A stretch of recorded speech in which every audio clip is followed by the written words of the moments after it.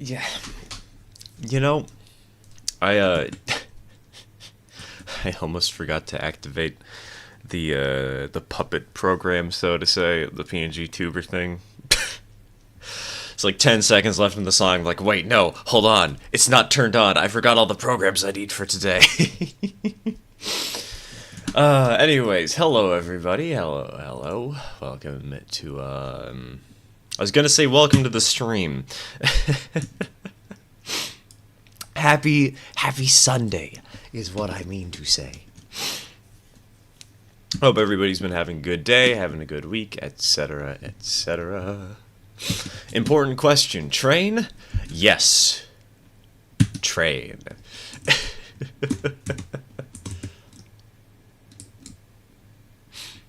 I mean, what else are we gonna do, you know?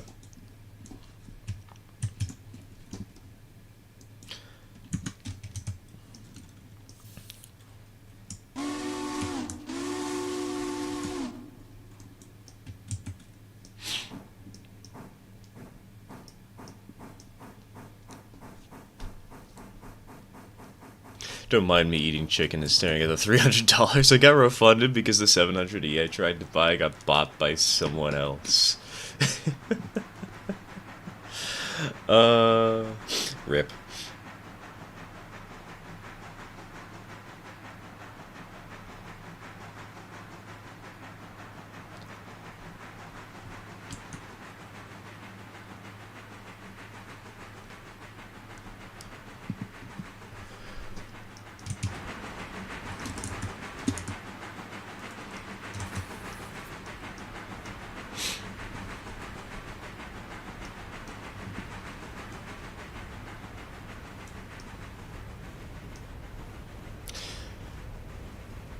Did I mention off camera, by the way? Or not off camera, but... Did I mention that off camera, we kind of had a small incident, and these locomotives are now at like 29%? Yeah, that happened after last week's stream. That was a fun time. I was hoping that I would highball through Bryson at like 50 miles an hour, but it derailed before we even made it to Bryson. Before we made it to these signals right here. So you did, I believe. Yeah, I thought I did. I just didn't fully remember. At least briefly mentioned it, you know. I was kind of wondering why Bonnet looked so sad. Yeah, it's called, sometimes highballing is not the right choice, no matter how much you want it to be.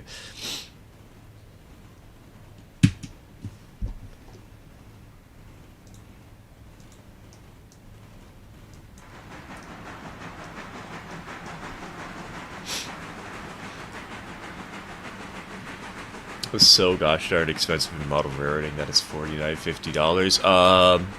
Old Lionel stuff.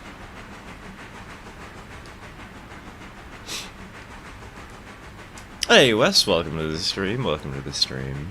Small incident. The Pacific looks completely brown. You should have seen it when it derailed, dude. It derailed right about where we are right now, actually. At least it stopped right about where we are. The two locomotives came off the track around at this bend right here. They were going at around 45 miles an hour. So I guess, lesson learned, this curve is very much not rated for 45 miles an hour.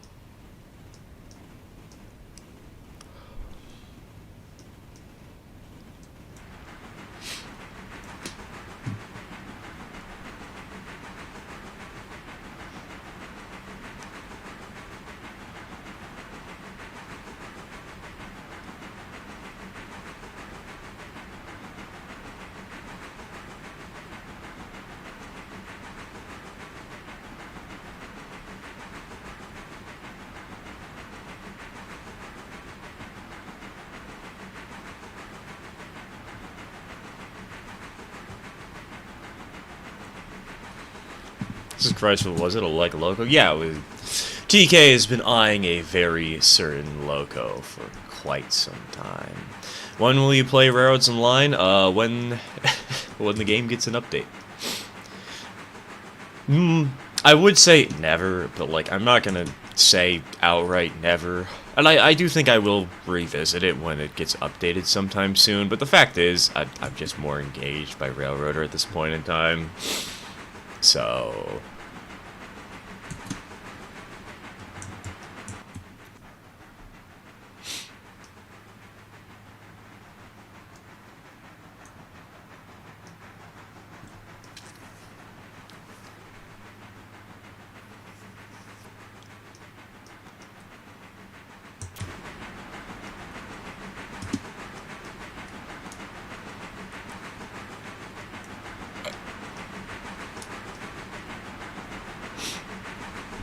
Can I get a double cheeseburger and a 10-piece McNugget? Sorry, sir, this is a Wendy's. We only offer the Whopper.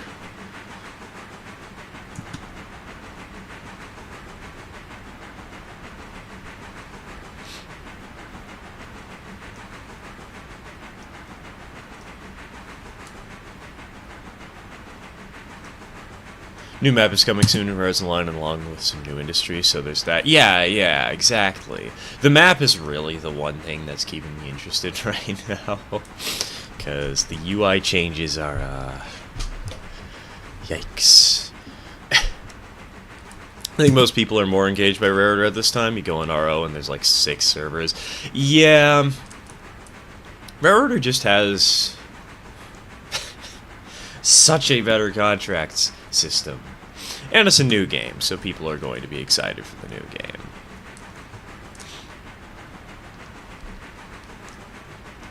God, it's hard to believe it's almost been a full month since I started playing, though. Or not full month, full 2 months. How has it been 2 months? Where is the time gone? Ah!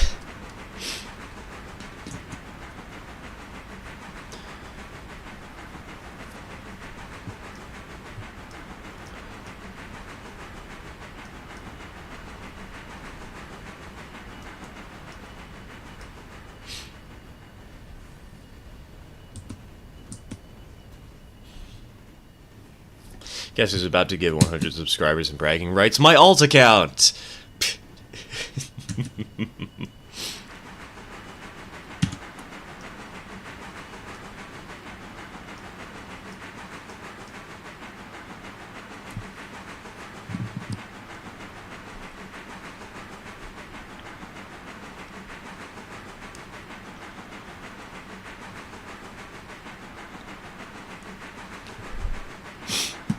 The time? Well, you spent 300 hours playing this. That is very true. Let's see. How many hours am I currently sitting at? 263.8 on Steam.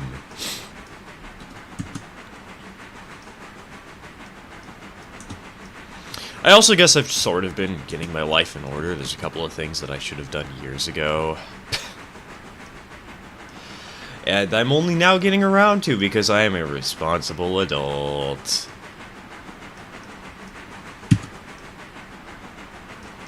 Alright, I properly live. Hey, you never know. You might just be dead and death has decided to keep you around as a minion. What needs doing first? Anything, really. Today's job listing has Bryson switching, the mixed freight, eastbound. And then, what was it? There was another cut of... Oh, yeah, the Robinson Gap coal stuff. There's obviously the switcher all the way out at Silva. And there is this thing, the passenger train. I think those are the 5 jobs we have. Oh, yeah, there's also going to be a 6th job once the local makes it to Whittier, because all the Whittier cars can just be dropped off for a single train that works Whittier and Connolly. Oh yeah, there's also the log train up there that I have forgotten to deal with. So pick your poison. Anything works, really.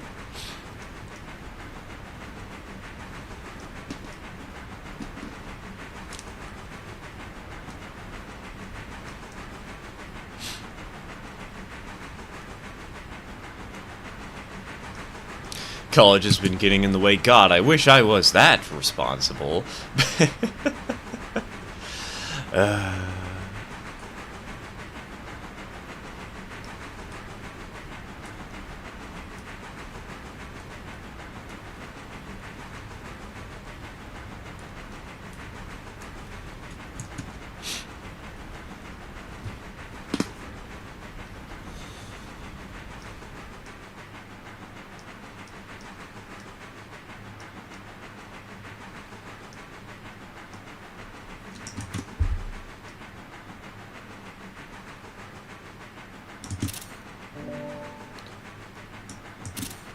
Is there anything at Walker, in the game, or for what we're doing, on this multiplayer session and in this world? Because there is stuff at Walker, it's just all logging stuff, you know?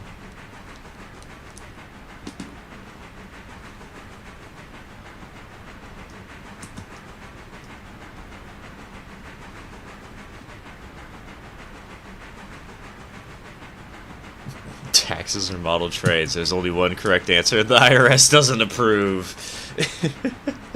Based.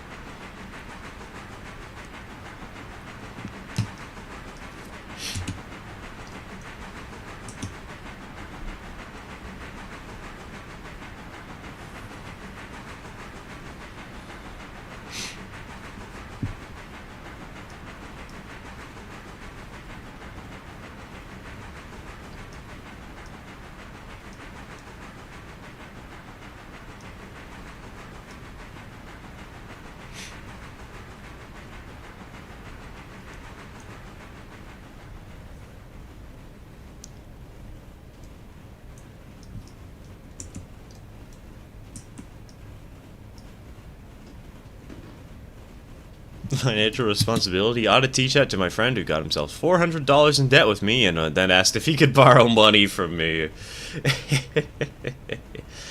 Financial responsibility? What's that?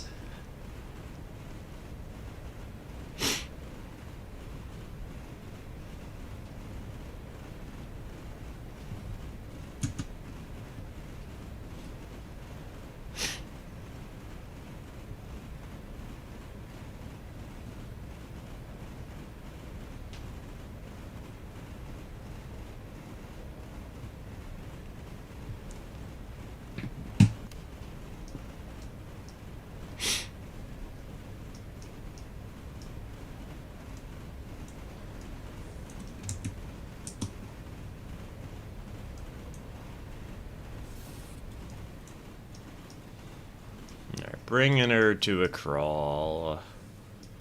It's gonna be interesting. We actually get to serve the mines properly today.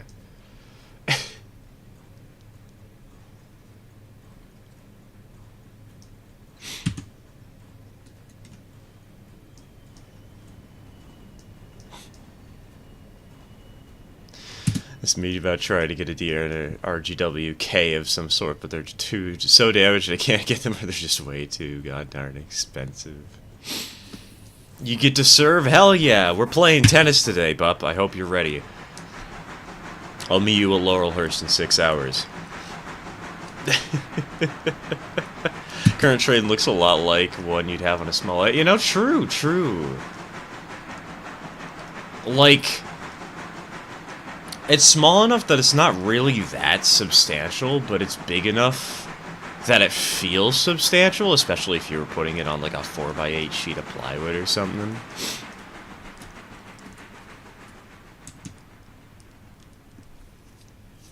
I'm going to try to incorporate some Welsh narrow gauge into my American layout, but Welsh is very British.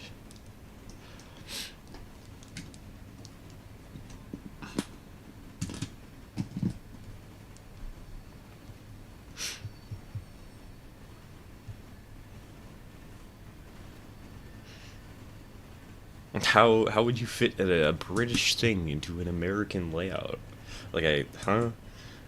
What?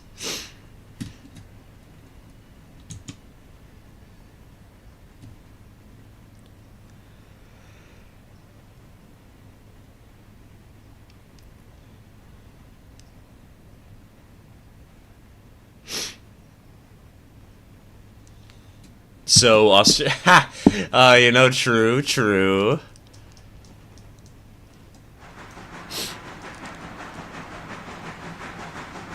Australia. One thing you could do, Ginger, is just make 2 separate layouts, you know? It would be, in some ways, a little more expensive, but it would allow you to better compartmentalize both components that you enjoy. Hello, D14. Welcome to the stream. Welcome to the stream. Kangaroo is...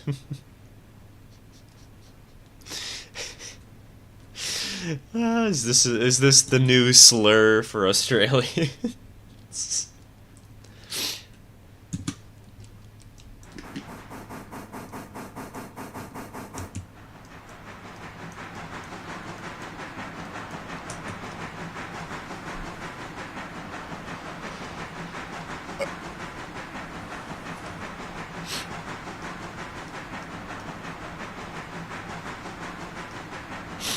If it's completely freelance, it doesn't really matter. I know, but you'd be better able to focus on each component individually if you were on separate layouts, you know? Rather than trying to mash them together.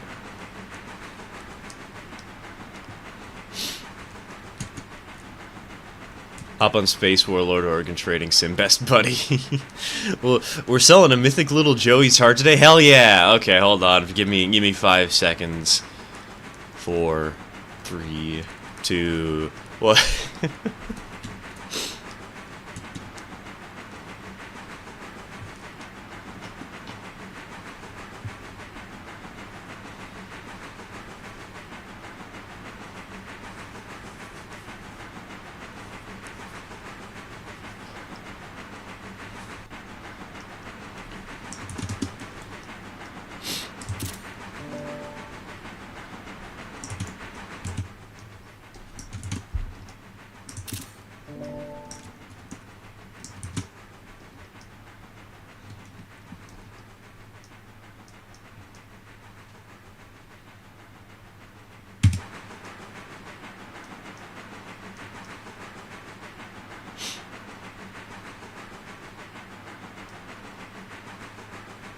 I was really surprised when my last interchange got served.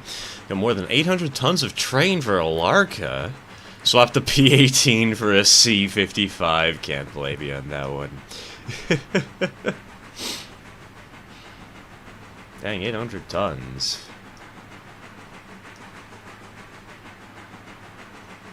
What would that be, like 16 cars, roughly? 18, somewhere in that range? Hey, Hillbilly, welcome to the stream. Welcome to the stream. Appears the last stream will be the only time I arrive on time. Don't worry, I'll starting the streams even earlier at erratic times, just to screw with people. Stir layout update when we actually build the layout, because we haven't even started yet. We have the plan. It's ready to go. I know what I want to do, but we need the bench work.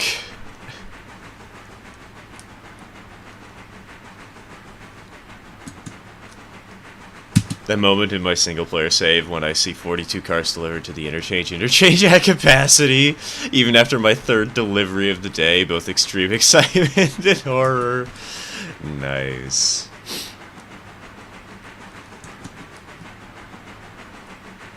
God, I can't wait till we hit that point. It's gonna be so much fun.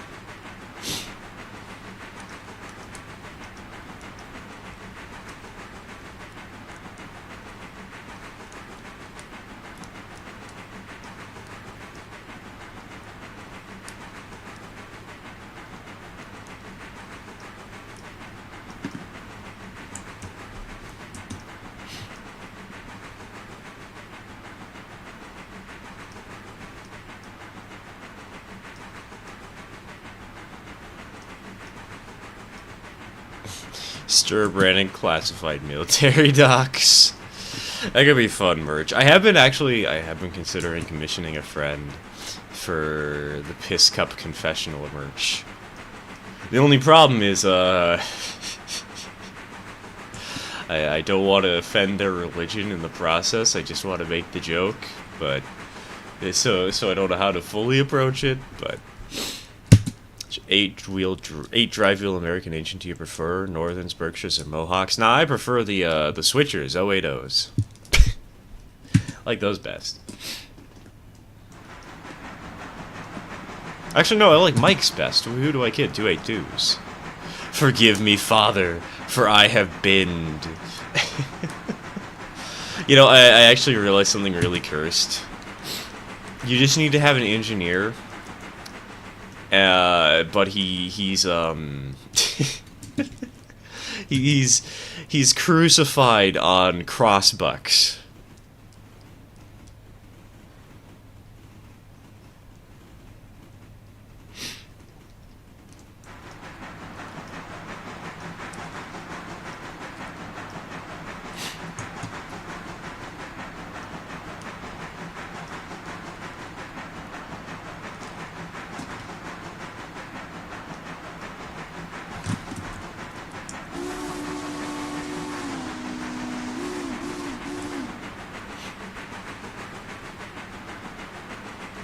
What would be your favorite narrow gauge locomotive? I don't know.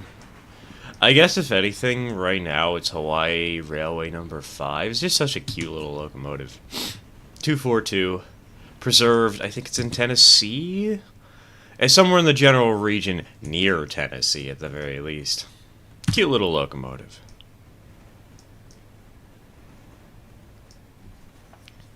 Early bird catches the worm. Can you imagine, Bo? The idea of a woodpecker going into a tree, bashing it a couple of times, and then just pulling out an entire train. Not like a miniature train. Just pulling out an entire train by the beak and flying off with like a 600-ton metal object just off into the sun.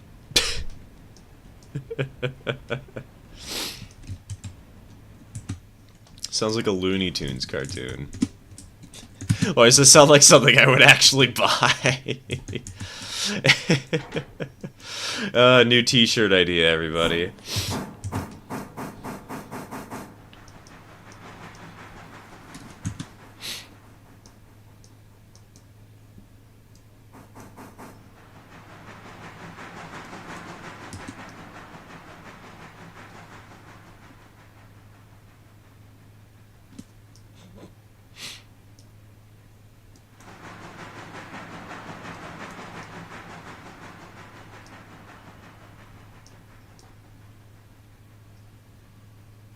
That'd be a game, Wormpecker. You know, that does sound like a game that you'd find on itch.io. It's like a game that you can buy for $2. And you'll have a lot of fun for like an hour. Because it's actually a really funny game. And surprisingly engaging for how simple its gameplay elements are. Some African languages, the word for train is often related to the word for centipede. Oh, that's interesting.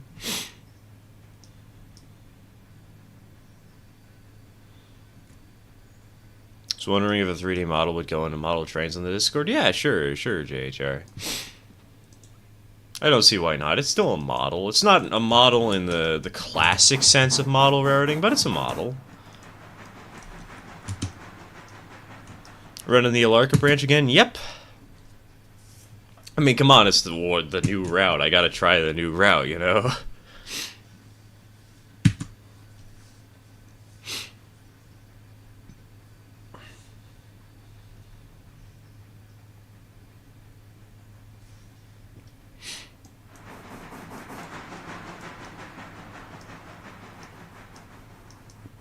Someone managed to take a 14... Sorry, playing Railroads Online a lot since I can't play Railroader.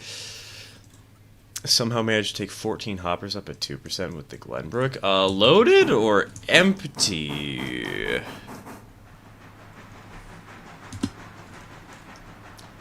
Because empty, I guess I could see happening. Especially if it's those tiny little four-wheeled ones, you know, that makes sense. But, loaded? How the heck? How would you manage?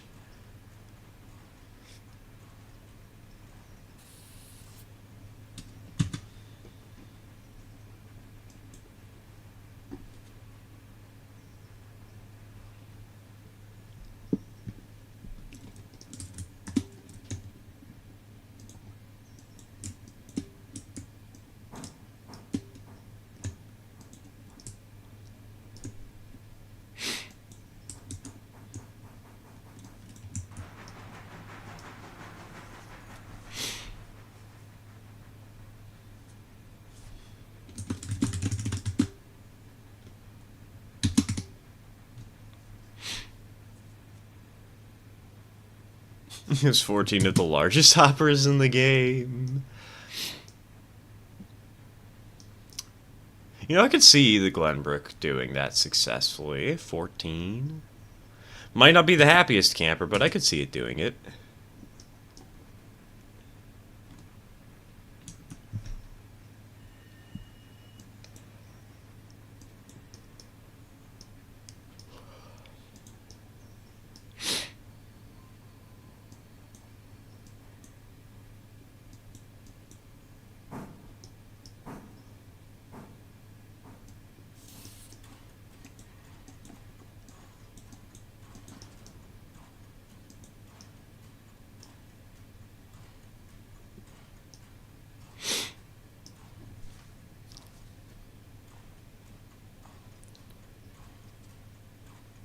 Playing Train Sim Classic earlier today and was driving the old version of the big boy, not the smokebox one, with 72 loaded flat cars on a caboose, and it cleared a 2% grade without decelerating. Jesus.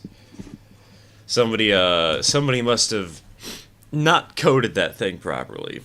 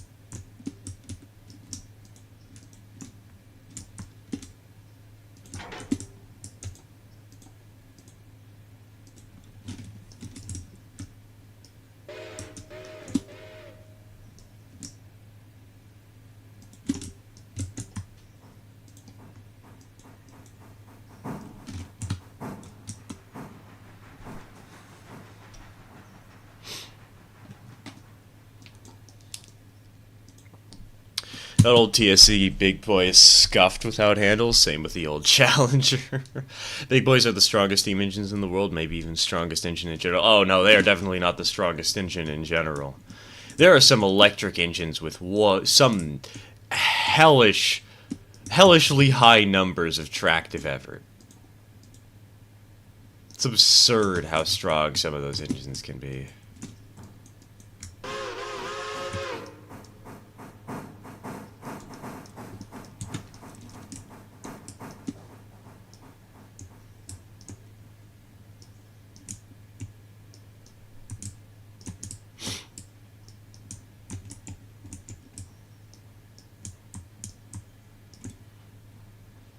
The DM and IT Yellowstones outpulled the big boy.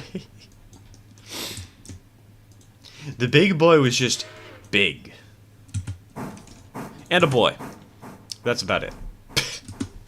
Oops, sorry. Didn't mean to clip the mic. God, I have to get a microphone arm.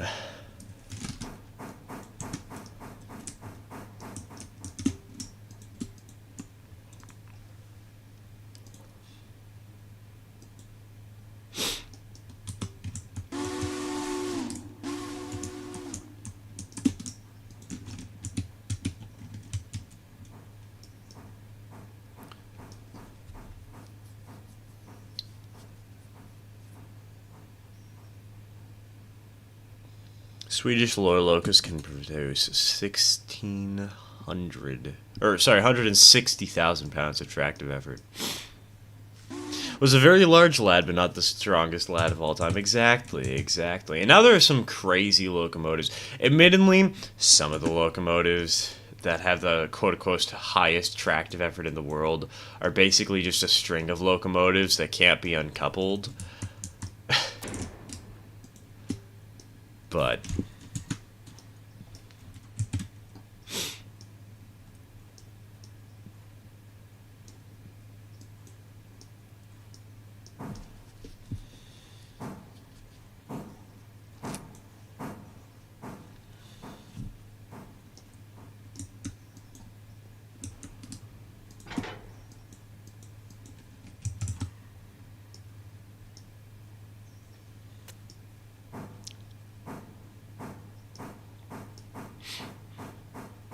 Still, Big Boy has a special place in my heart all the same. Yeah, it's a special locomotive. It's well loved for a reason. Even if some people are a little bit crazy about that engine for whatever reason.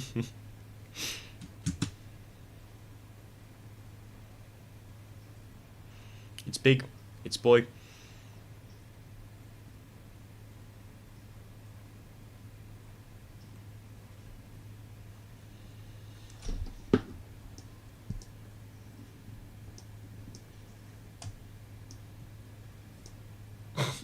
It's big, it's boy. More out of context, stir quotes.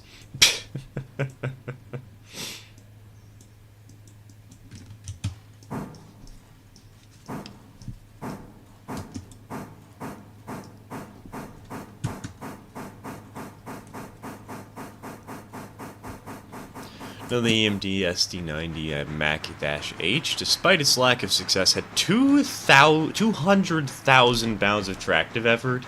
Jesus. It's from a single unit diesel. Yeesh.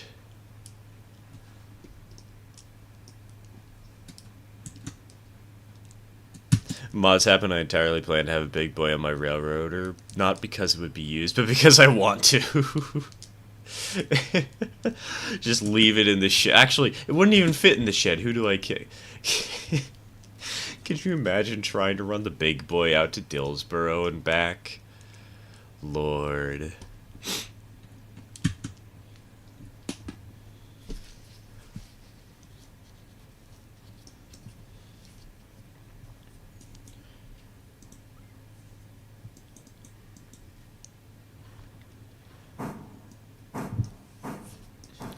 To me, any tiny locos that look weaker than they actually are will always have a place in my heart. The porter would like to know your location. The Shay would like to know your location. Well, okay, the old Shays, but...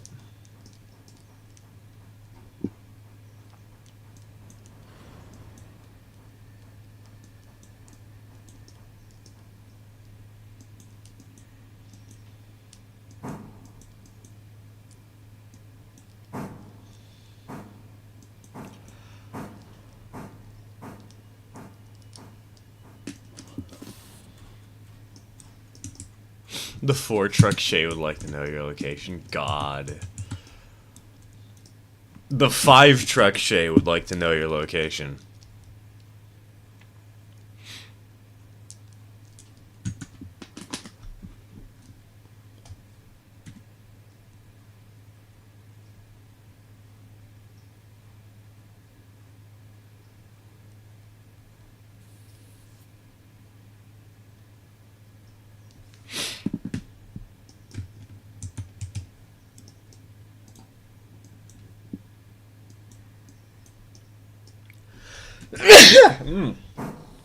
God, that sneeze has been waiting in my nose for an hour.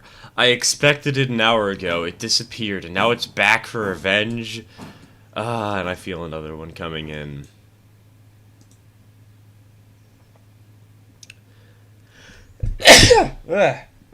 Bless me. Yeah.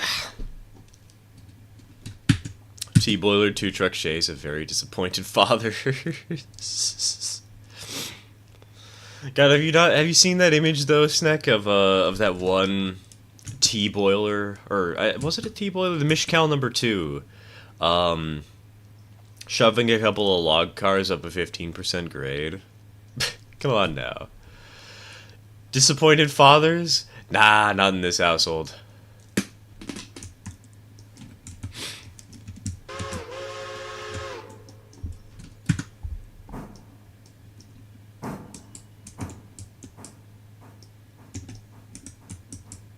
Seeing some guy's crazy plans for a 14-truck double Farrelly Shay.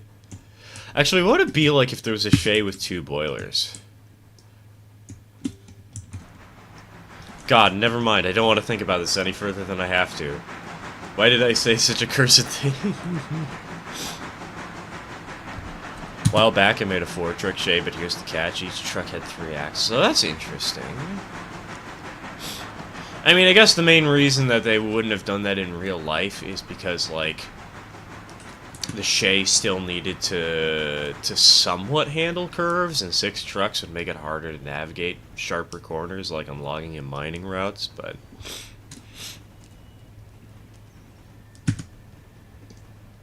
still be an interesting design to question, you know. What would it be like if there was a 6-axle Shay? Or, yeah, 6-axle Shay. I mean, I guess it wouldn't be any different for... I guess technically a Class C is a 6-axle, but you know what I mean. Double boiler, but find a way to stack them vertically. Now, we'll just have it so it's like, one of those old tank cars where they just had a bunch of vertical, like, tanks of water next to each other. Like 5 in a row. That's what we'll do.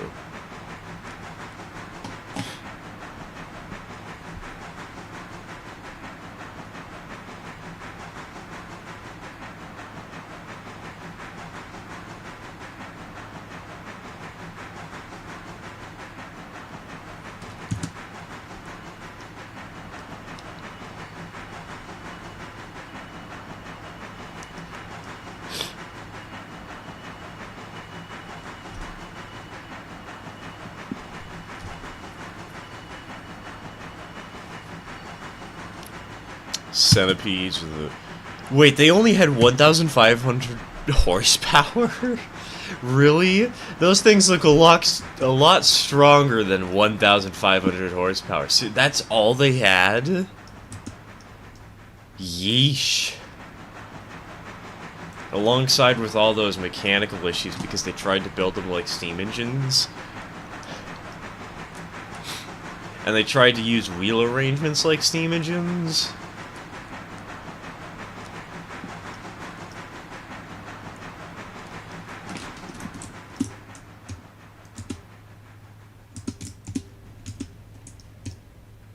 No wonder they didn't last. Holy cow.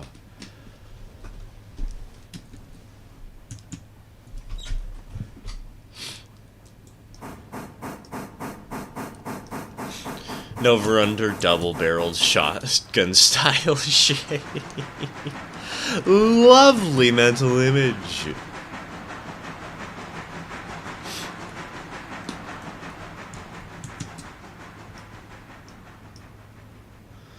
Centipedes were originally intended to be 6,000 horsepower monsters. Dude, if they were, they probably would have sold like hotcakes, you know?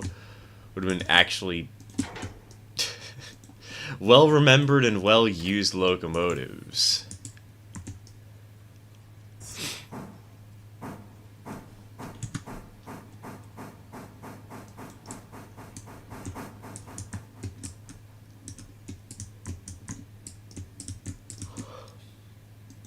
Shame there weren't any centipedes preserved. Oh, there weren't?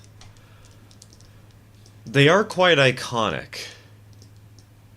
Wait. The car already loaded? What the heck? Excuse me? We left the car here for 2 seconds. How is it already loaded?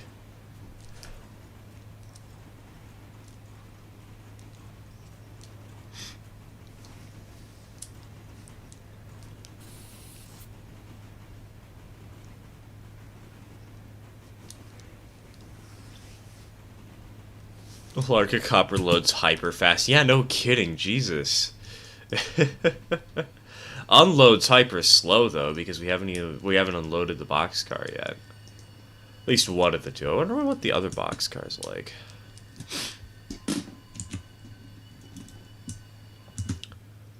Nope, still sitting there. Need to bring back huge freight electrics, 2882 type stuff. We need to bring back GG1s hauling freight in the northeast corner. You know about this, sir? Gotta remember that they were Baldwin diesels. Baldwins are notorious for not having the ability to MU with logos from other builders. Oh, that's interesting. I didn't know that. I do understand why practically they weren't iconic, and why in practice they were kind of terrible.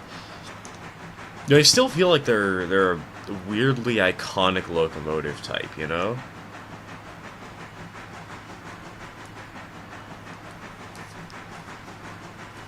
I don't know, maybe that's just me having a weird childhood. But then again, my childhood was very, very strange in the first place. The fact that I didn't fly until I was like 10 years old, I mean, come on now.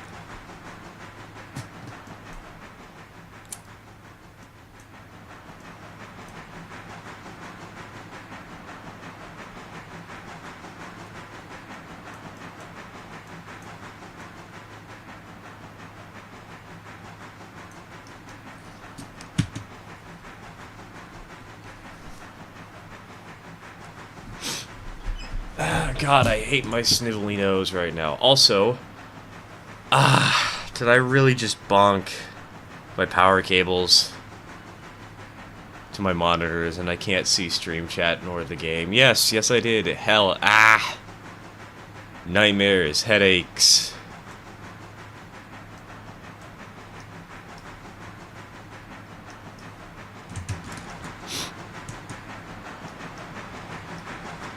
Flew after the first taster, you gotta keep up. I mean, the reason I never flew in the first place is kind of strange, so like...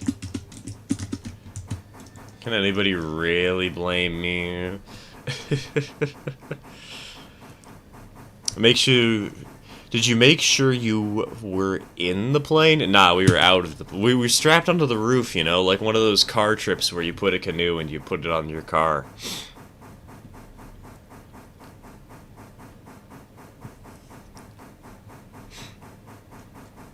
They also strapped a cat up there with duct tape. That was an interesting experience.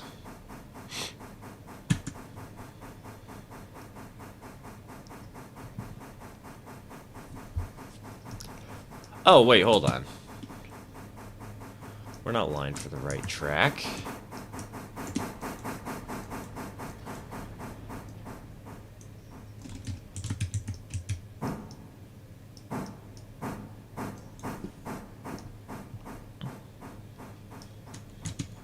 I haven't been talking much, too into the zone for getting some work done. Honestly, good for you, man. Having a good headspace and getting work done is important, and if I'm background noise for that, perfect. I will happily be background noise.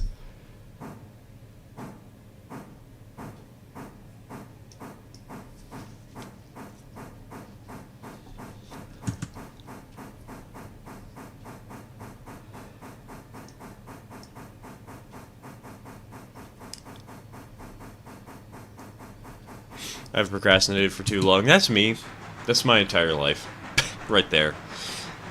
Described in one sentence.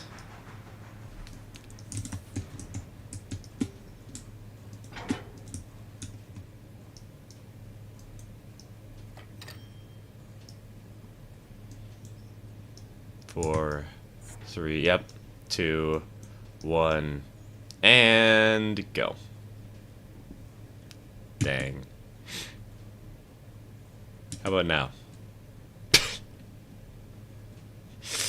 Come on, you know you want to. I don't want to have to run the train backwards. I just want to shove this boxcar into position. Come on now, Gabe. I know you can do this.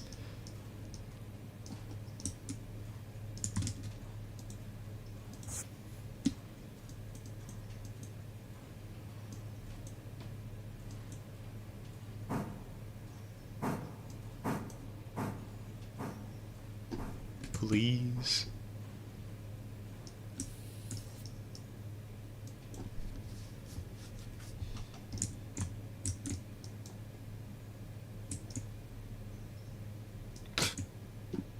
I thought this loaded fast. Why is it taking forever? Oh, whatever. We'll give it some time.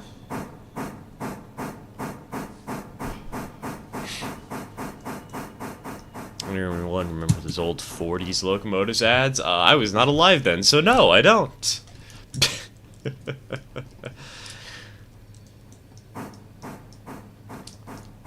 I'm not that old.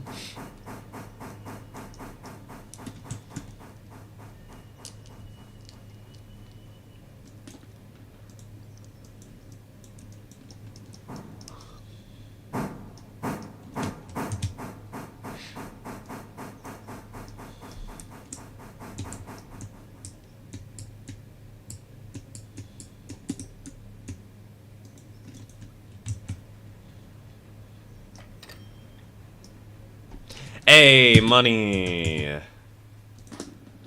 Money. Oh god, we have to pay $7,000 for our loan in less than 24 hours. We're so screwed.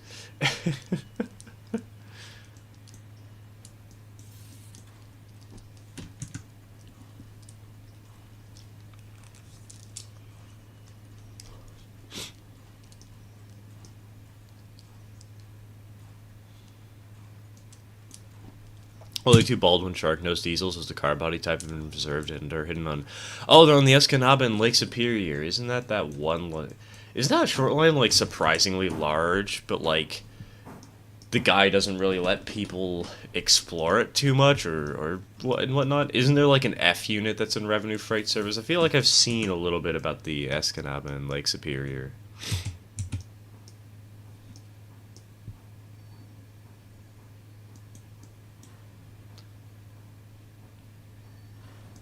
And donk.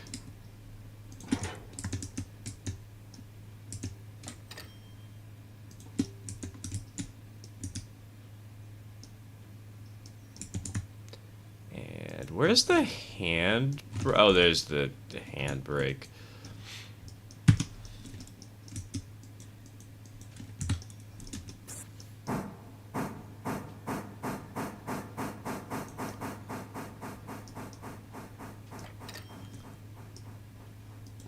Nickel Plate Road, Berkshire, the last Berkshire currently in steam and running across America. I mean, that combination of things in steam and running across America, kind of hard to come across. Mostly because of the latter half of that, because engines kind of don't run across the country very often. And yeah, also 1225 exists.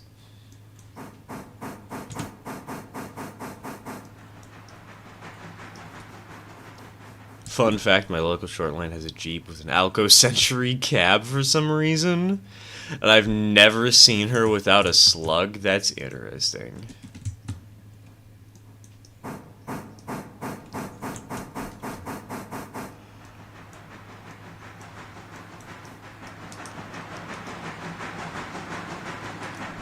Only two Berkshires remain.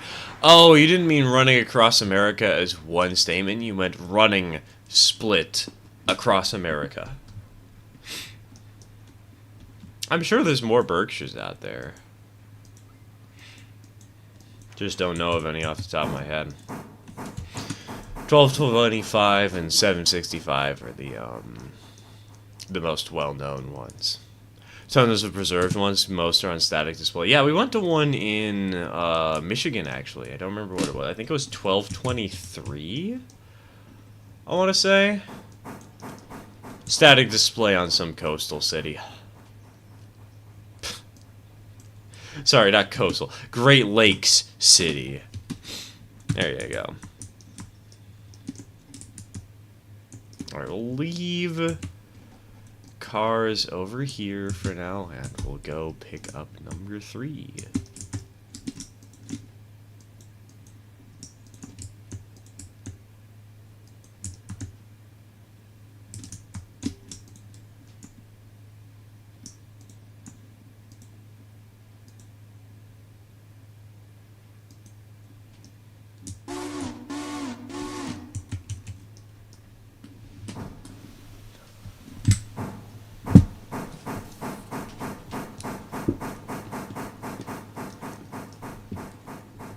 Oh, does the Berkshire and the NPR have an N&W aux tender? Because it's an excursion railroad? Like, excursion railroads just get whatever's available and use it. N&W did steam excursions for the longest time, so they probably had a surplus of those tenders when they retired some of their locomotives, and they're like, hey, you want one? Oh, we'll sell it to you.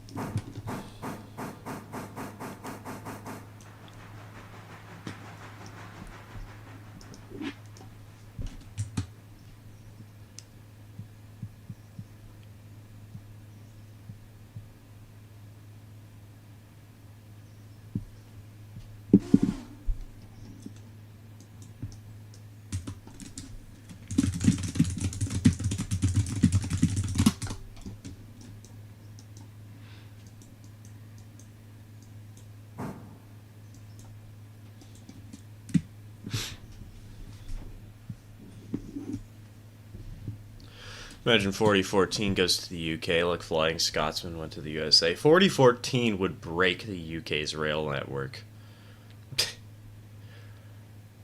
Probably have such large overhang on some curves that it would it would hit a cat or something.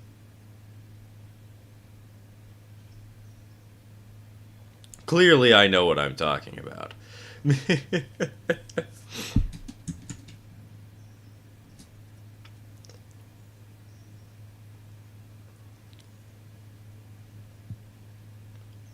Plus different railroad regulations. Oh yes, especially when it comes down to a loading gauge. Don't exactly expect that the big boy would have a very good time with any tunnels.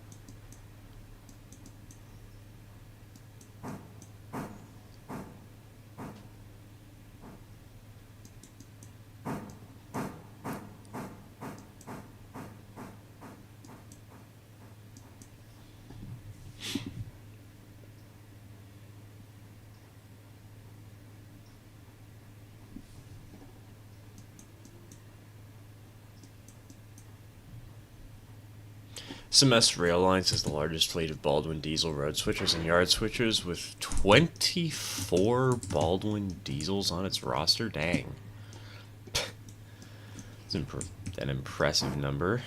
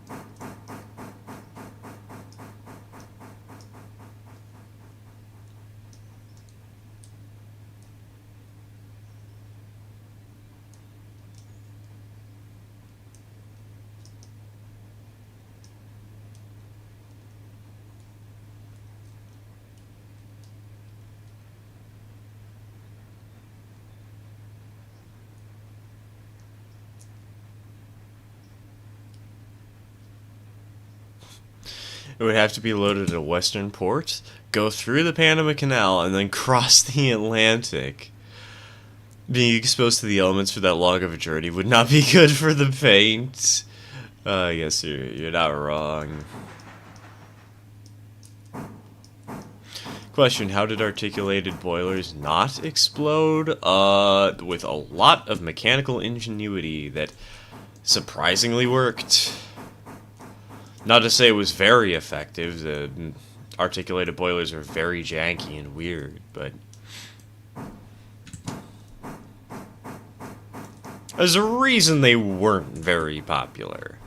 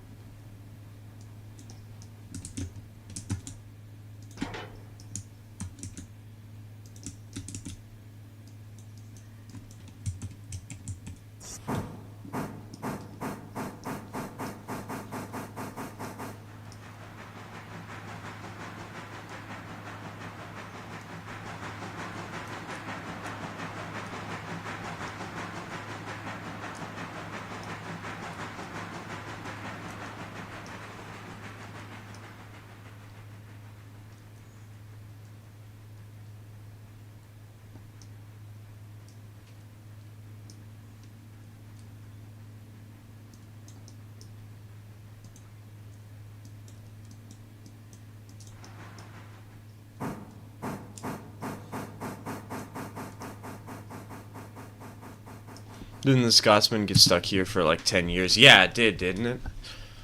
It came on excursion. And it got trapped due to some money issues. Got out eventually, though. Could you imagine just keeping the Scotsman for ourselves? Like, ah, yes. The Tea Party wasn't enough. We've come for seconds. It's our train now. Big boy crossing the Atlantic is not unlikely. I mean, look at the story of the Eppleton Hall tugboat. What is that? Never heard of it.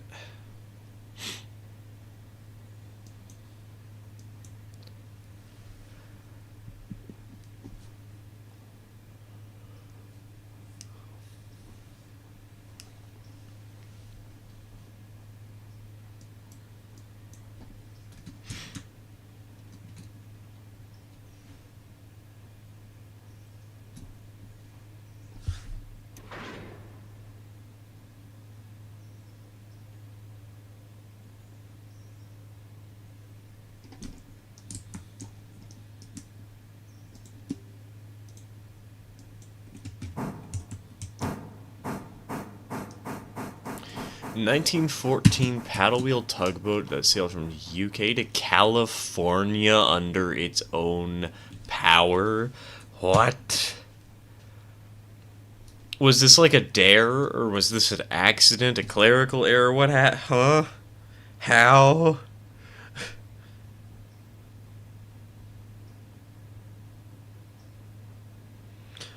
How on earth do you manage to pull that off? What? Also worrying, what if the ship capsizes? Oh, don't worry, we've got like 17 other big boys preserved. It's fine.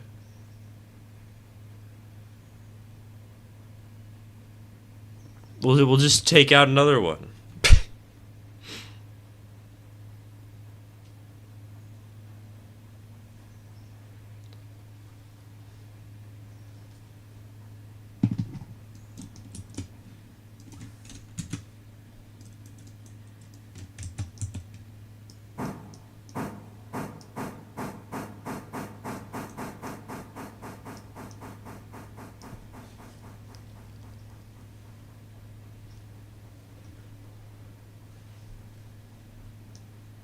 Also, SMS got a steam locomotive on roster. XUSATC 06. Oh, I think I've heard of this, actually. They've got an 06 so that they actually use for switching occasionally. I know that there's a lot of railroads nowadays that that use excursion locomotives for switching occasionally as ceremonious stuff, but like the 060 is actually used more often than most. Though, last I heard of it, it hadn't been restored yet. It was still a work in progress.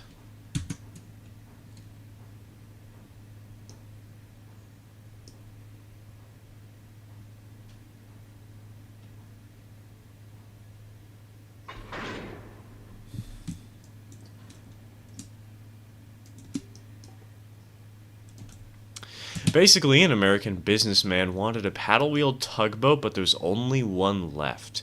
He couldn't get the preserved one, so he bought the wrecked hull of the Appleton Hall, rebuilt it, got it registered as a yacht, and spent 6 months sailing it across the Atlantic, getting stuck a few times along the way, and barely making it through a storm. That's glorious. That's beautiful. I love it.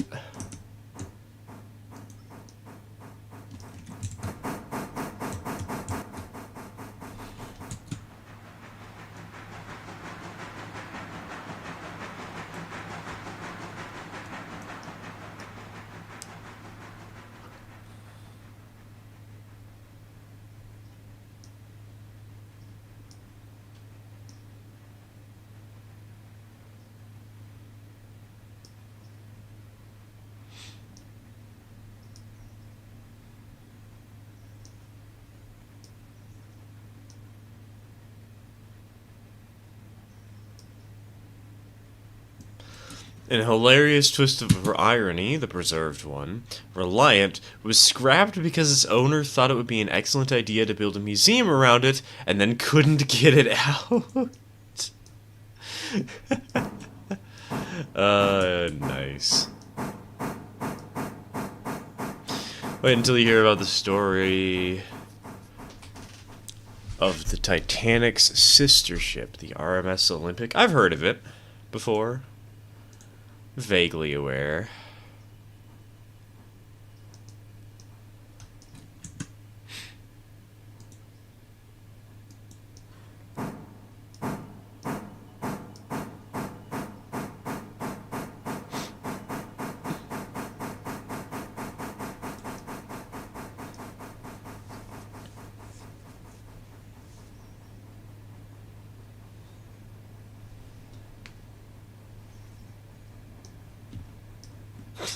Rammed a U-boat in the First World War. Okay, I don't remember that part. Is the Olympic like the badass cousin to the very annoying niece?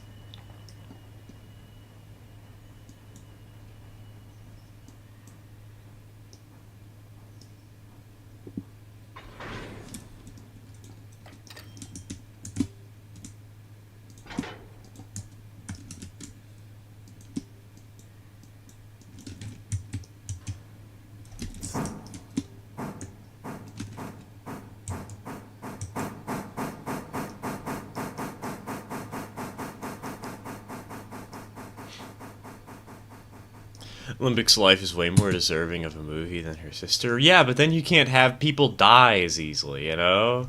I guess you could. You could probably say that somebody was shot after being raided by a U-boat, but like, come on, it's not quite as dramatic as, oh no, the entire place is sinking, you better be careful. Alternate universe where both the ships were combined into one, so the RMS Olympic both sunk a U-boat, a light ship, and then proceeded to sink itself after smacking into a very tiny iceberg.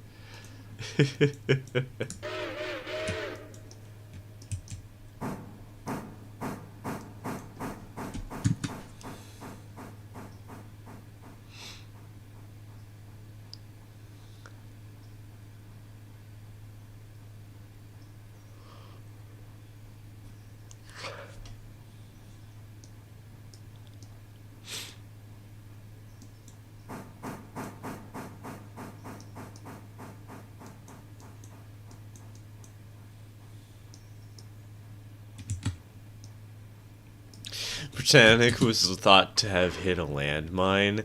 How would a ship hit a landmine? TK very skillfully. God, can you imagine? It just drives up onto a port, hits a landmine blows up, ship splits in half and sinks into the ground. Not into the water, into the ground.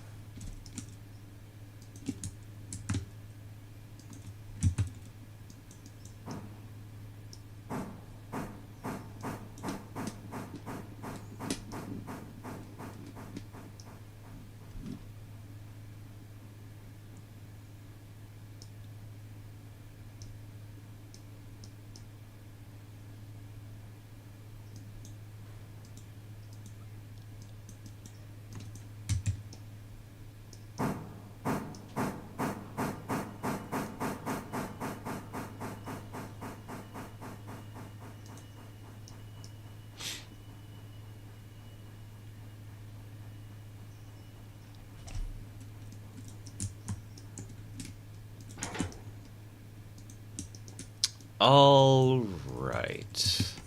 Now that that car is in place, how is number 2 holding up here? Aha! I see.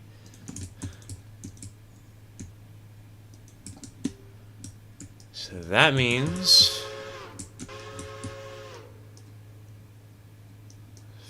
glad hands connected properly. They are.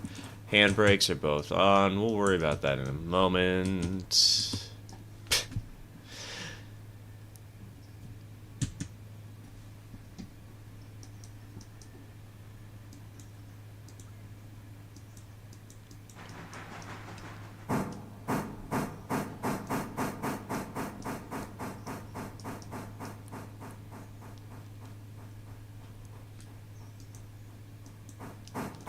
On her first voyage, after being converted to oil, she had a massive engine room fire, but was basically fine.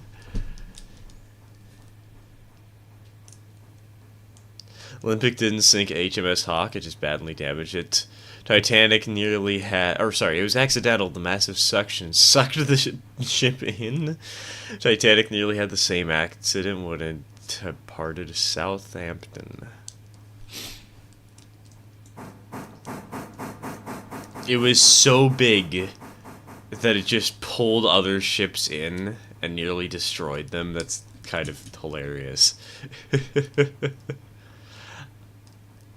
Heard of the story of the eager beavers and old 666? No, I have not. I am unaware of this tale.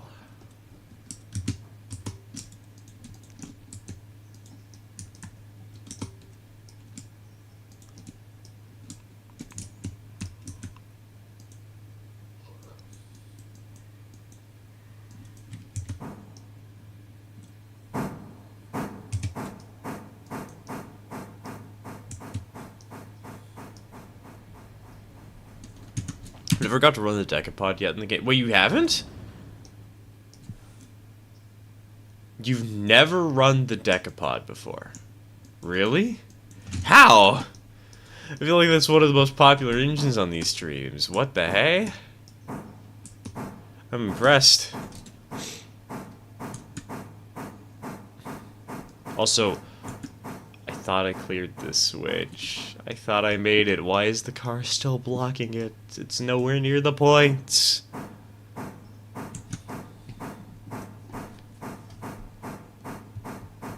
No, but skipped it for Pacifics. You know, honestly, fair. The Pacifics do have, what, 10,000 gallons of water?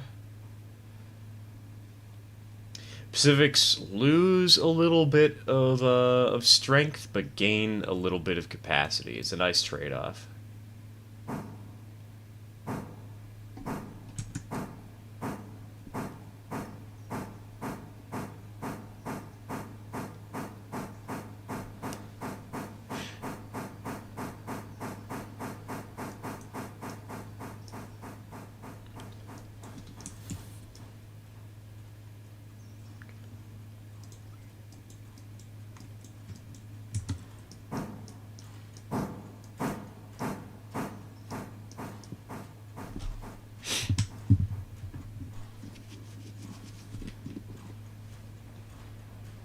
Find it odd how hyperfixated people are on the Titanic. It's not even a particularly notable tragedy, all things considered.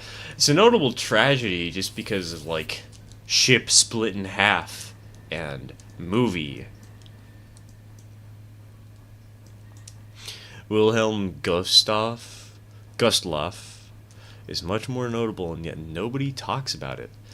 It doesn't have quite as badass of a name as Titanic, though. Don't get me wrong, I like that name, but, like, Titanic is just a far more memorable title, you know?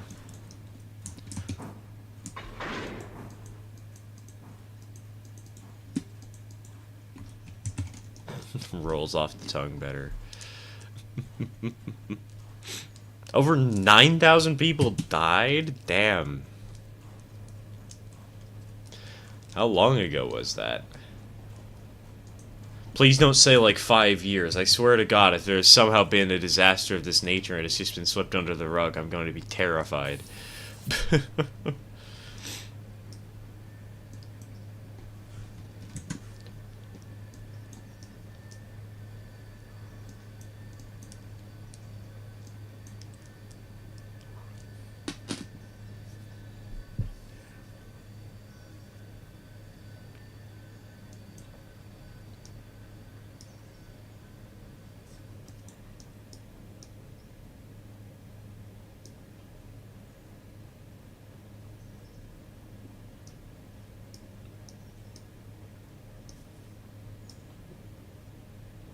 Oh, speaking of the Titanic, has it been long enough so that the tasteless jokes about the Titan sub are no longer tasteless?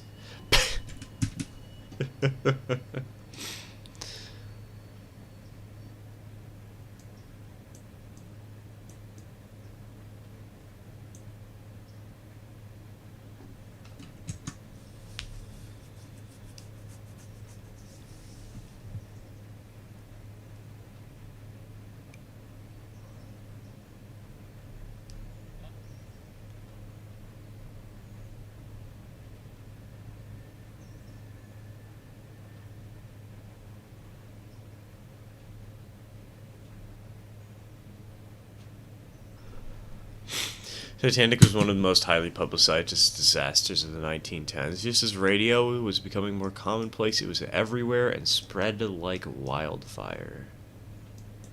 That would make sense.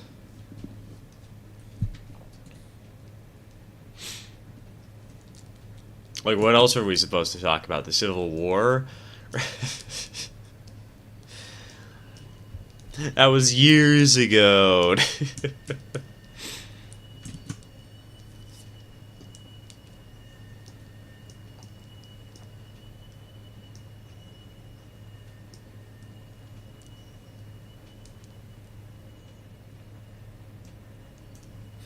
It would actually be really funny if radio came on and immediately started talking about something that happened like a century ago. That's right, everybody, we just declared independence. We are now the United States of America. And there's nothing those darned Brits can do to stop us. I want to become a time traveler and do that now. I have a new life goal.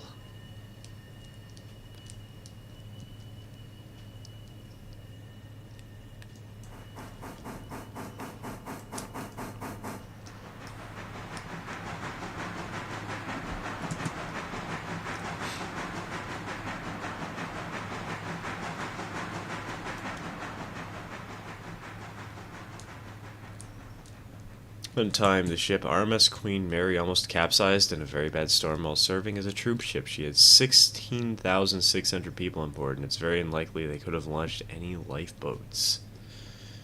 Yeesh.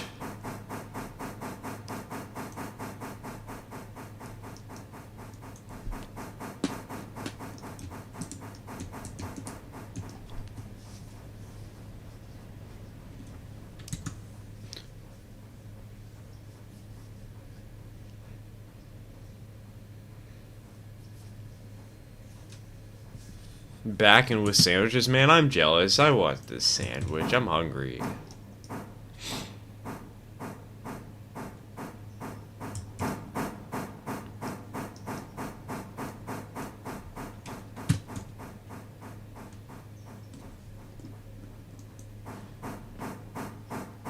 Did you know the Titanic port bow coal bunker was on fire the entire time?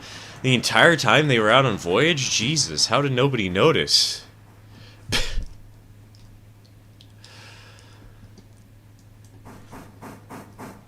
How long were they fighting that fire for? Wow. The whole time they extinguished it before they struck the iceberg. Oh, I know. I was just joking around. I figured it wouldn't be the whole time.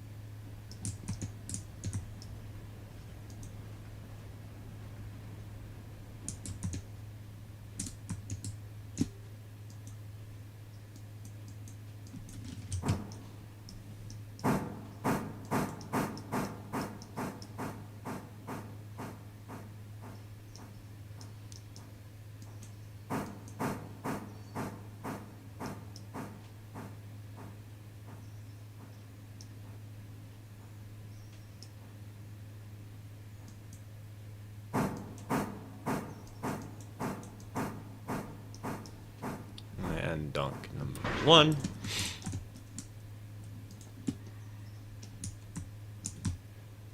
And break. Go for dunk number 2.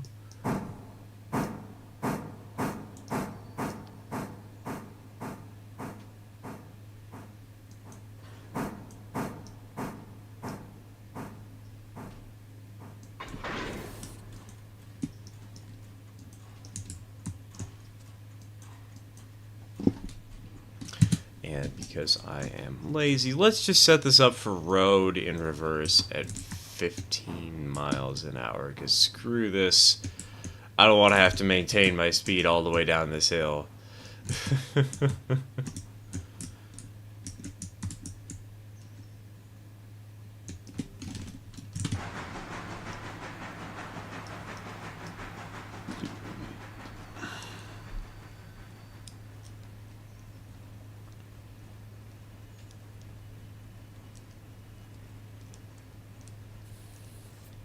According to findings made by Maloney and Dr. Rain, the coal fire reaching temperatures upwards from 932 to 1,832 degrees Fahrenheit would have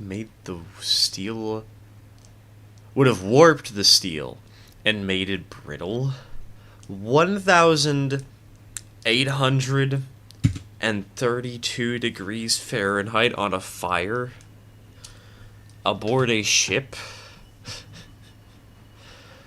Holy crap, what?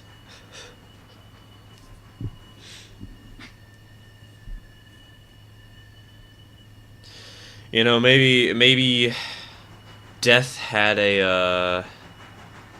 his eyes set on a couple of people. Set fire to the place thinking that nobody would survive, and he was right. He just had to call for backup.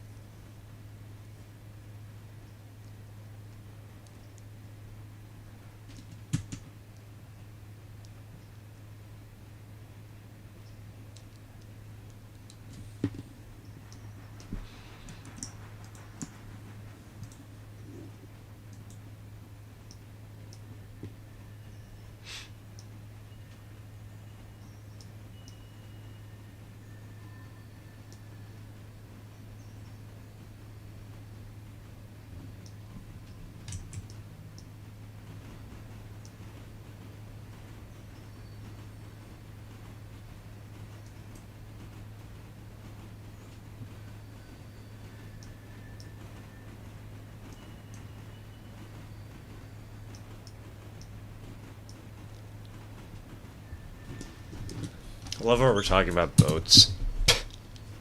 Even though we're clearly here playing a train game. I know we talk about trains most of the time, but I just find it funny.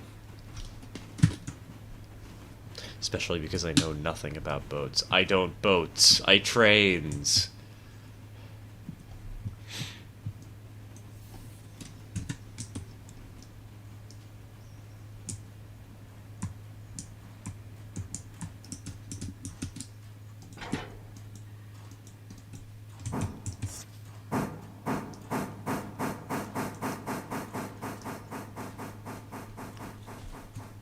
To be fair, the boats we were talking about are steamboats. You know, true. There was that paddle boat, though. Is a paddle boat a steamboat? Does that count? Are they the same?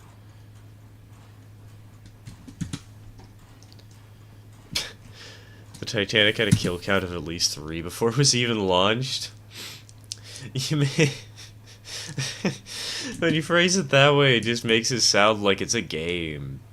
Ah yes, Titanic Murder Simulator. How many people can you kill? It's a real-time strategy game where as the foreman building the Titanic, you have to make sure that the most amount of people die before it sinks.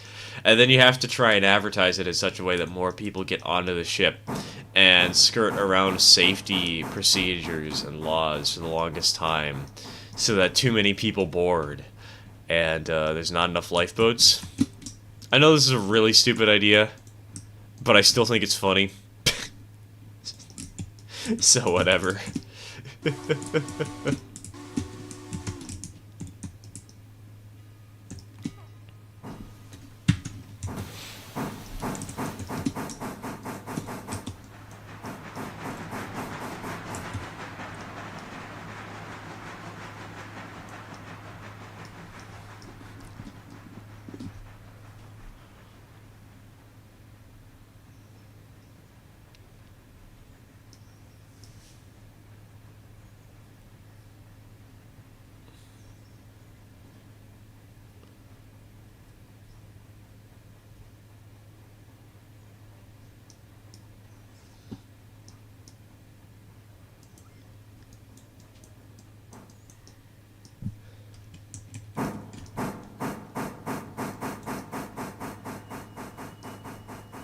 Titanic has also has some impressive stats in that it killed 2 people 90 plus years after it sank. I mean, the same could be said about the Titanic because of the sub, you know? It's a little more than 2 people, though. It's more like 5.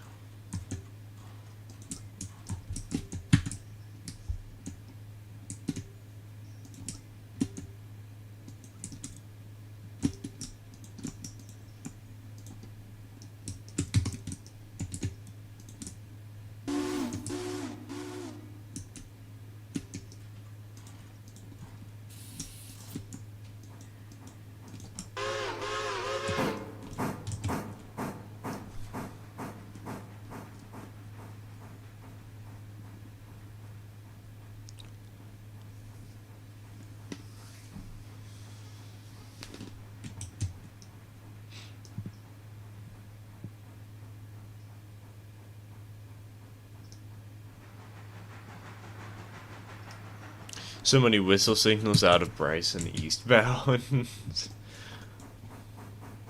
Oh yeah, the crossings.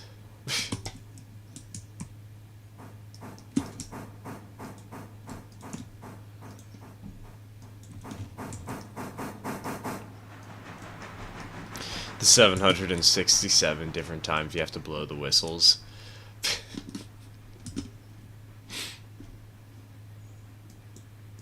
It's kind of funny that there's so many crossings all in such close proximity, but oh my god, did I really just ram that too hard? Man!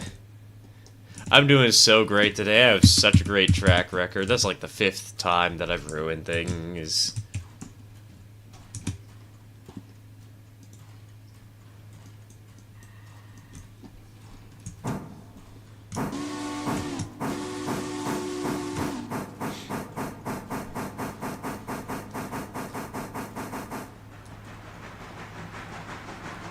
I am watching on VR. Oh, that's interesting. Like, through VR chat or some sort of room, or, well, not room, but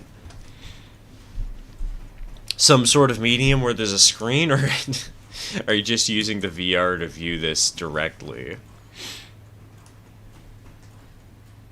I'm not exactly sure how viewing it directly would work. I guess it's probably just going to be like a screen in VR.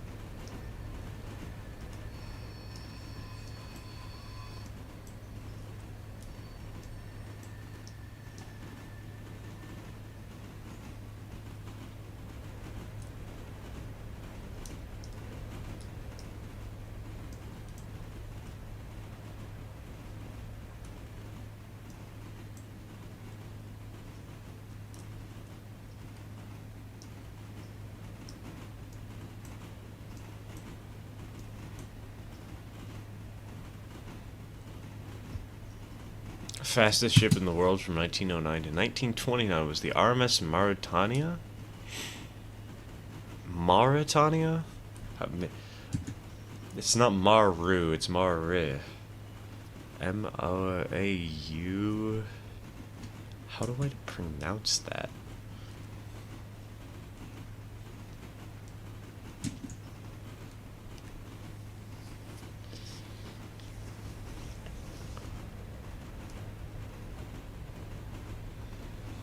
It's pronounced Mauritania? That's weird, that's strange.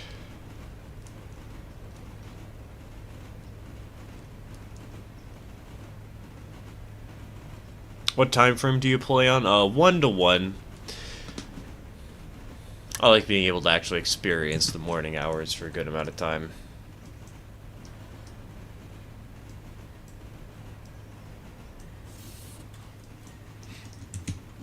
Besides, with the fact that we have to deal with like 2 interchanges per day, I like being able to have a little bit of time between them.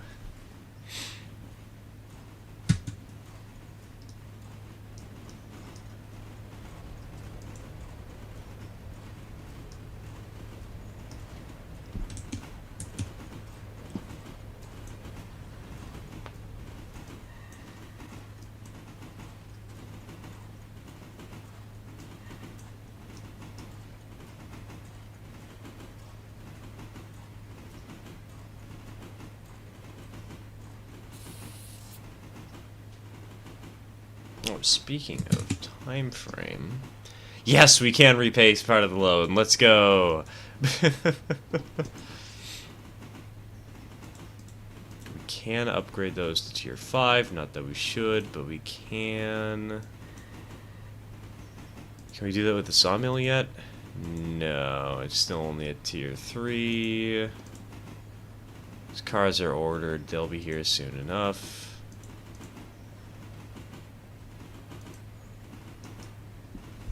Don't know anything about trains, only how the steam locomotives work. Hey, that's better than most people. I feel like I know a lot of people who don't know how steam engines work.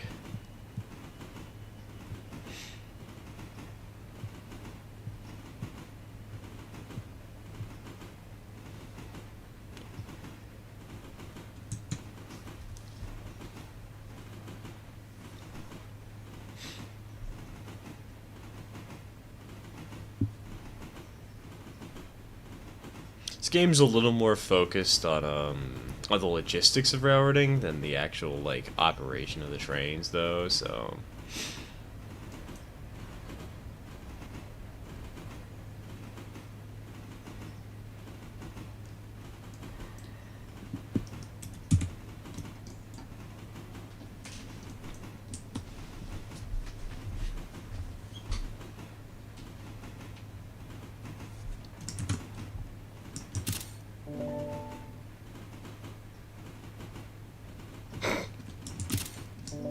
There we go. Perfect screenshot.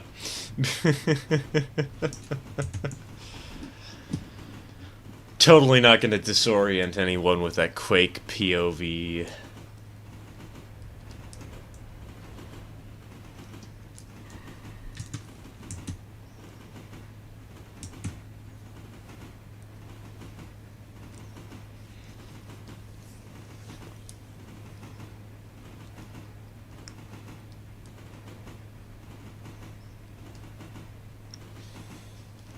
Well, I've talked about the C&J a lot, which is one of my favorite fallen flags east of the Mississippi, but one of my favorites to the west was probably Southern Pacific. Dude, SP has just such good paint jobs.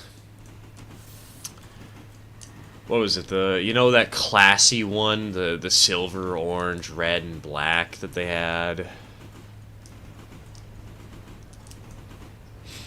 And their bloody nose diesels, the daylight. Even just their boring gray passenger cars felt classy.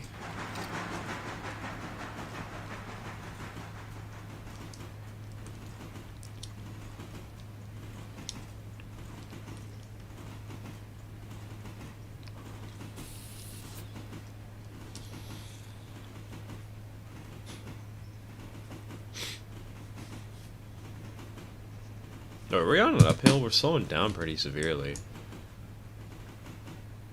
No, we might be actually. Very slight uphill. Oh, never mind. It's not very slight anymore. That's a 1%.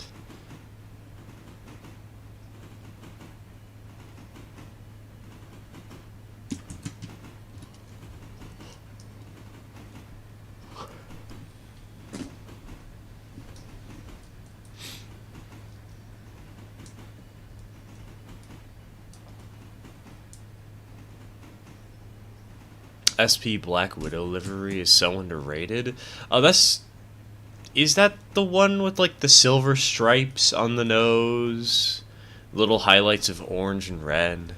Because, dude, I love that paint job so much. Dare I say it, it might be my favorite of all time.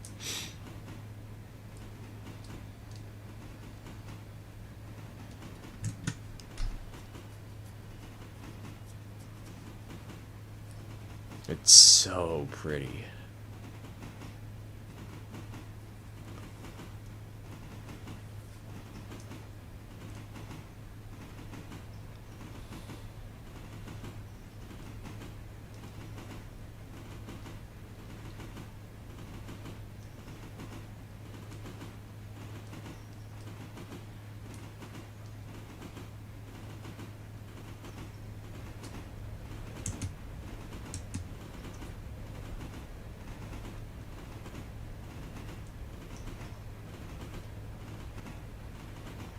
Trying to move the moon with a nuke is like trying to move a truck with fish. What kind of comparison is that? Why are you making it? Is this like some Kerbal Space Program thing? Do I have to live in fear?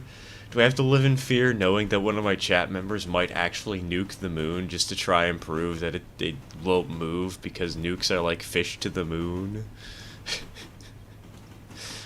What kind of an out-of-context quote is this?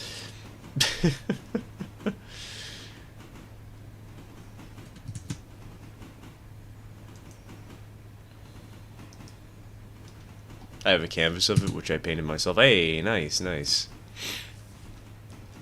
I need to get it back into painting and stuff. Well, I guess I'm already doing it with model rareting, but... soothing. It relaxes the soul. It's pretty.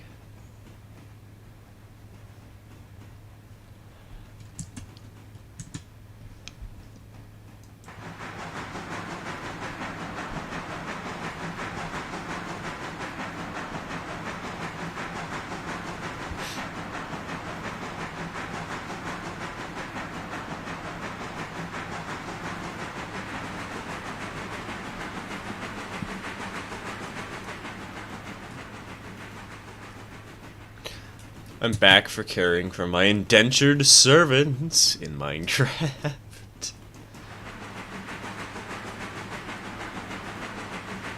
Eventually they'll pay their way out. Eventually. Maybe. Probably not.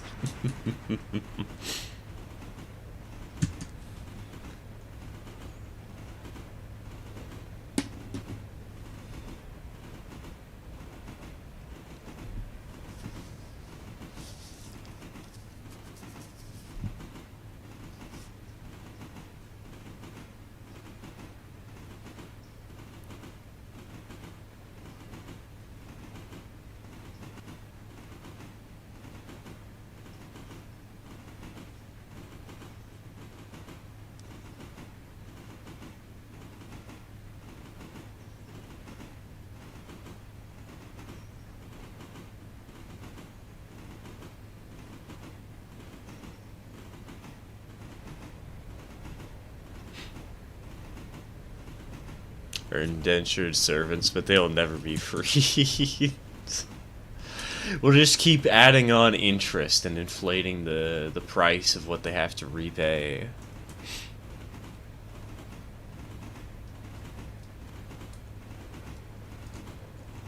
No need to call anyone.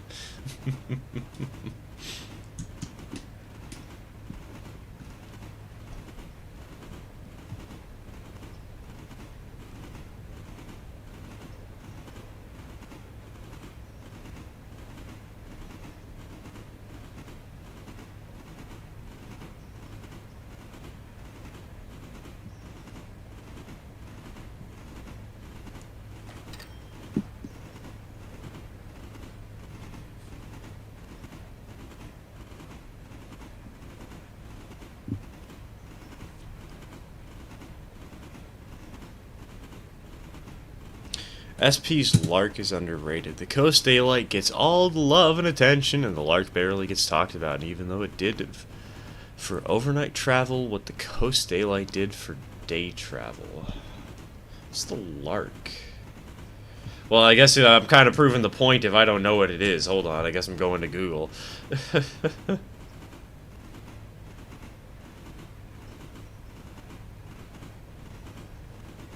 Let's see, the Lark train. Oh, that's interesting. They're showing a bloody nose diesel.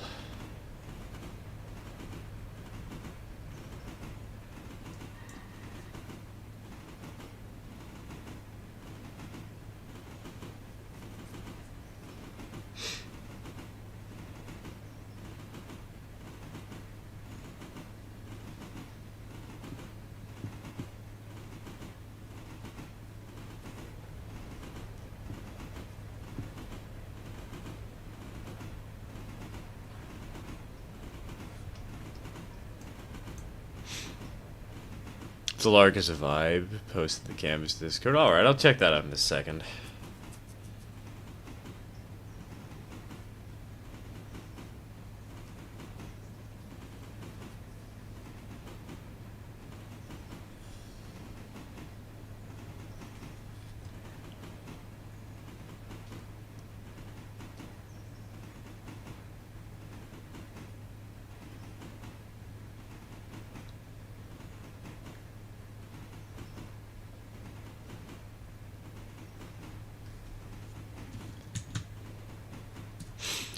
The pic from the Wikipedia page is from one of the last Larks before SP discontinued the service at Los Angeles Union Passenger Terminal, with an SDP-45 at the head end. Yeah, that's a really interesting photo to see.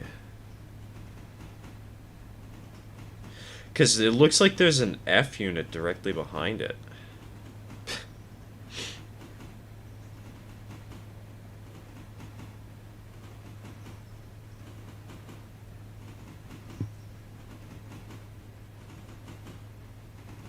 The American Rails photo is much more interesting. Got itself a good old Black Widow with a couple of daylights and some other weird cars behind it. Strange but nifty combination.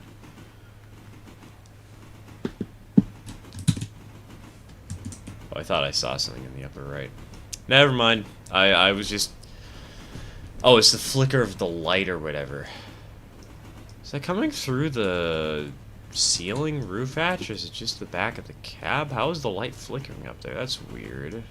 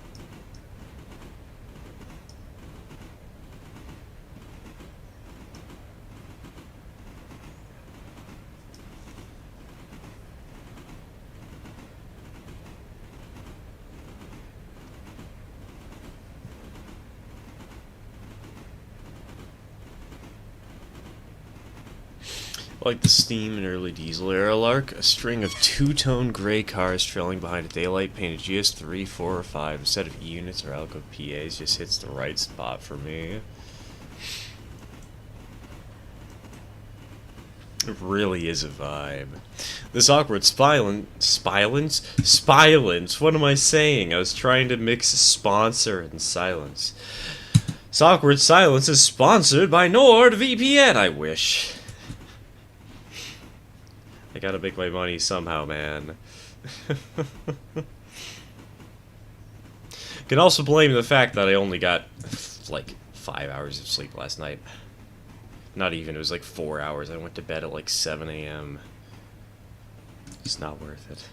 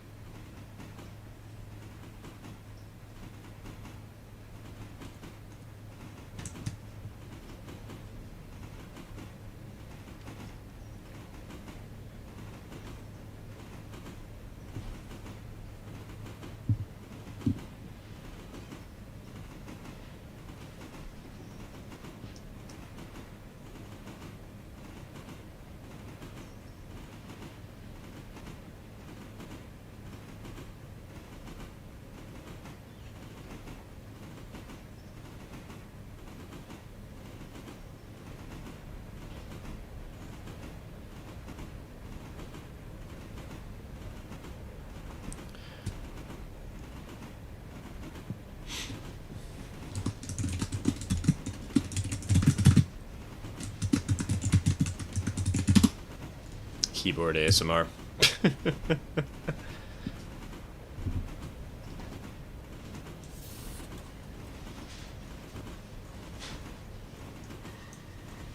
One of SP's biggest mistakes, to me at least, was their demolition of their 3rd and Townsend terminal in San Francisco.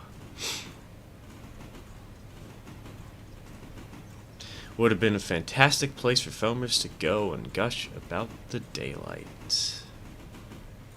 3rd and Townsend was moved back a block, wasn't it? I know nothing about this. I have no good commentary for this line. It's now 4th Street for Caltrain, I think.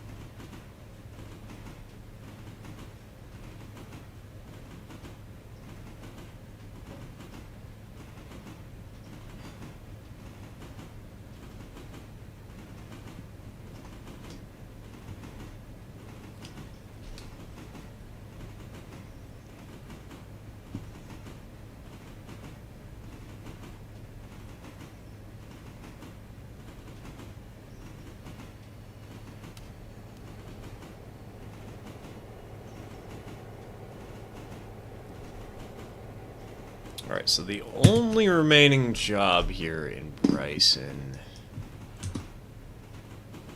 Oh, wait. Hold on. Ignore the fact that there's any jobs in Bryson, because we got a delivery at Silva I forgot to check out. Wait a minute.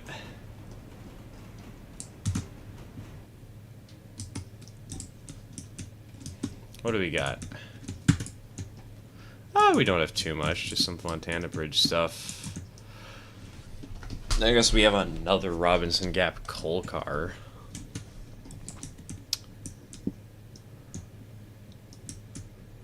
What?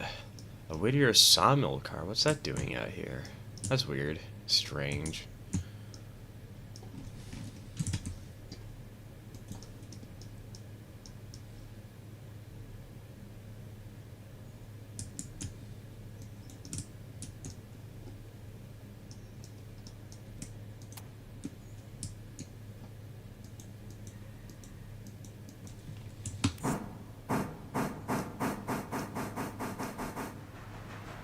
Just tried to blow the whistle on my handcar in Railroads Online.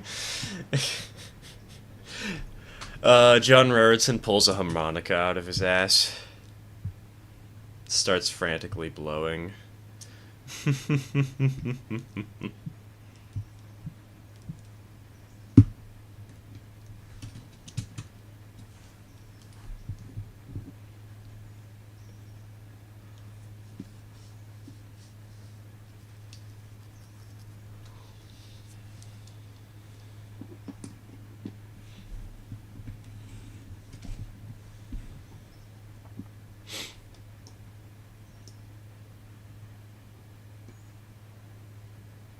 Do 6 passenger trains a day on my game of Railroader. 3 in the morning and 3 in the afternoon and evening combined, given the passenger flows of my railroad. Personally, I do like 2. I just do 1 each direction per day. Sometimes I'll do more if I feel like doing push-pull service, but I'm really here for the freight, you know?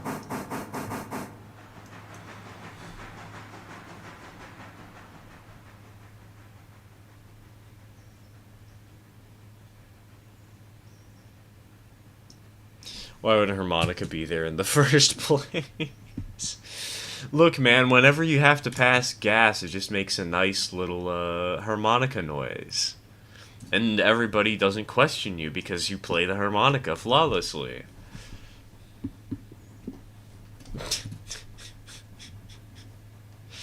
Don't mind me talking out of my ass. Badum-tish.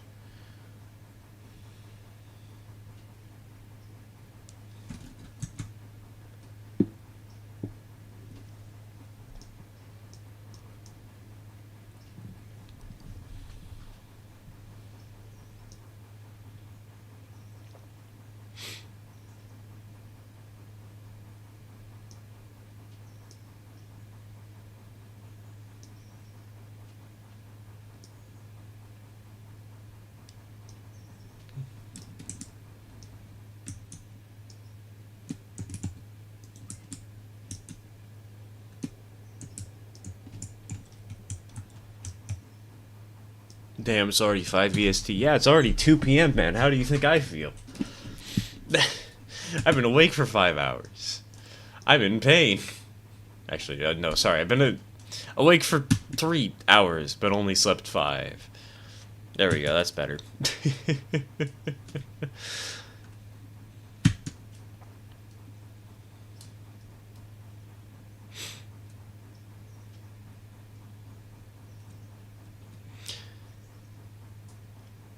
It's only 2 p.m. though. It's not that bad.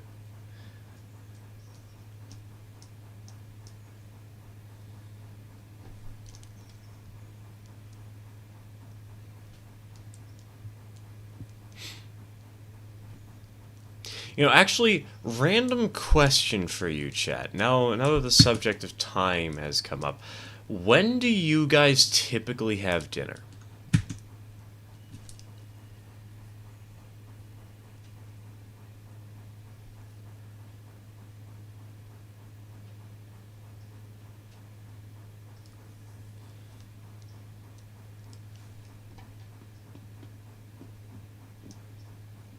6 p.m. EST.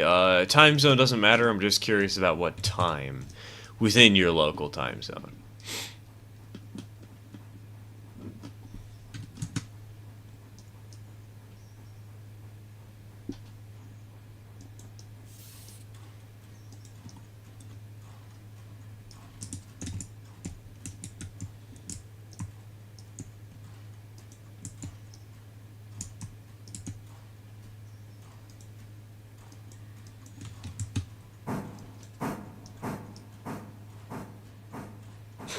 Whenever is convenient for the plot.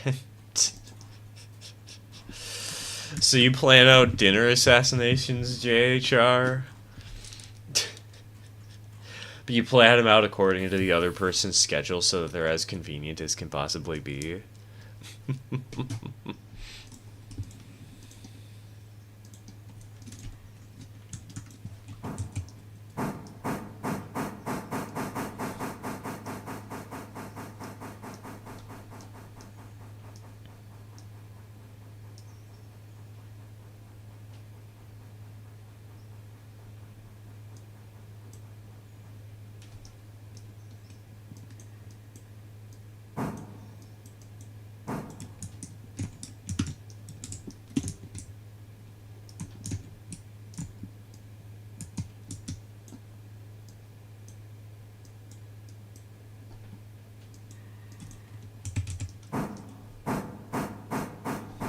So we have 6 p.m., 6 p.m., anytime after 6 p.m., random, that's a mood. 6 to 8 p.m., just had it.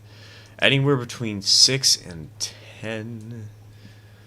5 to 6, sometimes 7.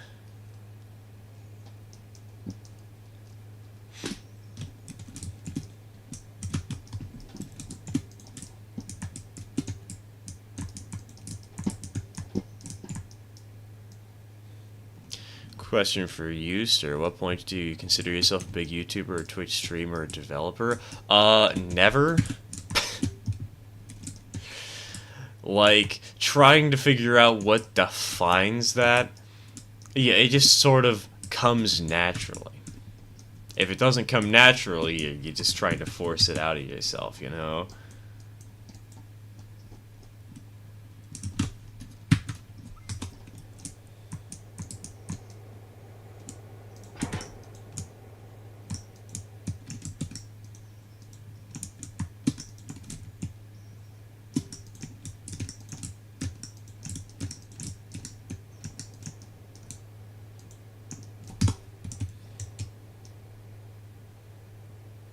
Wait. No, what? I thought I had number 4 selected. No. We gotta deal with the diesel today.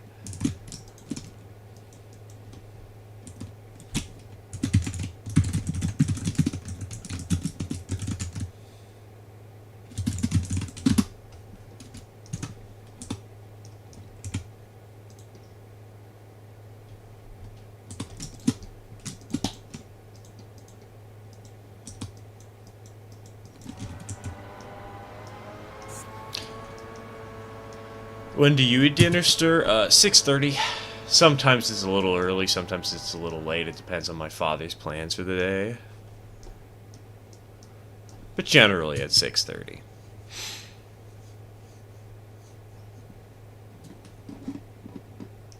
The point on the SP coastline outside San Luis Obispo where a helper was needed because it would be pretty hard for one GS locomotive pulling an 18-car train. How steep was the grade?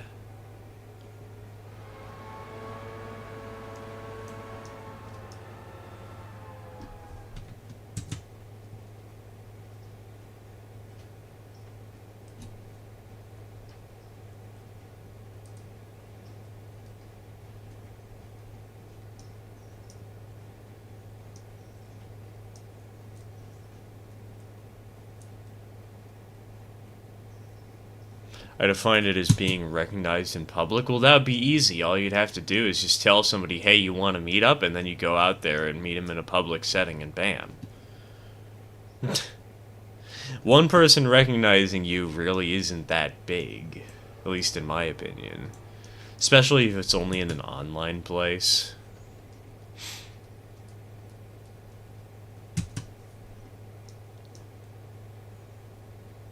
To me, I like to think like, what's his name?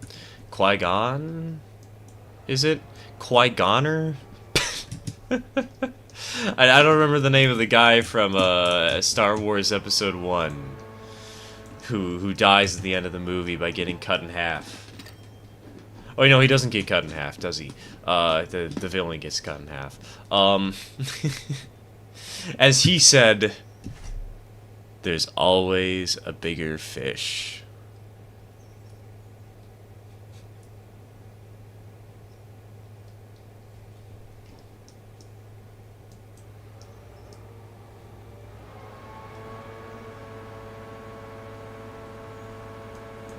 I mean, like, offline, I'd still say that, nah. One person recognizing you really isn't as big a deal as some people might think it is. Qui-Gon Jinn, yes, that's the name, that's the name.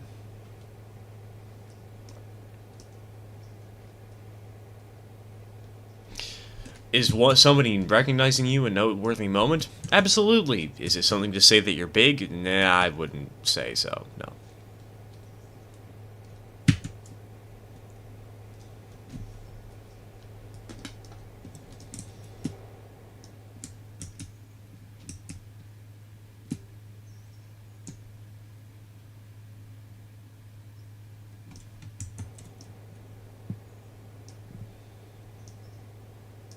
Will the smog story be told today? Sneck, we've told it not 5 times, but we've told it already on streams. If you want to hear it again, just go back and watch it. Watch one of the previous streams and you'll find it.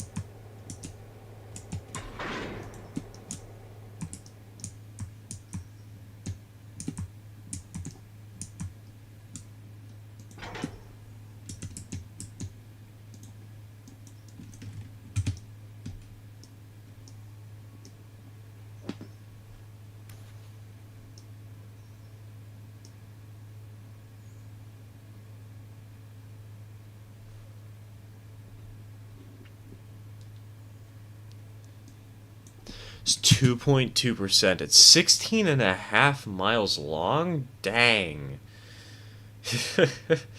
Yeesh.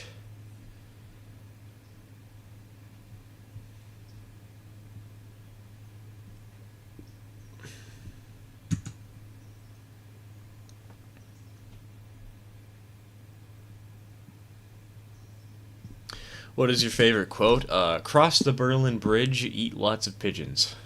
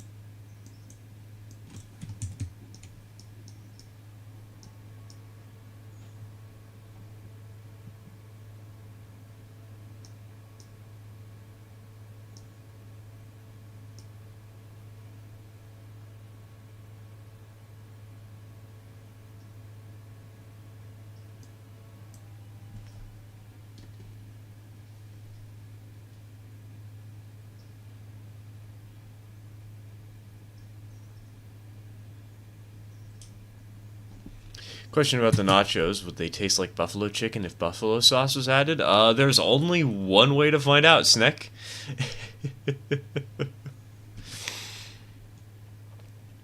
I triple dog dare you, buddy.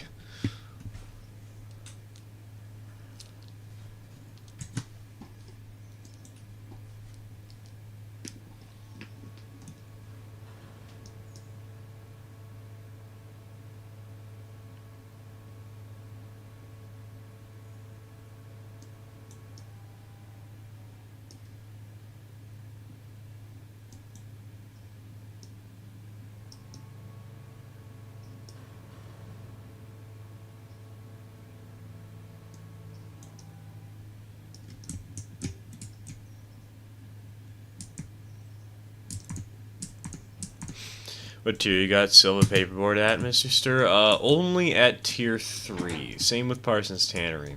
I want to upgrade it to tier 5, but in order to do so, I'm going to need to take out more of a loan so that we can add on to our equipment list. I guess it's not showing up here, but all of our pulpwood cars are already in use.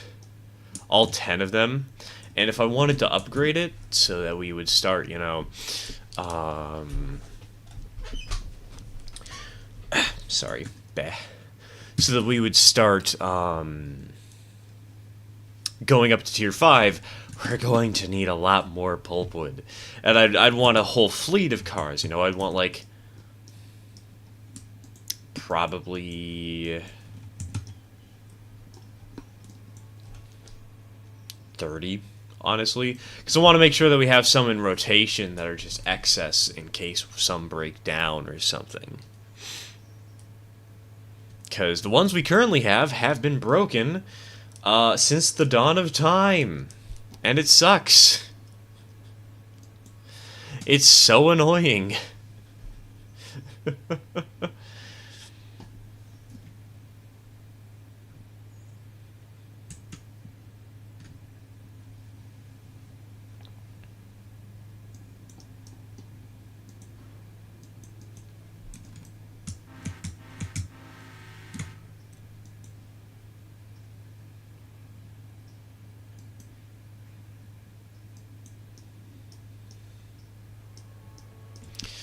Question? Shoot, I'm always open to questions. I might not always answer them, but I'm always open to questions.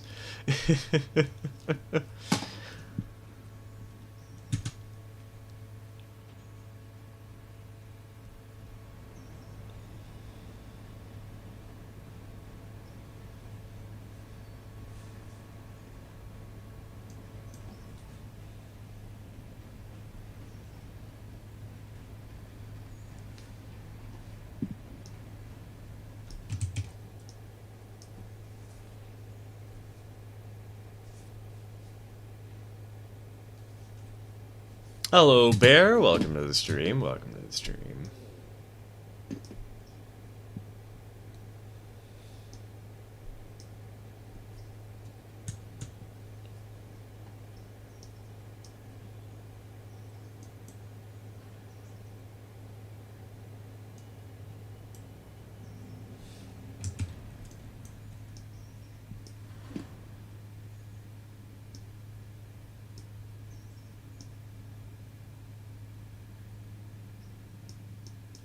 Been thinking about renaming my railway from Early Rail Network to Euro Rail Network, mostly so I can start buying and using late game locos. Do you have to rename your railroad in order to buy late game locos just so you're not an early game wimp anymore? Is that like a requirement in SNS? The heck?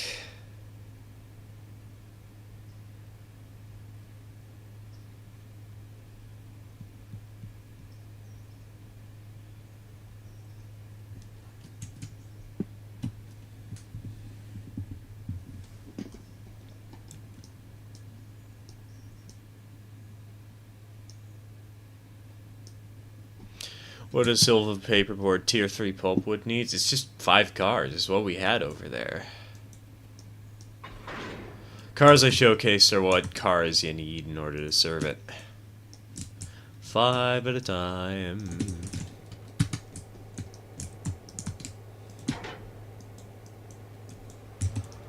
Pal World stream when? Probably never.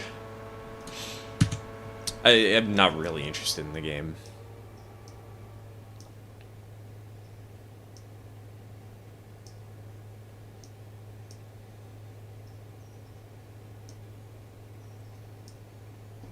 Found out today that for me and my friend group, Lethal Company is a rage game. Half are super serious and half are trying to make it hilarious. You know, the funniest thing to me is that the super serious players are the ones trying to make it hilarious at the same time in my friend group, and I'm one of the people who is super serious. Pal World is getting sued by the creators of Pokemon, right? No, it isn't. There's a mod that adds in Pokemon that's getting sued, but Pal World itself is not getting sued. Just the modder.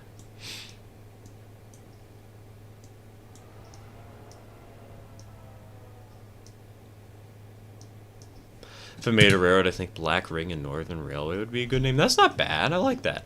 That's a good one.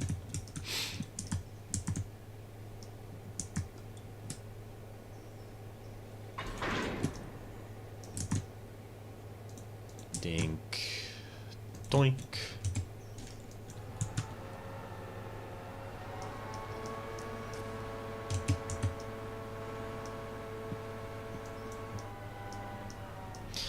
Poor modder, the man is getting sued by a multi-billion-dollar company. Probably just getting a cease and desist, honestly. I mean, that's what happens to most Mario, still like serious Mario fan games from what I've heard. Super Mario Bros. X just got a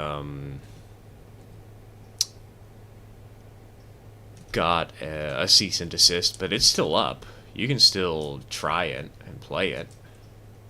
But the creator's not allowed to do anything more on it.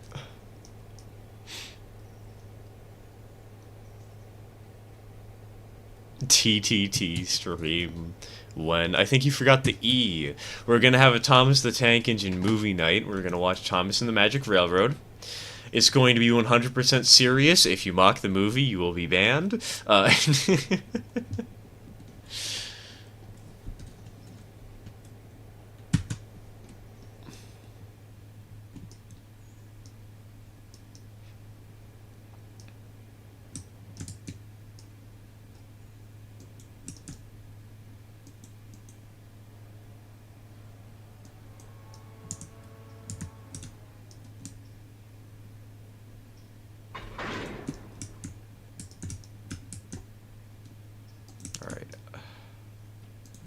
Release, both are released. Let's hit it.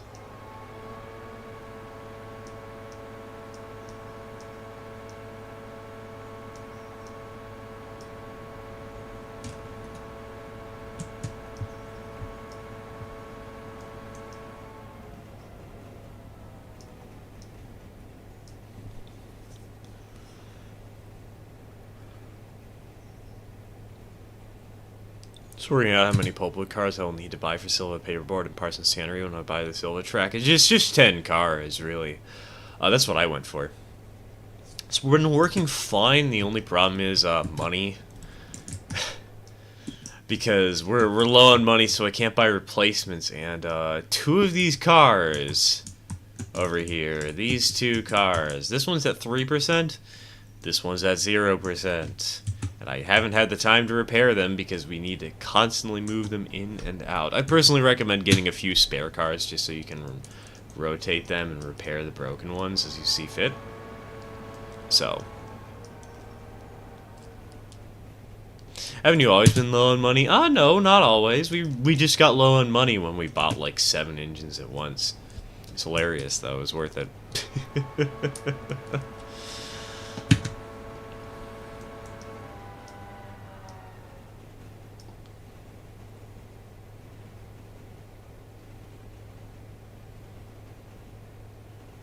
Guerrero is just about a girl who has daddy issues and he has train mommy issues. It's one way to put it. Cursed.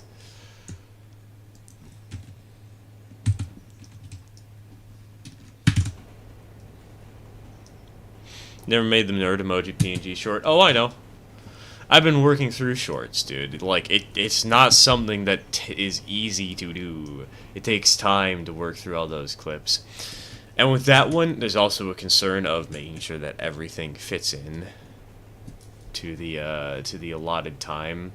Because, you know, you kind of need to make sure you keep it short.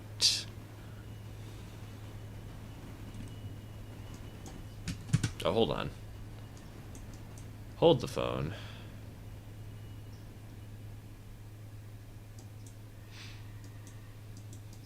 Wrong track.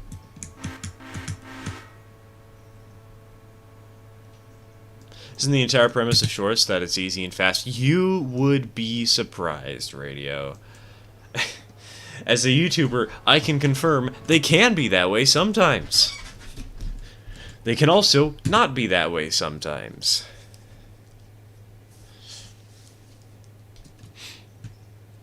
Also, when you have to scroll through like 70 clips to try and find one that's good enough to make into a short, I did make a couple of shorts last night, though. I edited down some Lethal Company clips from me playing with a friend. Let me see, which one did I upload again? I'm trying to remember.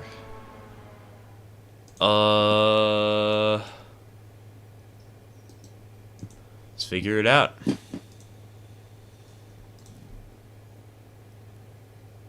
Oh yes, I hope it's I hope it's not a mansion. I forgot about that clip. That's a good one.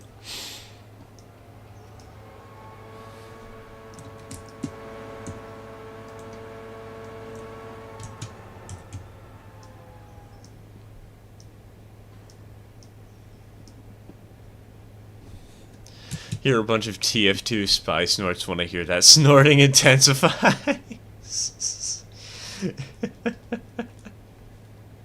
Oh, it takes me back to the good old SFM days, baby.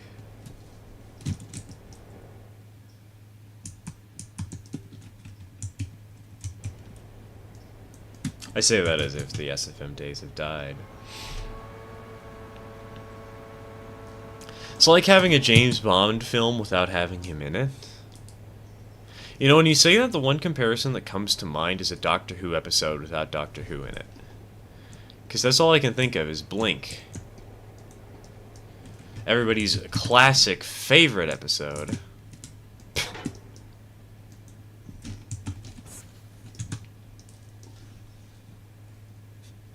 And 64 Goldeneye.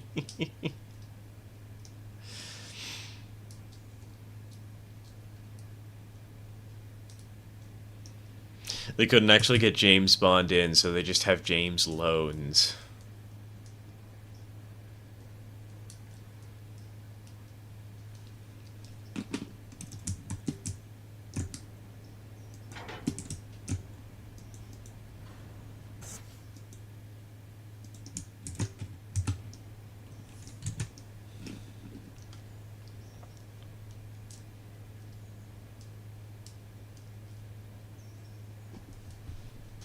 Trouble in Terrorist Town stream when? Probably never. I'm not the hugest fan of those sorts of PvP games. They can make me very salty very fast. They can be fun, but they also have risk of turning me into an irredeemable monster. I'm not talking about like, oh yeah, I made some really cool and sick plays. No, I mean like, oh my god, what asshole is this and why am I watching him stream this?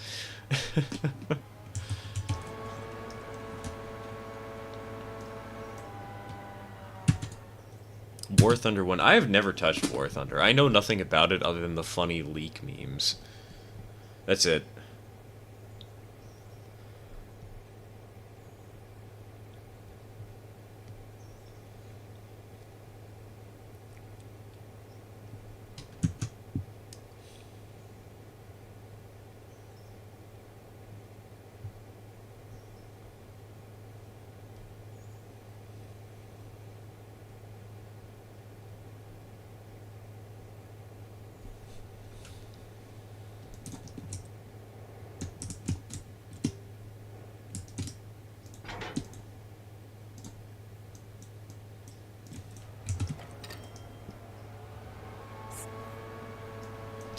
Money.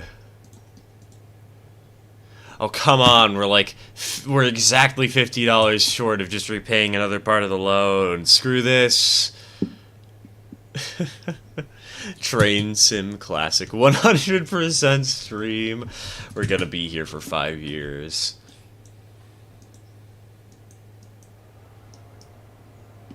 Train Sim Classic any percent speedrun.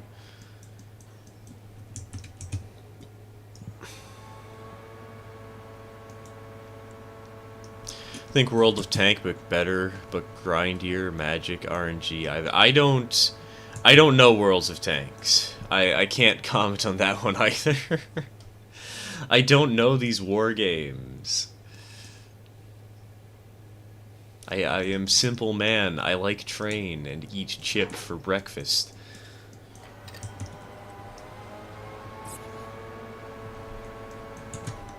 You guys want to see a cool magic trick? You now have $7.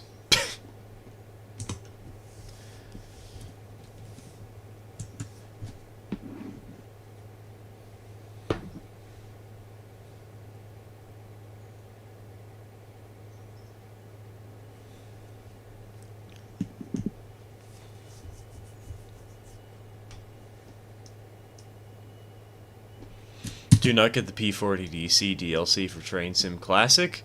The engine noises sound like dental drills. Is Train Sim Classic the one by Dovetail?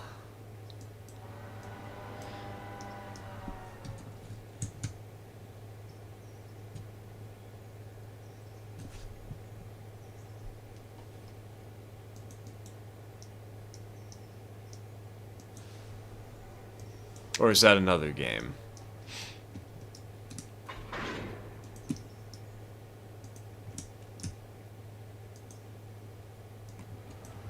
Yep. Okay, well, Rockstar, I have bad news. The P40 was the first DLC I ever got. In fact, it was part of the base game package that I had purchased. Technically, I didn't purchase it, though. Somebody else got it for me for like $5 somehow. I still don't understand how Humble Bundle got to sell that stuff for $5, but...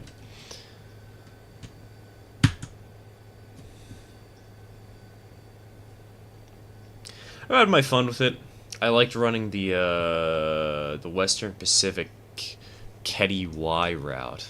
Don't remember what the name of it was off the top of my head. I just remember the Y.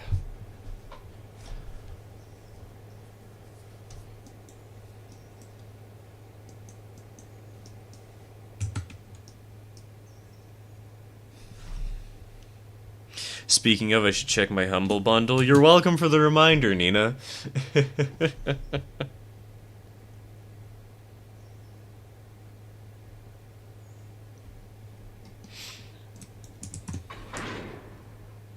To be honest, I never really knew about Humble Bundle before that friend bought me that. Not gonna lie. So...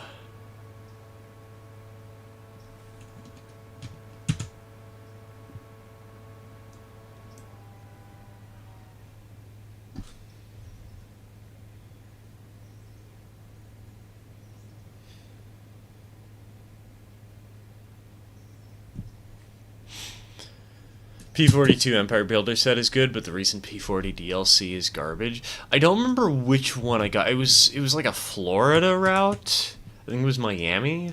Had some CSX stuff, and you got a good old Genesis of some kind.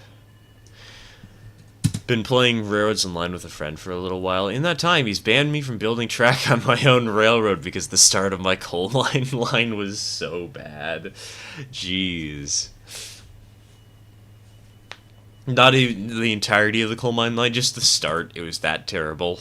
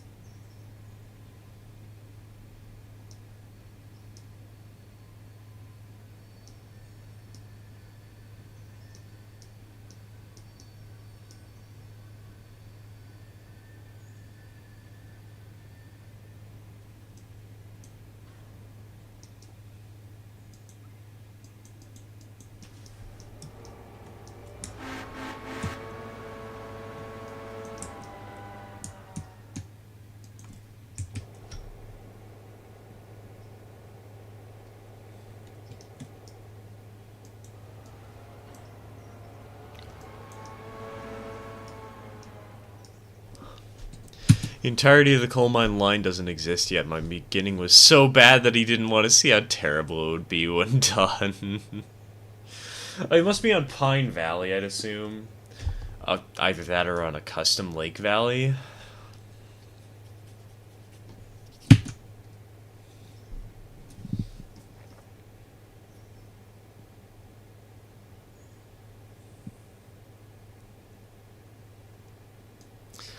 Because at first I was like, wait, but isn't the coal mine like 20 feet away from the ironworks? Excuse me.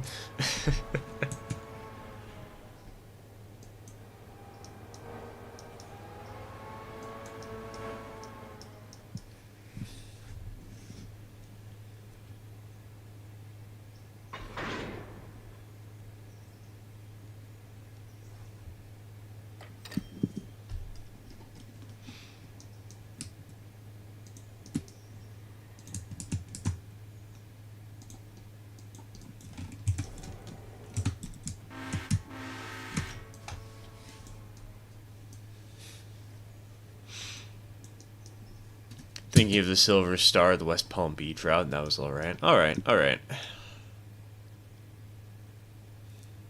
Train Sim Classics, Western Pacific, Feather River route. Yeah, Feather River, that's the route, that's the name. I recognize that. That was a fun route to just chill on and drive a train through. Running the passenger service through the snow.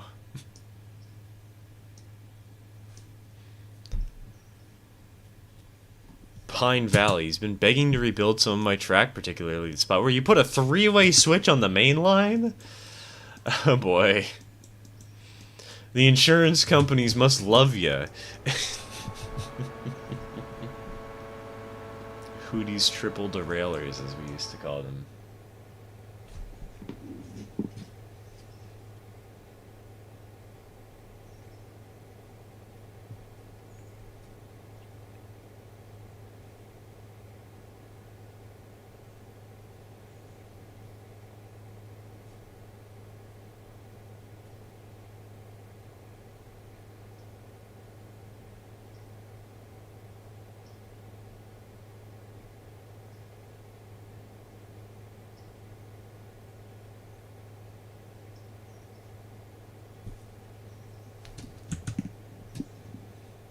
$20 US for a locomotive with 4 different styles. I mean, admittedly, you know, in modeling, in actual model railroading, you'd spend $170 for a locomotive and you'd only get one style for it, right?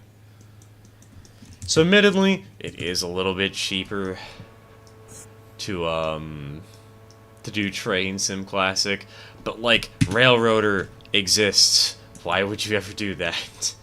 $30 and you get this much entertainment out of the deal.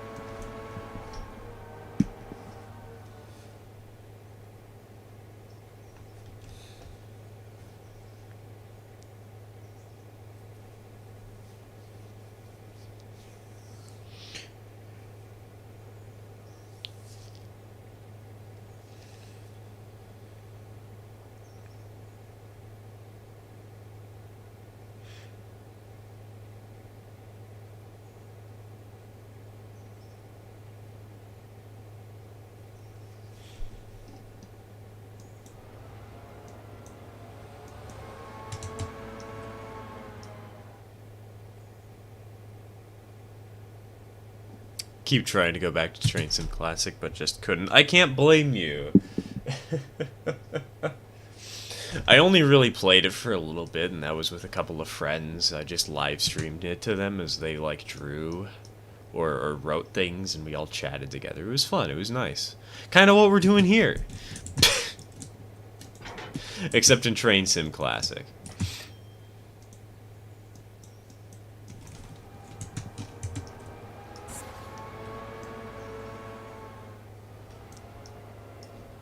Fun fact, in Canada, if you, for example, pay for something that's $5, but with nothing but nickels, you can be denied service until you pay with a not outrageous to count assortment of cash. Good.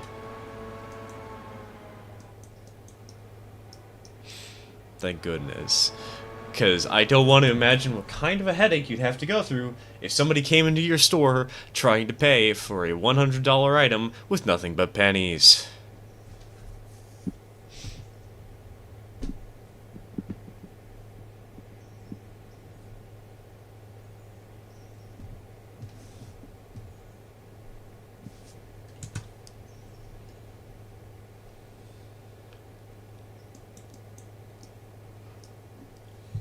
Almost forgot that I still haven't finished writing my novel. Don't worry, TK, you and me both.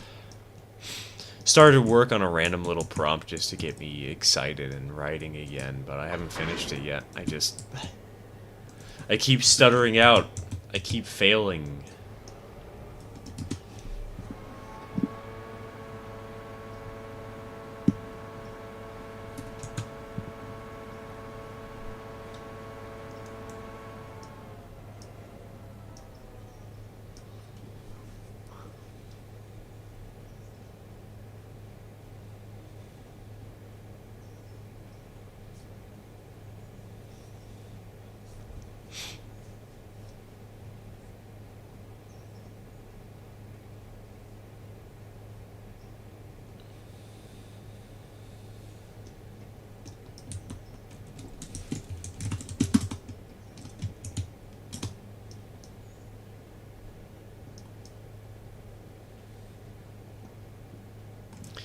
Friend tipped a waiter with a nickel once. It's much worse than a penny because when's the last time you saw a nickel? You know what?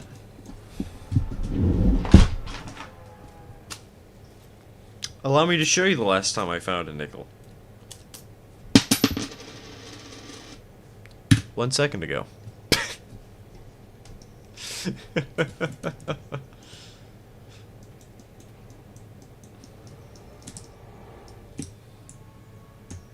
It's just like the $2 bill, which, does anybody happen to know what president is shown on the $2 bill?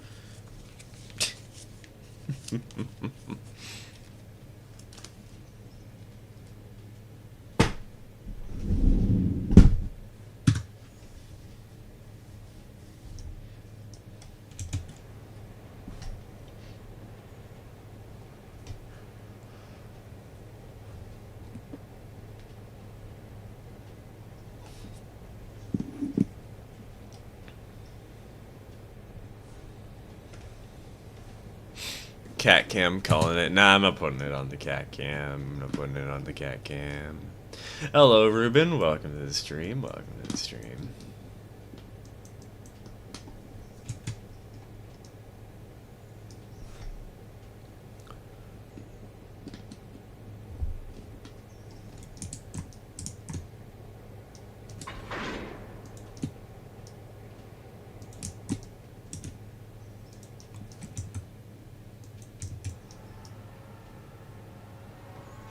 Here's a story of some jackass of a boss paying his ex-employee last paycheck in pennies. Jesus.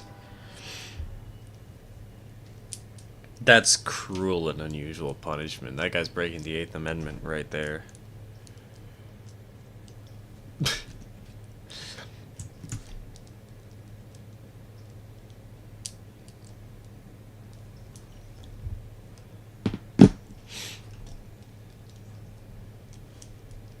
Anybody remember the Kitchen Nightmares episode where the employers were stealing tips from the employees in front of Gordon Ramsay?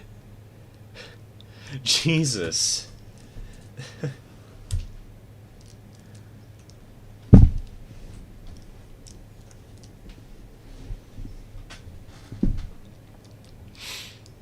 Well, no wonder there would be bad morale. No wonder there's a kitchen nightmare there. I guess it's actually floor nightmare.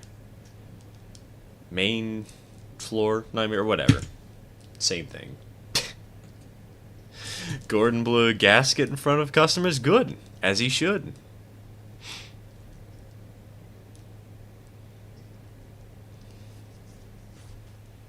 Core Monopoly? Oh, wait, right, R.J. Corbin. It's like, why core monopoly? Why Corman? Where'd that come from? And then I realized.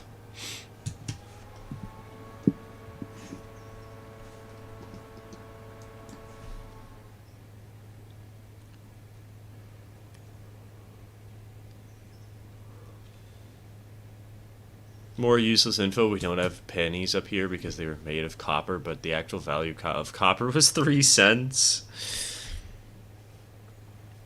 I know that we had a similar issue here in the States for the longest time.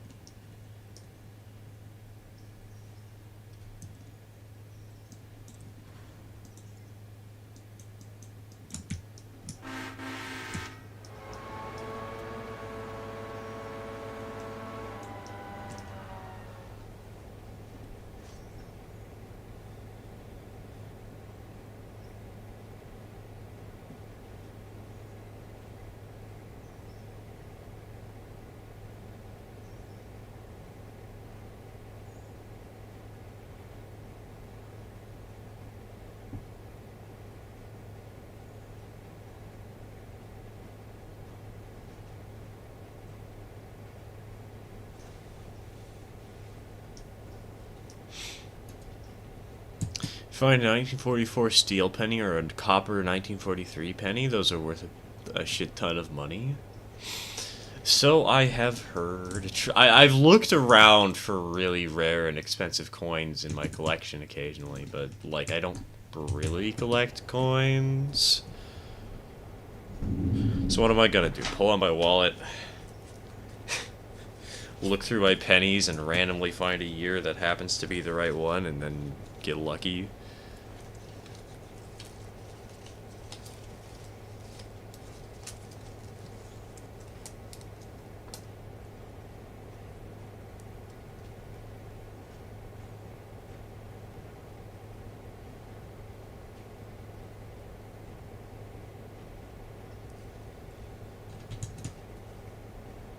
You know, actually, this could be a really funny, stupid game to play with y'all. Hey, y'all want to play a game involving your pennies? It's literally just look at the date and see which one is the oldest. Whoever has the oldest penny in their collection wins.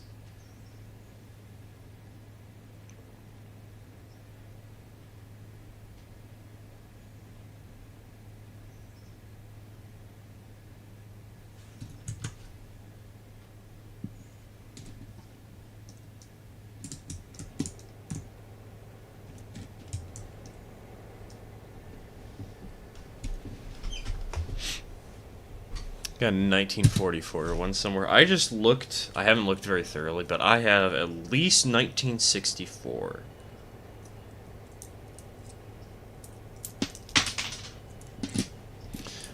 I want to look at more, but at the same time, I'm running my train, and I know if I crash it, I'm gonna get more penalties for the day.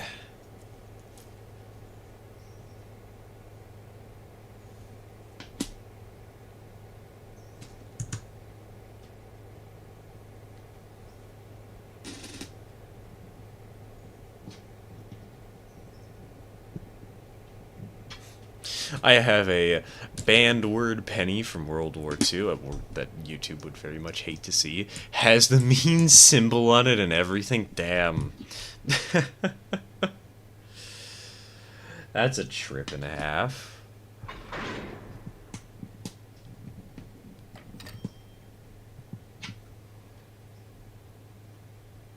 Oh, I have one from 2020. That's not very old. That kind of goes against the entire idea of this little challenge.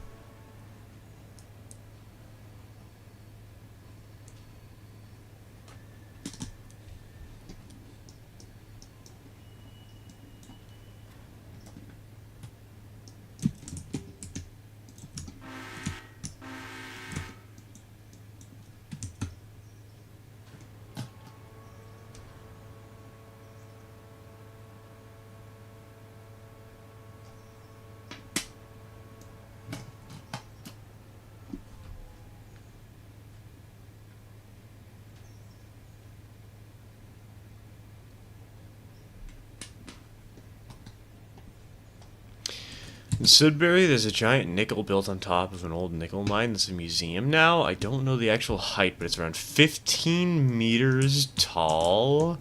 Holy cow, that's huge. What?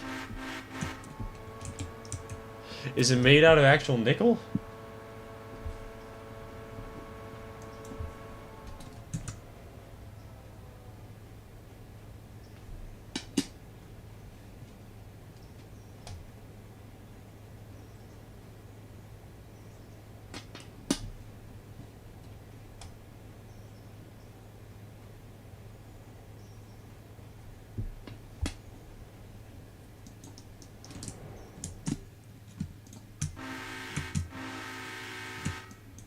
It's most likely hollow. Oh, yeah, that makes sense.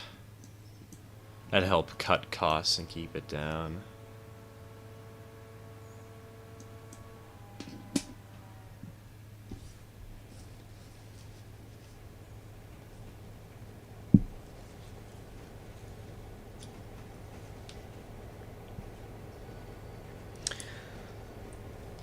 Alright, I have, looked through every penny that I currently have.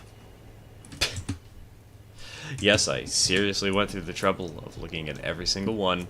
And unfortunately, the oldest I have is 1964. I am not winning this one.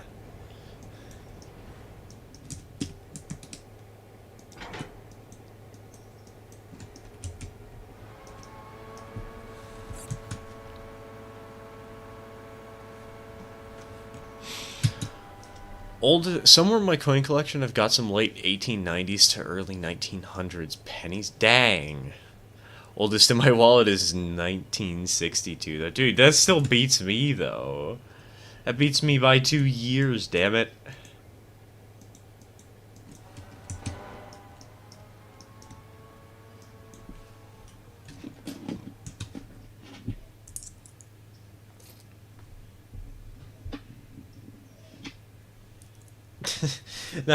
Now I gotta clean up the mess of pennies I made on my desk just for a random question I asked stream.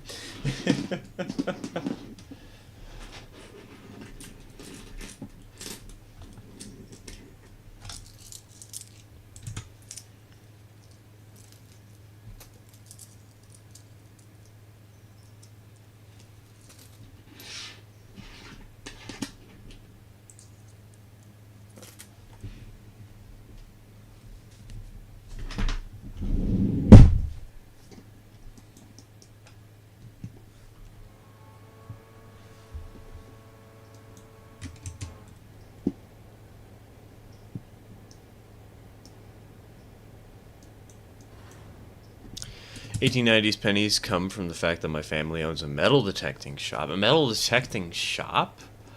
Like, is it a shop for metal detectors, or is it a shop where they will go out of their way to detect the metal for you, or how does that work?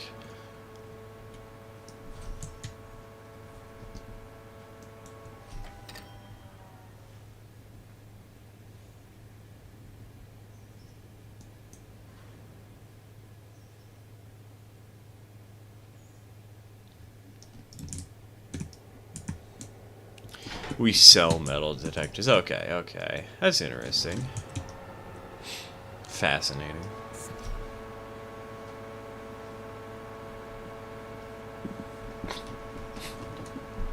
We sell metal detection services. We'll take out our sniffer dog.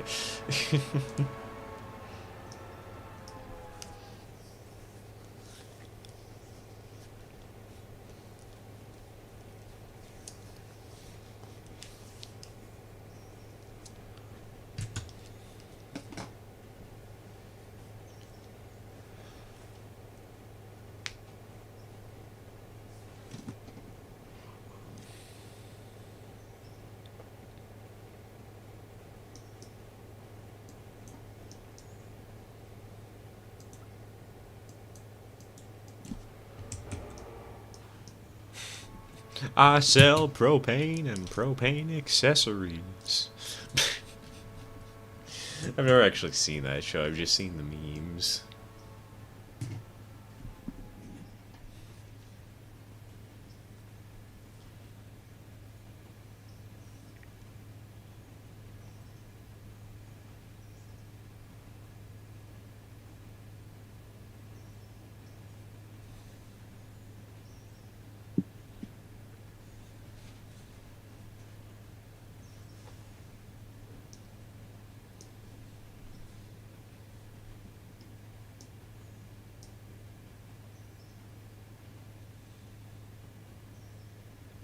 It's fun talking to foreigners online because they're blown away by what's common knowledge here, although it's probably like that for most countries. It's just different cultures, you know? That's the fascinating thing, is seeing what you take for granted and what they don't. And vice versa.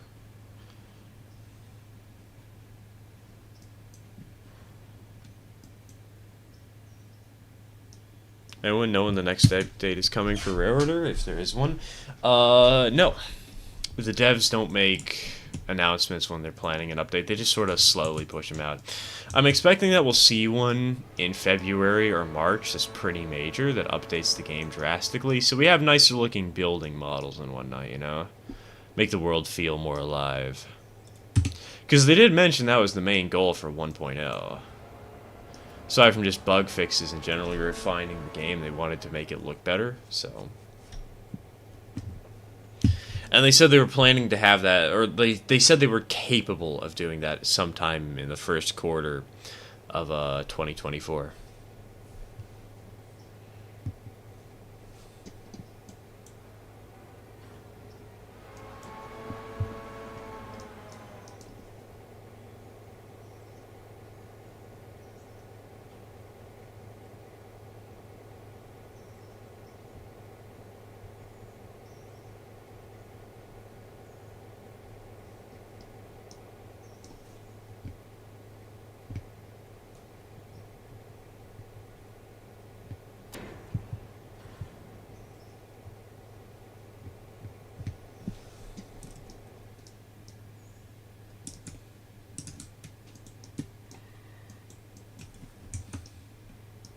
Herder updates are like Steam Loco restorations. They happen when they happen.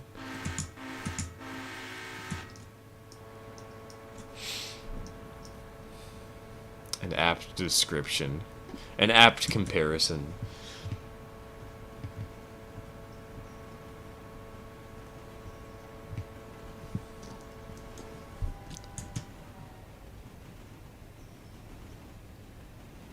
More diesel. Too bad there's no GE 44 tonner yet in the game, as it would make switching Silva Paperboard and Parsons Tannery nice. It'd be a great addition, but the SW1 does fit that role pretty well. I will admit I do like the idea of having a 44 tonner though. Especially because we used to have one at the club that I was a part of.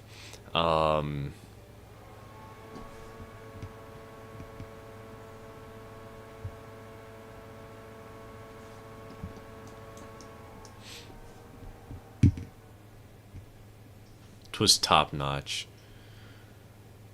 Having a little switching arrangement with a 44 tonner dedicated just to shuffling out cars and spotting them for the mainline trains.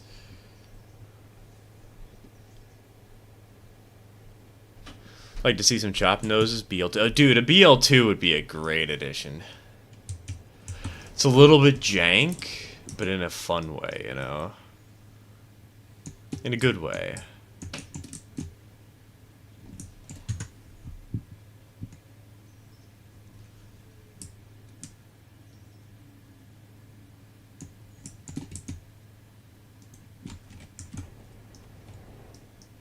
Jank but pretty. Exactly, exactly.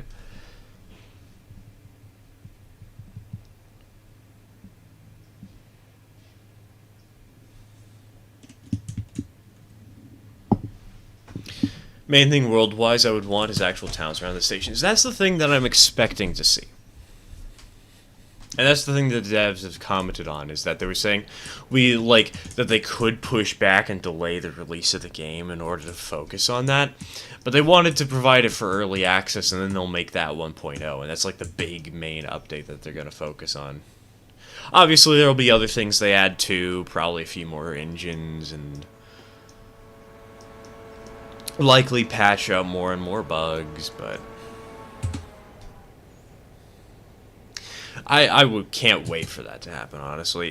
The game will look so much better when there's an actual town around like Parsons Tannery rather than just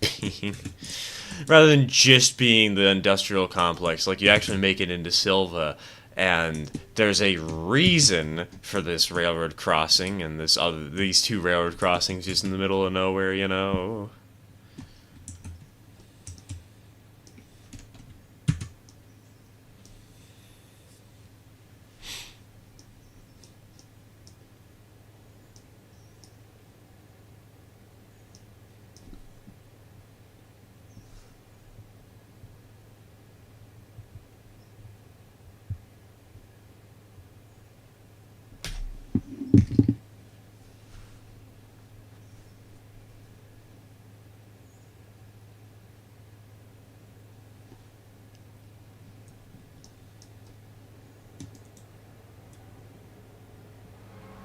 Random remind to clean your mouse.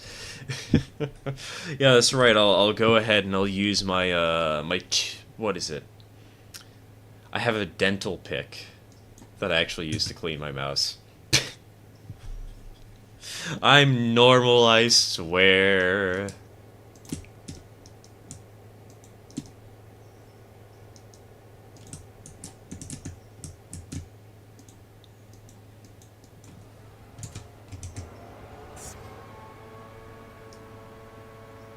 Love to see them allow full automation of passenger too. I know, right? It'll be nice to actually not have to, like, stop every 5 minutes and remind the passenger train of what it has to do. Though I will admit the AI in its current state is pretty good. The fact that they're making improvements to it is just really, really nice, you know? Above and beyond.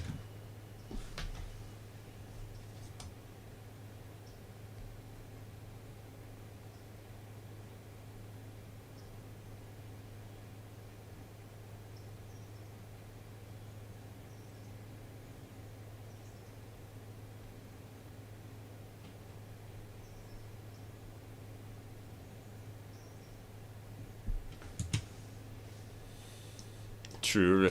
Ooh, controlling passenger from CTC would be a really interesting idea, and a really great way to help keep the CTC operator engaged. Because there's a lot of downtime on CTC. At least there can be, you know? Like, we got CTC on the save, we've used it once. And that was when there were like 4 AI trains going in opposite directions of each other.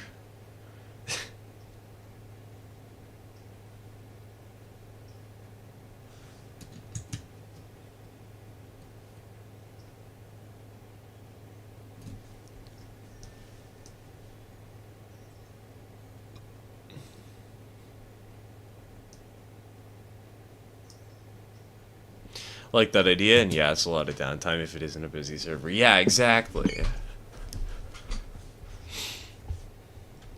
Like, you really need the server to be truly busy in order to justify a dispatcher, you know?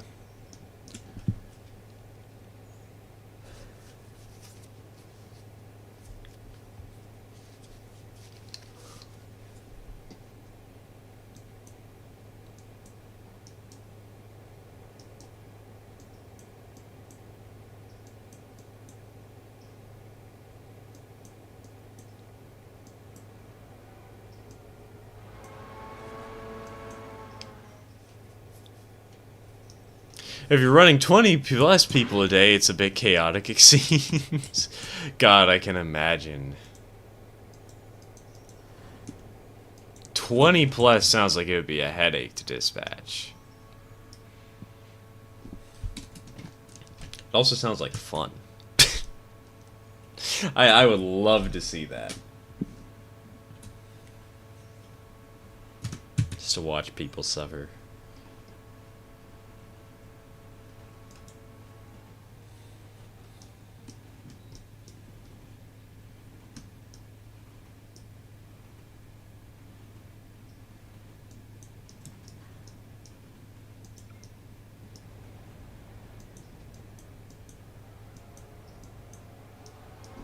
Switcher, now that I have on the line from Whittier to Alarka Junction, eats so much coal that I had to loan money for the Mikado. Switcher really isn't the best at long distance hauls. Doesn't really have much coal nor water capacity, you know. I mean, it is called a switcher for a reason.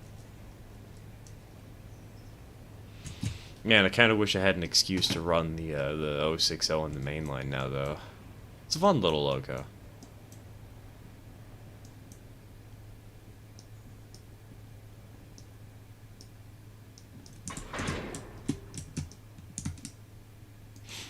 Finally moving all my wagons from my old main yard to my new one with a single loco.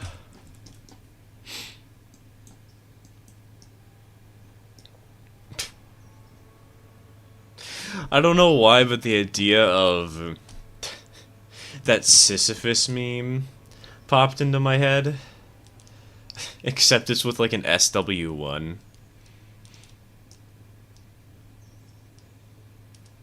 17 players, some of which never read chat, on a public server with hundreds of wagons. Now that's chaos. God, that's what happened back when I first started doing YouTube on Rarities Online.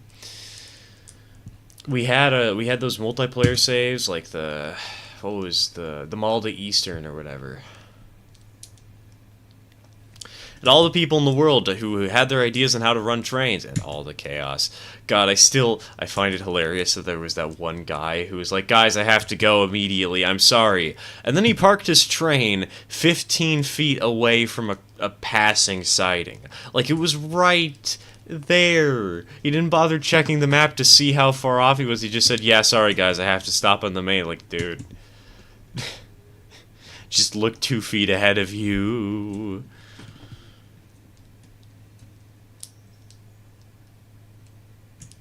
Just built a curve that wouldn't work on 50-meter radius. I had to bring it down to 47 for it to work, but because apparently 3 meters makes such a difference.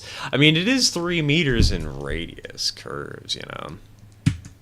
I'll leave the Silva cars in the yard from Dillsborough for you. Nah, bring them over. You can bring them over. I can assemble the train for you really quickly, Nina.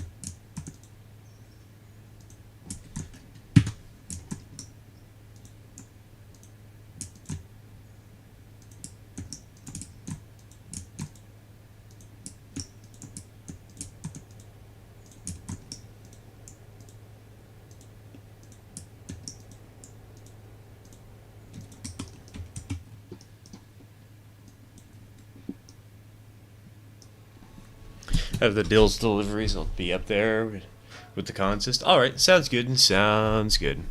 Got hands on a railroader map PDF file, and it looks like Silva paperboard pulpwood track can hold 8 cars at a time, and Parsons Tannery pulpwood track can hold 9. I think they can probably hold a little bit more than that. The only problem is the actual segment that is qualified as a quote-unquote part of the track. I think that's about right. You might be able to squeeze in an extra car just barely, though. Got quite a stack for price and repair there, Stir. What happened? Let's see here. For these 2 cars, this one is at 3%. This one is at 0. And most of the rest of them are just at like 97, 99, 100. Well, I guess that one's at 100, so it doesn't need to be repaired. Some of these don't need to be repaired, actually. Hold on. Basically, I just haven't repaired them because they're constantly in service. And I'm realizing that, hey, maybe I should repair them and make them look pretty again.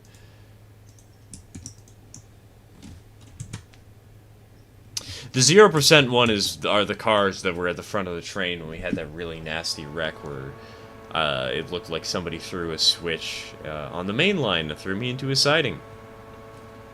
That was fun.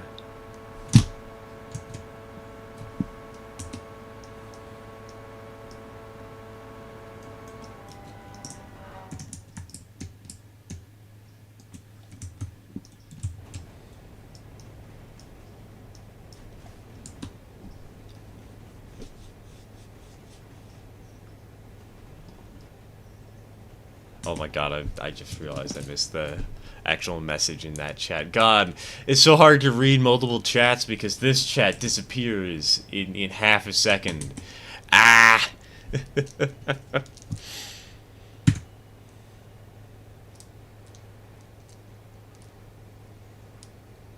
Giving my bud a hard time about derailing stuff. He wasn't paying attention. And then I derailed 2 Jeeps to like 30%. You know what's really funny about the derailment that knocked these cars down to 0%? The locomotive that was hauling the train took 1% damage. It was at 99. The tender was at 0%, but the engine was at 99% somehow.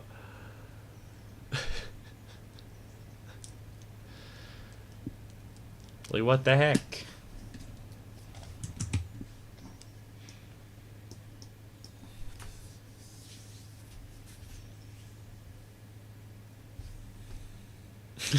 Well, they don't make them like they used to.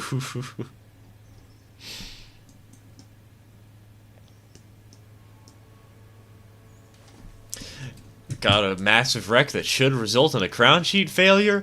It doesn't matter, just say no and transfer all the damage to your tender. It's an easy, simple solution.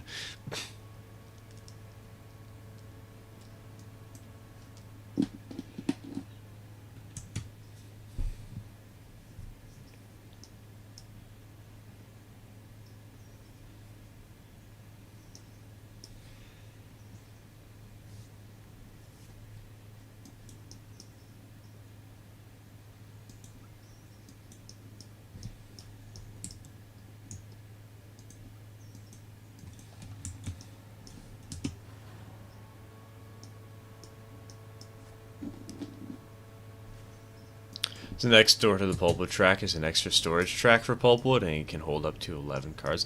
There's a bunch of storage tracks in the region, actually, just for extra car storage. Because we go over here, you do have the extra pulpwood track that isn't used for anything. But you've also got this little spur right here, and this spur right here, and I don't think either of these are used at all. Where's CS1? Oh, okay, interesting. Tannery. Yeah, this track right here and this track right here are both available for just random car storage, as is needed.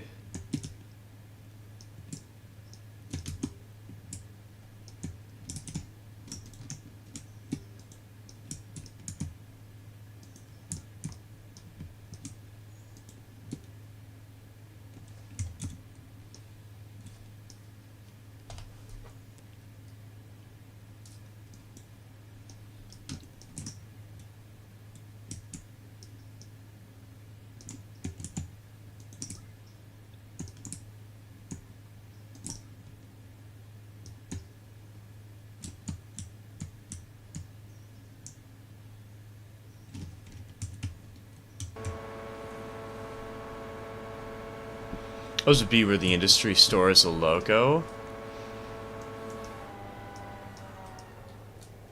I kind of just put the loco wherever the heck is available, like just in open space.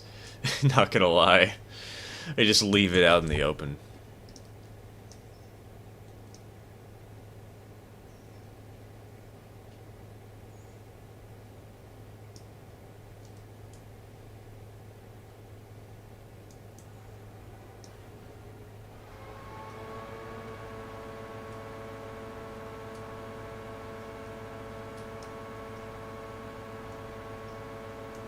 I've yet to get an SW1. How fuel efficient is it? Very fuel efficient.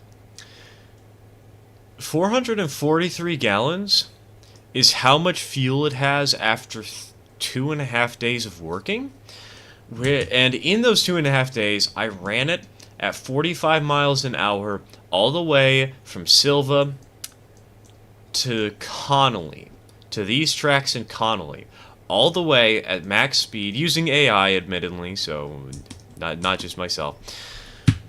And despite running it that far and running it 4 times that over that distance, because I had to do it once to deliver the cars, once to bring it back, once to deliver, once to bring it back, because usually off camera I'll just cheat a little bit, so to say, in order to speed up the process, and I'll run just the locomotive and the cars necessary. Yeah, after doing that 4 times and doing the switching job within this local region 3 times, plus some extra odds and sods here, I'm still at around 3/4 of the fuel tank left. Yeah, diesels are extremely fuel efficient and way too powerful.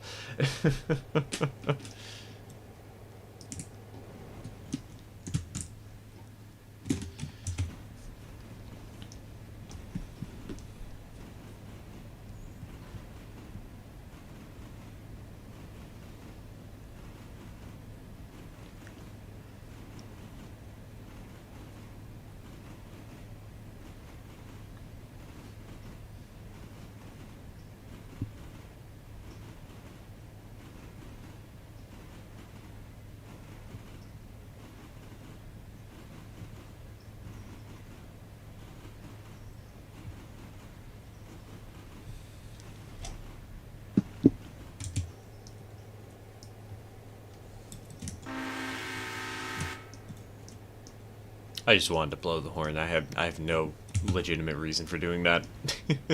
It was fun. It was entertaining.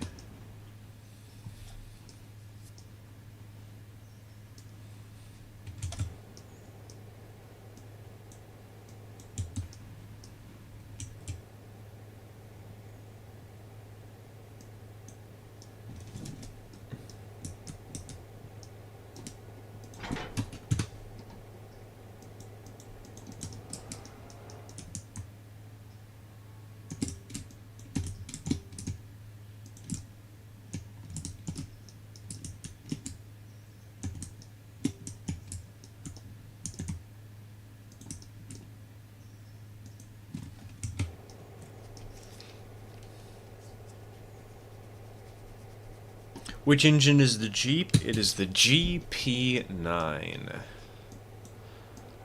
Referred to as the Jeep because you just take G and P and there it is, Jeep. General purpose. And you hate it when people say right now? No, you mean right then? This stuff is moving, Ruth?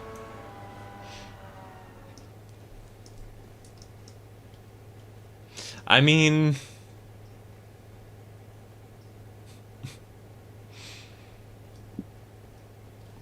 Can't something be ongoing, though? When you say right now, is in like, hey, something is actively happening.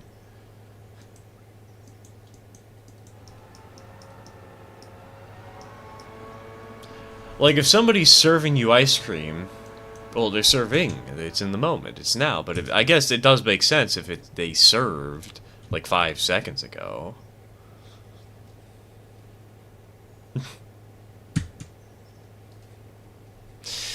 This is the new trend we're going to try and convince the world of. Start saying right then rather than right now. Irritate everybody. Make them hate you.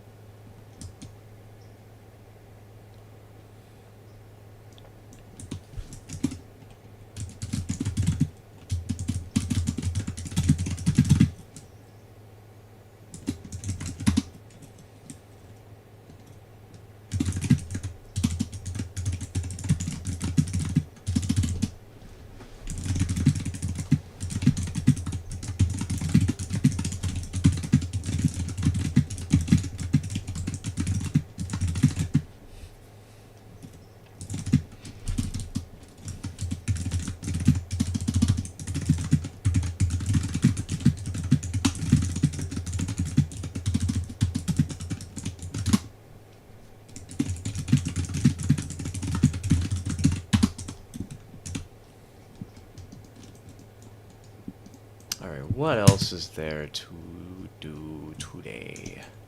Oh, right! Engine number 1. Hello. You have logs.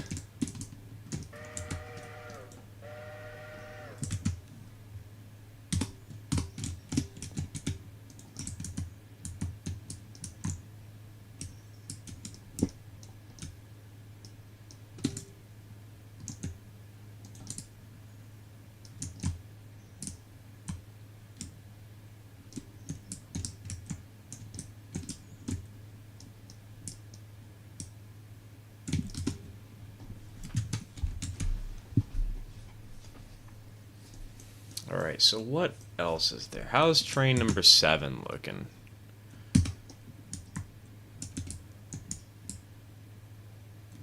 Is the coal fully loaded yet? It has! Well, I know what job I'm taking.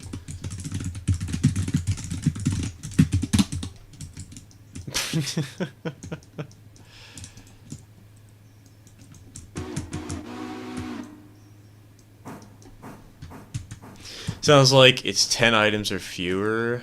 Sorry, I can't read that. Hold on. Or not 10 items or less. That old grannies complain about.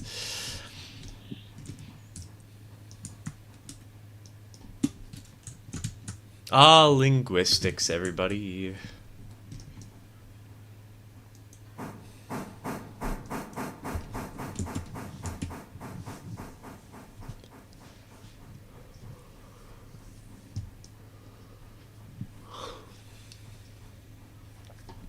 Express checkout at the grocery store be like. Tom Scott did a video on it. Honestly, I'm not too surprised, and I should probably go watch it. Because I do like grammar quite a good bit. I know one of my pet peeves is when somebody says, me and my friend, when it's supposed to be my friend and I.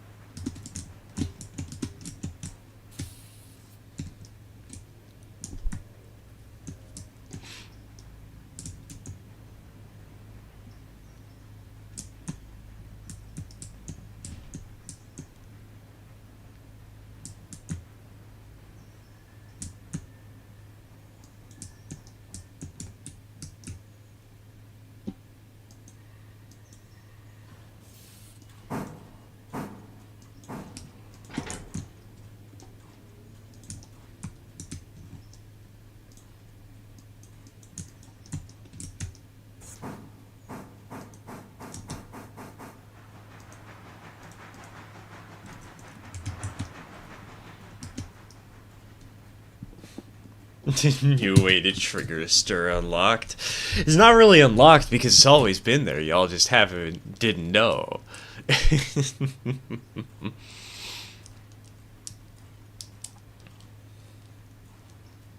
Now that you do, oh no, what power have I unleashed upon the world?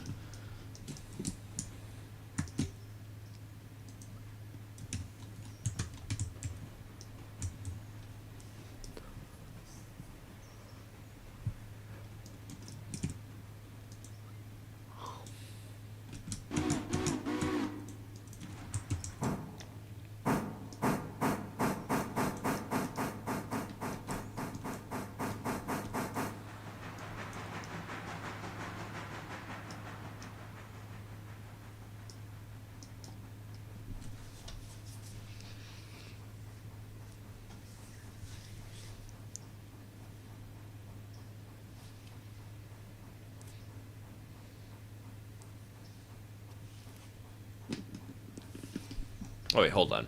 Wrong track, wrong track. I want to pick up the smaller amount of cars first.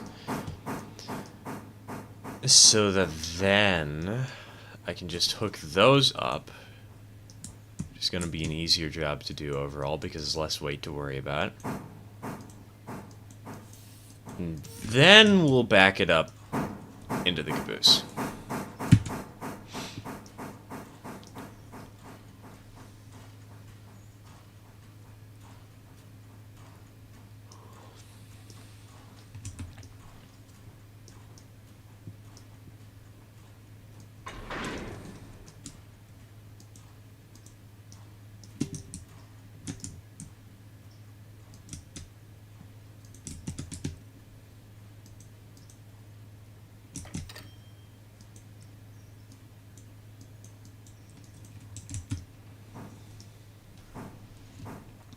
What tier is your coal? It is tier 5.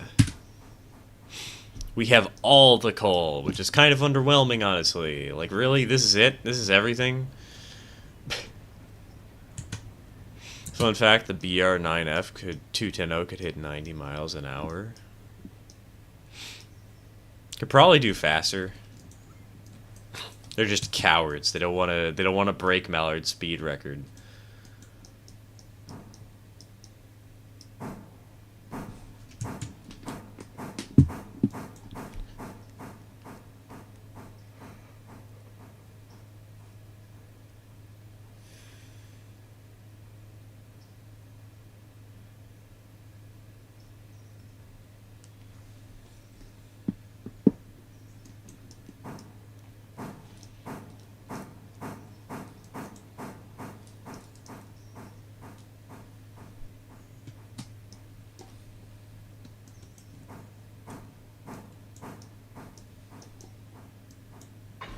Donk. Release. Release.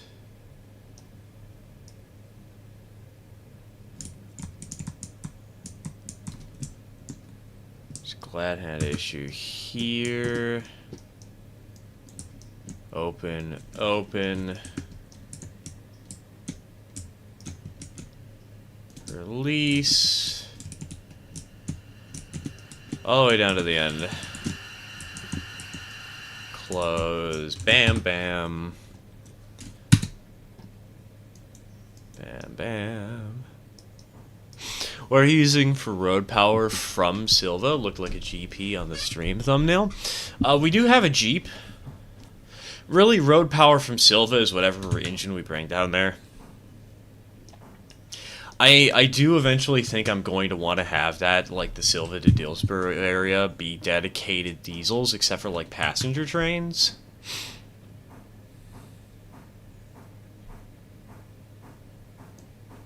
Check your switch. Oh yeah, you're totally right. There we go, that's better. Because right now the diesel is positioned in Bryson. It was one of the locomotives that was in the big wreck from after last week's stream, along with number 11.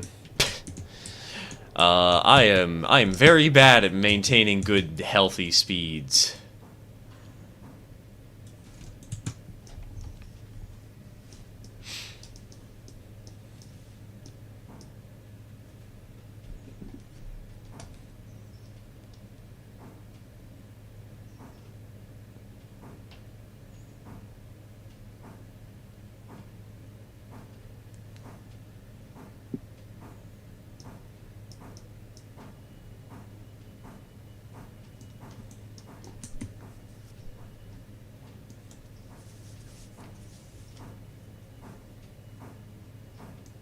I swear, if I can't throw this... Okay, thank goodness. I was gonna be so annoyed if I couldn't throw the switch, because these cars were blocking it. We're fine, everything's okay.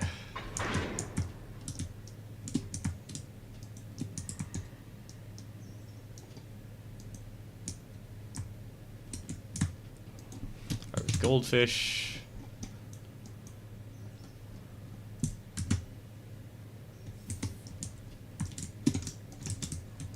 Orders reverse.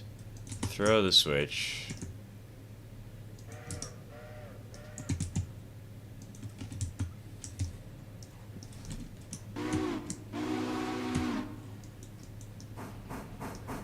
Spent 2 hours last night trying to explain points to my significant other.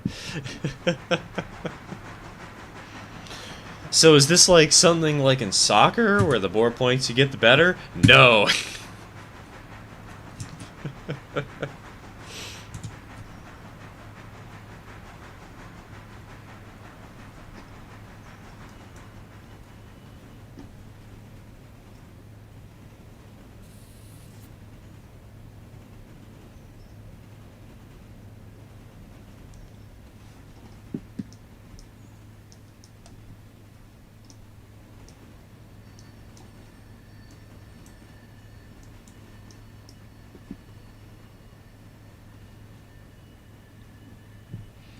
God, do y'all remember how in Railroads Online, if you put your brakes at 100%, the wheels would freeze?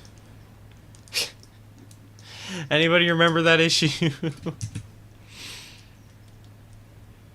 I don't know why, but I just had a random flashback to that when I put the brakes on 100. I'm like, wait, why is it not working? Why is it acting correctly? Well, I guess I should say my brain thought it was incorrectly, but you know what I mean.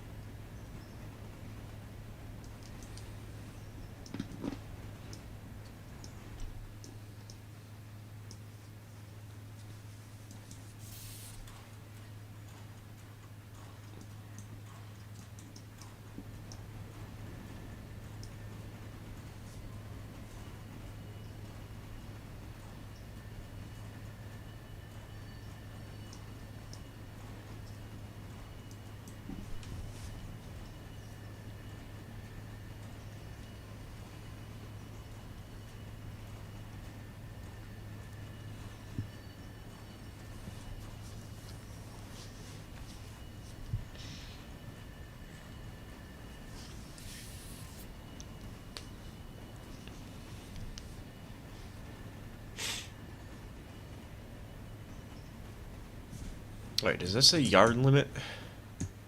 End yard, yes. Okay, so it does say end yard. That's interesting. Wonder why... Huh. Strange. Kind of weird to classify the entire area as a yard. I guess there is a yard there. It makes sense to, but... Be nice if there was a little UI spot that showed up when you pressed V to know how far you want to quill on your own whistle. That'd be cool. That's a suggestion to... brain. That's a suggestion I would totally recommend pitching to the devs. Because honestly...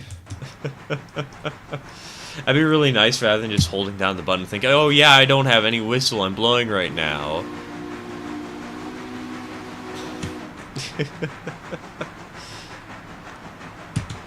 Love how it took me a second to actually hit the full whistle there too.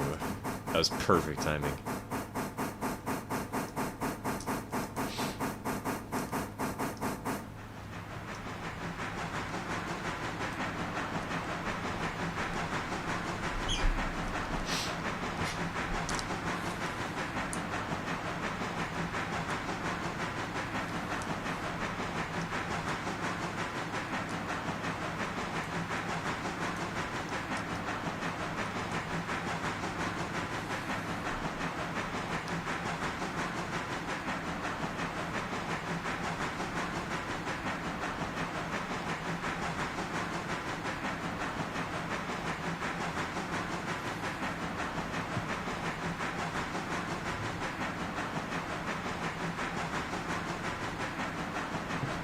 I hate not knowing how far up I need to go to lower it, because it didn't pay attention to where I hit it at, lol. Okay, hate is the wrong word. It's vaguely annoying. Of that I can agree to.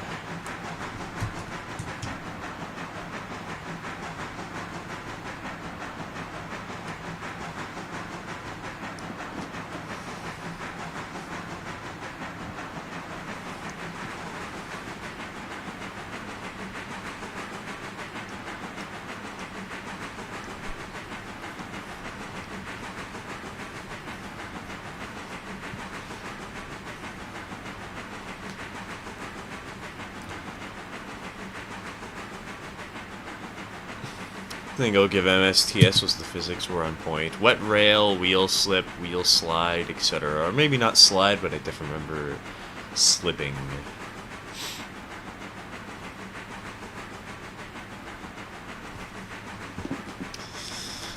God, for some reason that just... Otto, you saying that just makes me think of Hootie having to deal with wheel slip. And wet rails. The weather is constantly set to rain.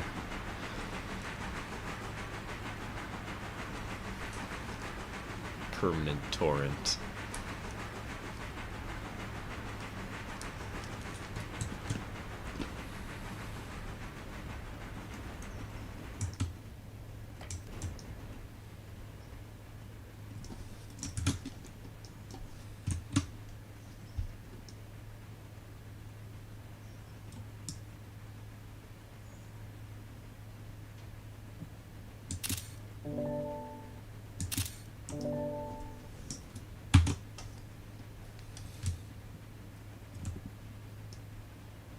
Holy cow, we're flying almost at 40 miles an hour. It's old news for me, but a while ago in Stormworks, the devs changed how steam engines work, and every steam engine in the game broke, including my Loco replicas, and right now they won't fix it. That's annoying. Hate it when I'm going to uncouple a wagon and either my loco or one of the wagons decides to play dead and flop off the rail suddenly without any warning. Hooray for physics engines!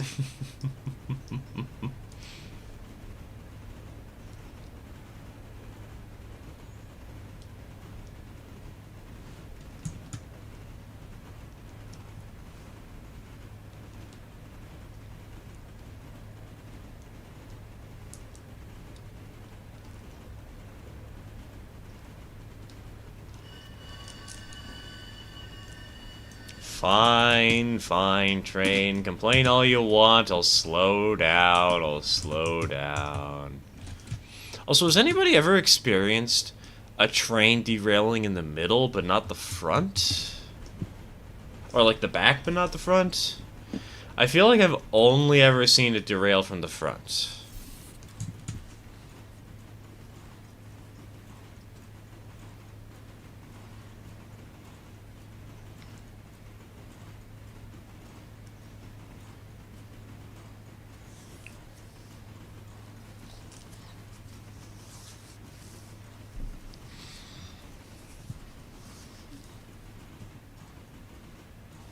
Had that happen in the middle of one of my passenger trains once. Okay, so it is possible to derail in the middle. Good to know, good to know. LOL Crab, welcome to the stream, welcome to the stream.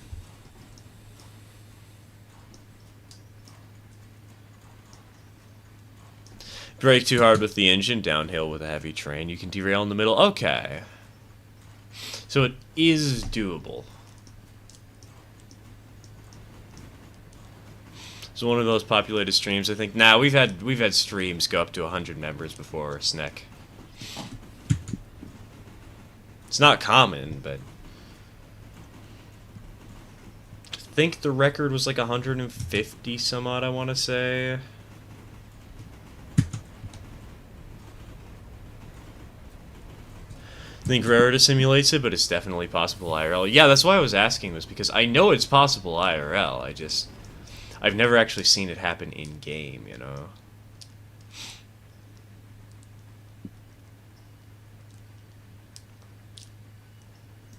Which I guess is a good thing, because it means I'm not derailing enough to figure out the answer to my own question.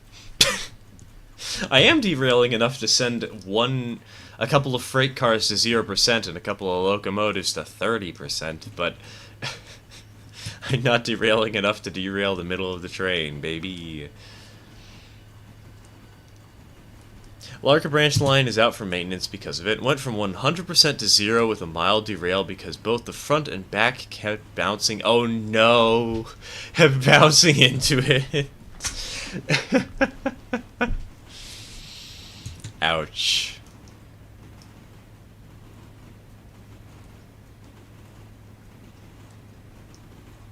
Oh, this big 280 definitely... Hold on, gah. Definitely will pick one up. Figure order. I hate this stupid heart emoji, YouTube. Why is it in the worst possible position? Try it with an engine, a few light loads, and then some heavy stuff in the back. Get going downhill and full individual. I can try that. Probably, well, I'll do it like after stream on an independent sandbox save, just to clown around and see how it goes.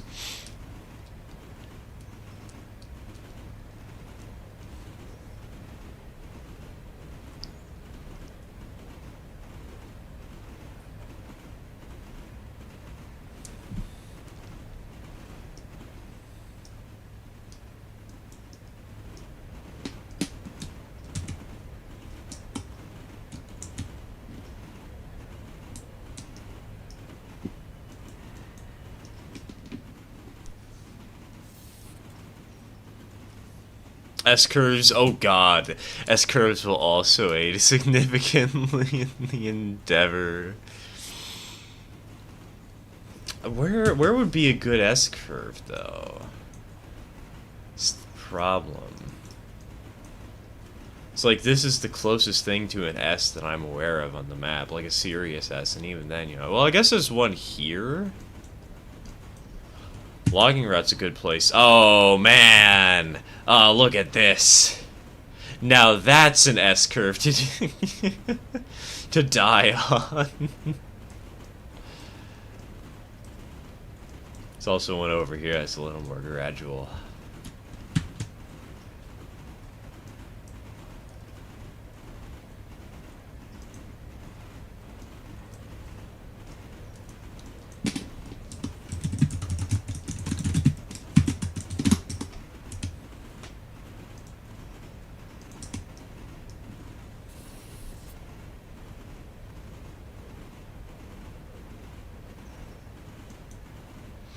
Had derails in the middle of my train on SNS. Most of the time was because I had loaded vans in the middle, not close to my loco, and when I hit a curve at speed, the vans decided to try and do wheelie.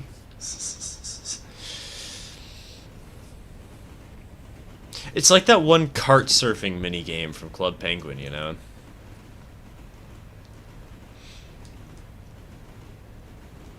Next thing you know, somebody's gonna be picking up the cart, holding it above their head and just running like nothing's happening, and then putting the cart back in the middle of the train.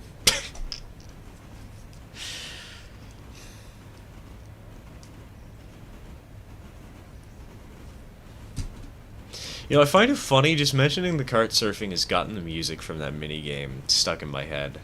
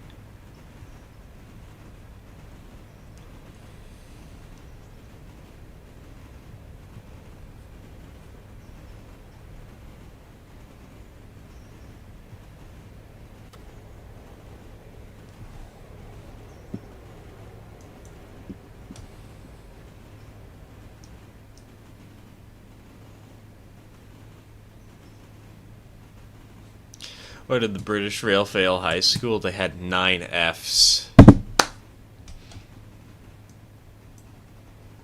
That's me. I mean, I did almost drop out of high school. Maybe that's the cursed story I'll have to end this stream with. It's a little bit personal. It's a little less funny cursed and more just sad cursed, but... It is kind of funny in hindsight, in retrospect, you know?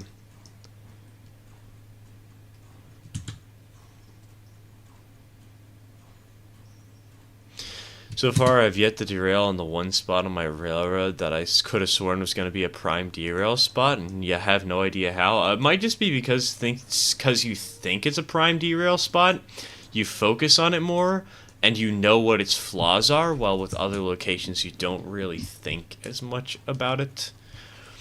You're thinking, oh, this spot is safe, and so you take more risks on the safe spot because the safe spot is supposedly safe, right? While with the derail spot, you take less risks, and so you derail less.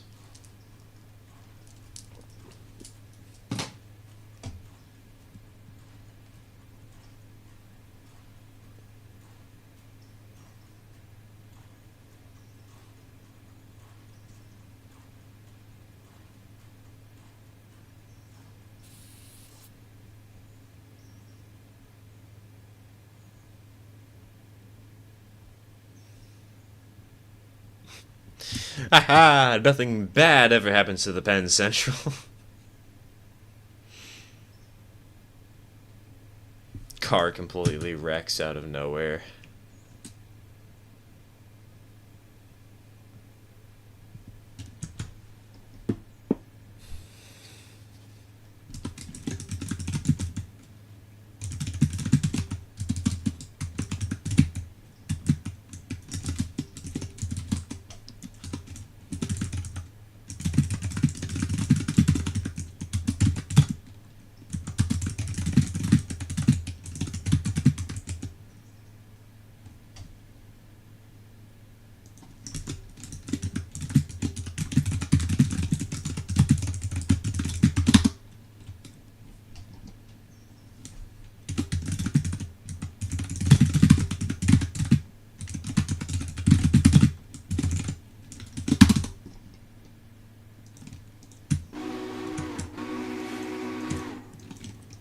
Alright, ladies and gentlemen, let's roll.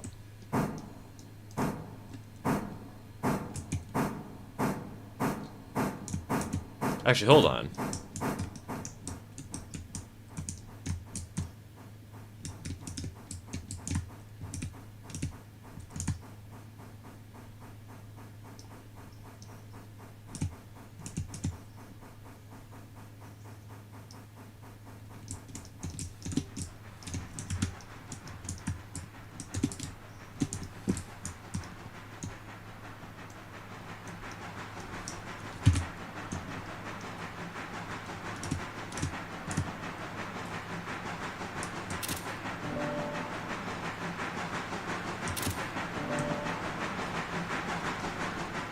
That's a good screenshot.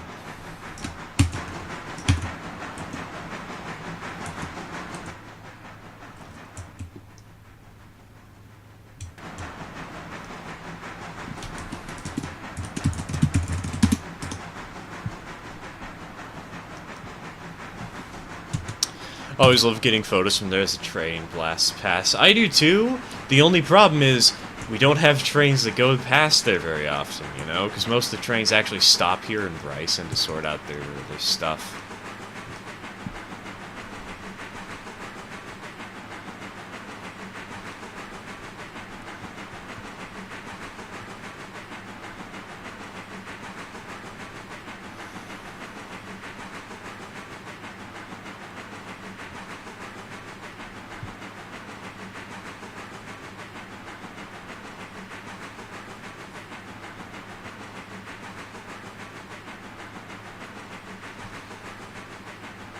It's not often, but it's great when it happens. Exactly, exactly. I feel like we're going to have it more often once we have trains, passenger trains running from one end of the map to the other. Because with the interchange at Andrews, I'm sure we're going to get trains that need to go to Andrews for the stuff over here, and stuff that needs to go to, like, Silva, you know?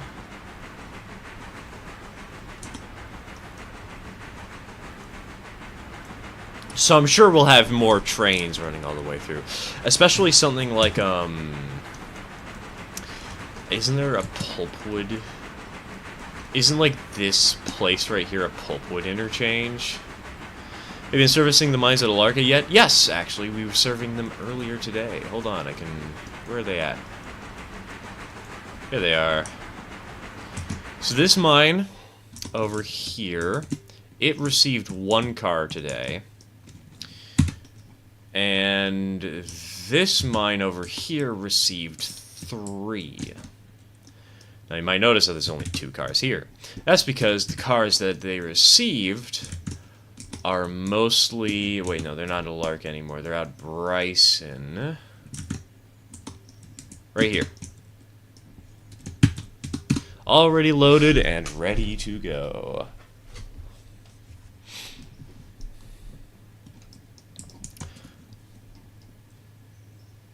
It was fun. Kind of loaded really fast, and I'm a little disappointed about that. Like, Jesus. Those cars were ready to go within 10 seconds of spotting them.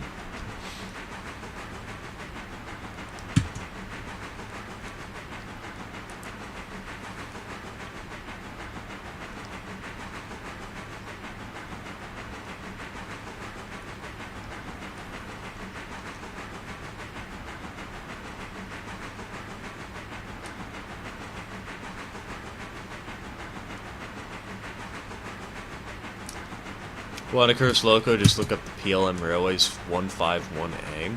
They are 4-cylinder compound 210-2s, but they look like 246-2s because...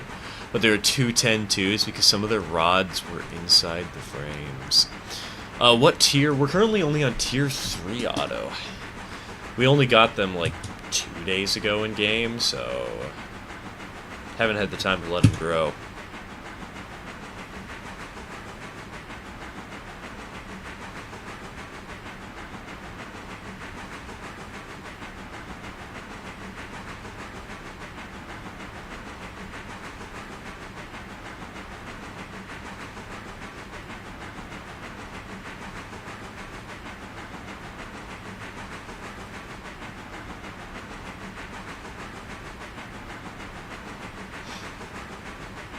Oh yeah, the 151s really are cursed. What the heck is that?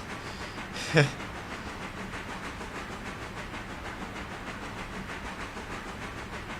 really does look like a 2462, doesn't it?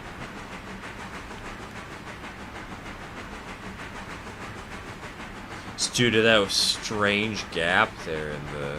Wow, that's a weird engine. That is strange.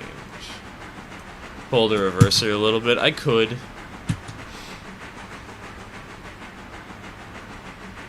I think we're doing fine, though. Much more and I'll accidentally hit neutral, you know?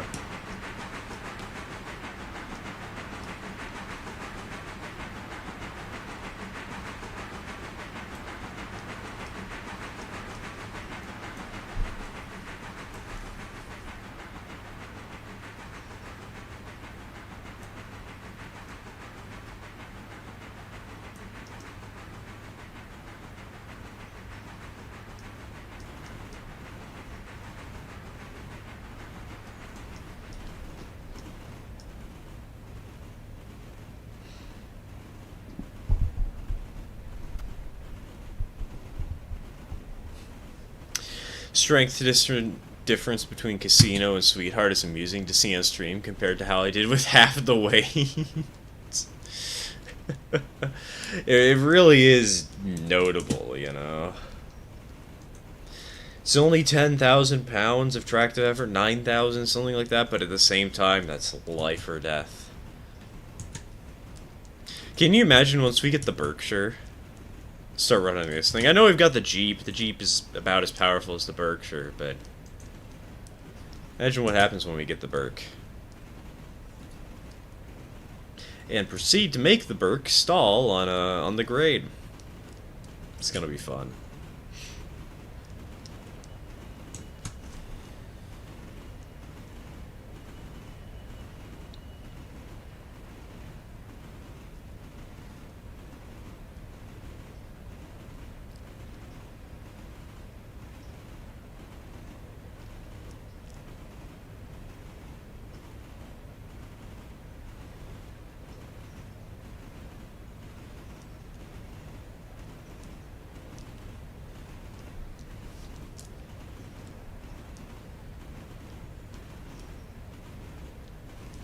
Watching the Berk go from 0 to 40 in less than a mile with 1,000 tons, while the Deca barely tops out at 25. The Berkhemoth. Padumtish.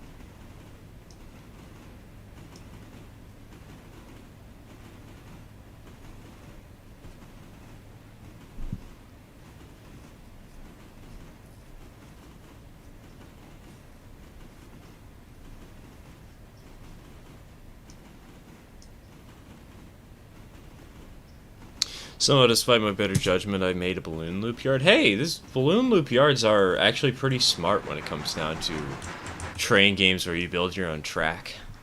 It's a great way to store your cars, a great place to store your trains. It's not cheap. Personally, I think the best strategy to do is to have a stub end yard that is surrounded by a balloon loop so that you can run the train around the loop and then back your cars into the stub end yard and sort them out. At least when it comes down to price efficiency and space efficiency.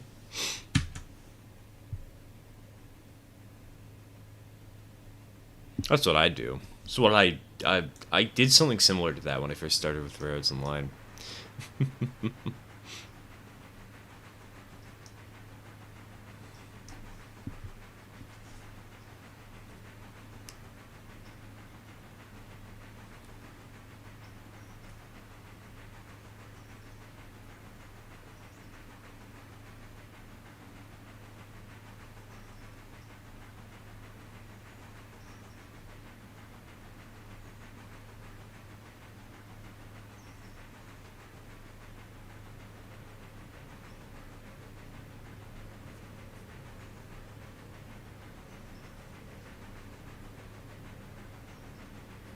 If I recall correctly, IRL. The bank at that curve right before the truss bridge to Ela is stuffed full with old car bodies to help protect against erosion? You mean, where's it at? This embankment? That's kind of cool, actually.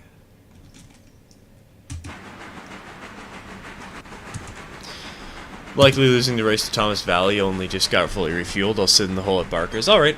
Sounds good.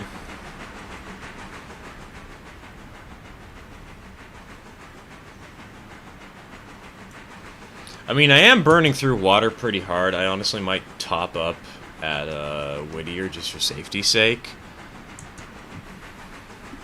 Because I have stalled out in that tunnel that's really close to Dillsborough like 17 different times.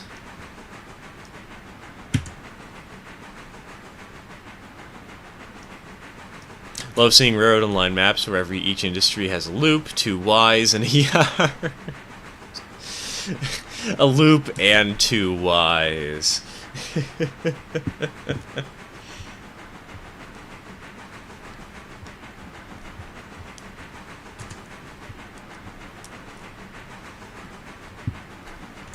I do think loops have their charm and fun, but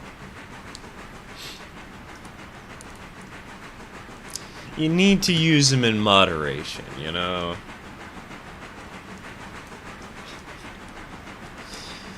Oh, Lord. Remember back in the days where you'd see people with only loops everywhere. Not even yards, it's just literally loops. They have like a passing sighting, and then they have a loop. It's like, well, what was the point for the passing sighting, buddy? It's like, oh, so 2 trains can meet here and pass. I'm like, well, the trains are going to be running so efficiently. Do you ever expect you'll actually have 2? Here I bitch about loops, and then comes E. The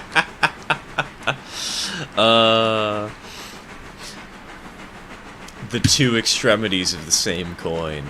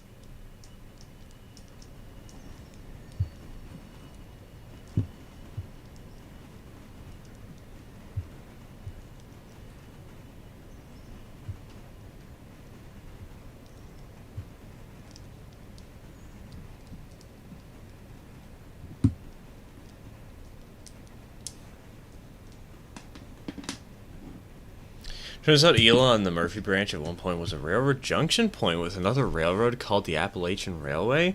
Used to run north to Lufty, but was abandoned in 1935. That's fascinating. Would help to explain the kind of strange setup here. Maybe. Seems there were actually a surprising amount of railroads in the area.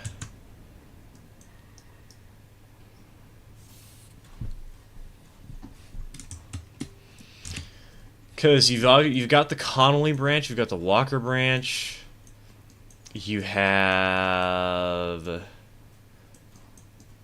the Topton interchange for the Cordwood logging line. You had a lot of logging railroads in the area.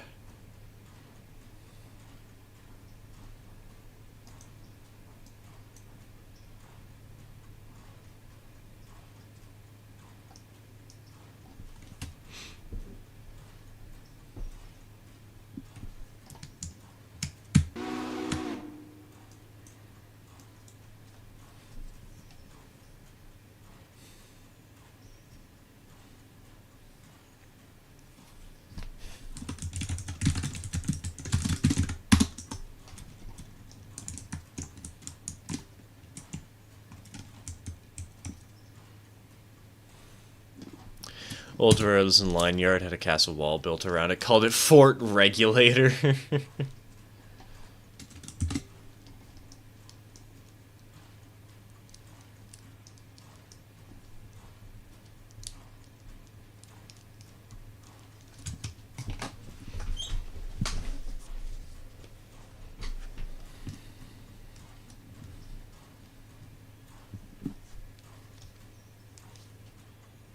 Definitely surprising to me. I thought it was just the Southern's Murphy branch from Asheville, the L&N's Murphy branch out of Georgia, and the Graham County Railway out of Topton. Yeah, it seems there were just a lot of random small railroads around here. Because I'm pretty certain the Connolly and Walker branches were actual routes and were separate logging lines or something like that, so... I'm glad to be learning so much more about my favorite Southern Railway branch line as a result of this game coming out. That's sweet, that's nice.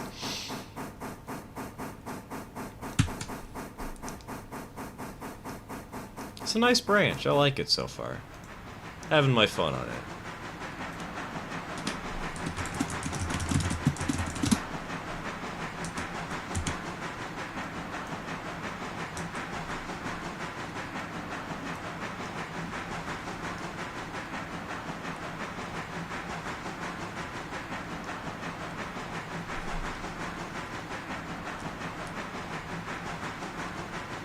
Oh man, it's 4 p.m.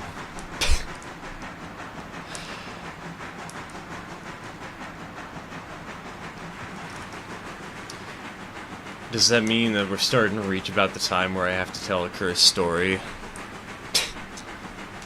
Where I have to tell some weird tale from my life?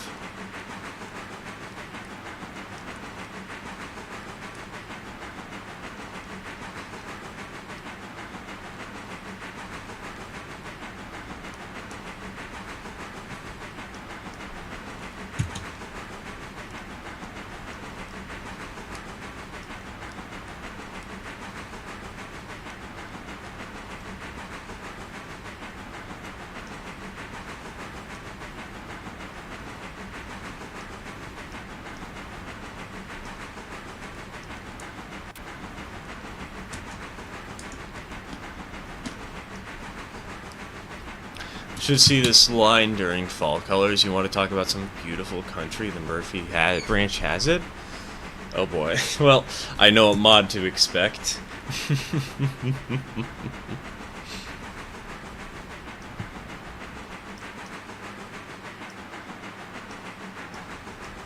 Actually, that'd be a really cool mod. Like a seasonal mod. Or after a certain amount of days, the weather actually changes. My computer would catch fire.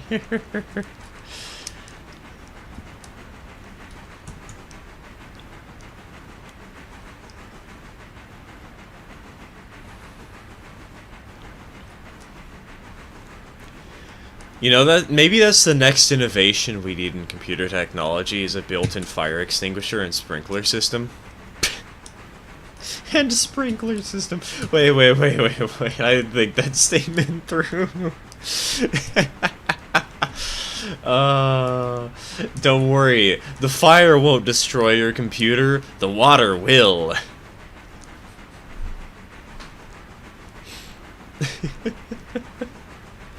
Just don't use asbestos. Oh god. That's even better. Water-cooled system goes to a new level.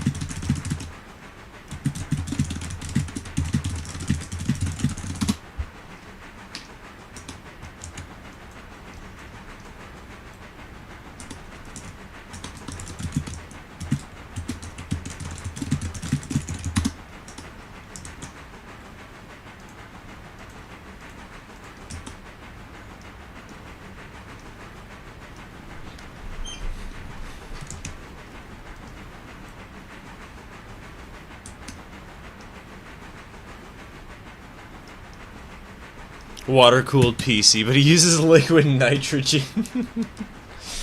Don't think that qualifies as water anymore at that point, you know? Liquid nitrogen-cooled PC.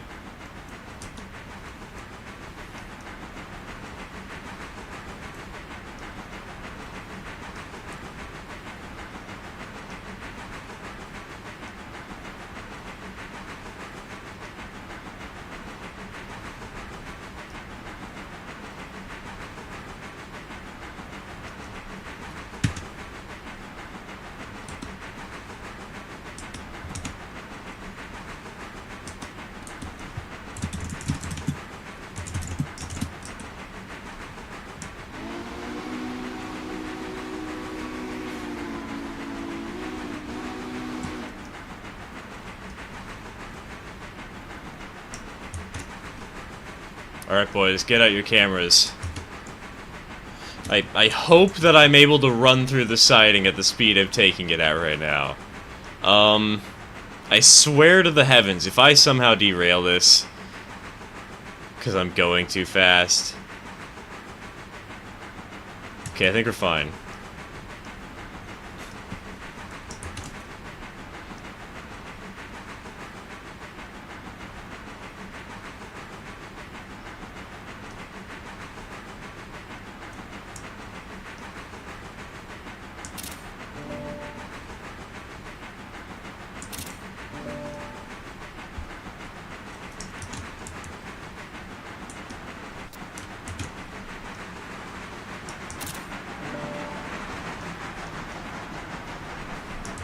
Now the question is, will we be fine and not bash into the caboose here? The answer is, yes. I was going too fast.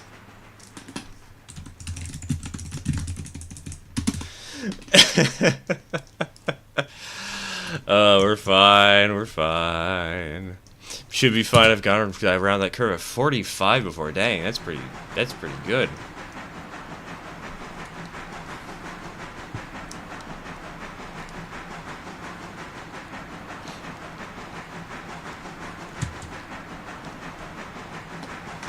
Turns out I was fine.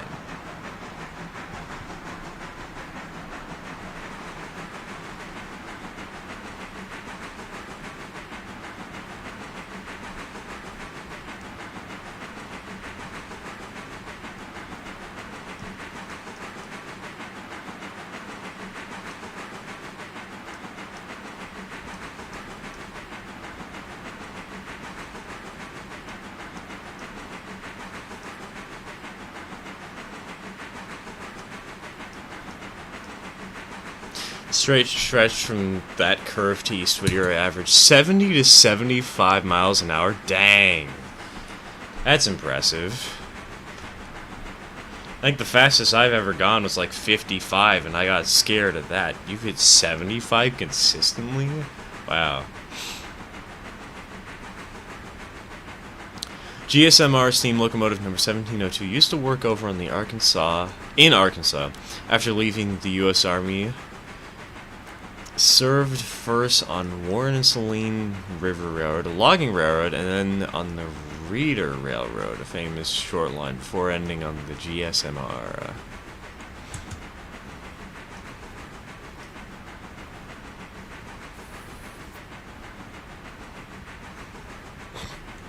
Leaving at the T-21. Dang, that's impressive.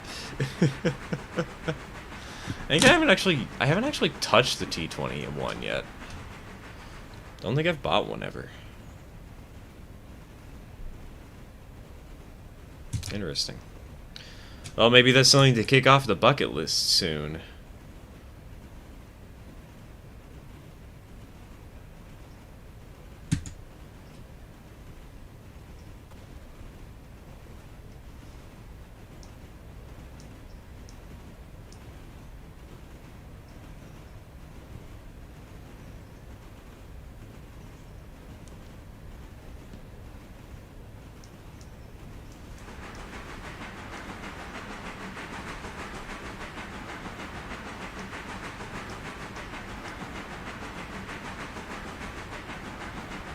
Casey Jones's firemen recalled that they got 382 over 90, the same class of engine.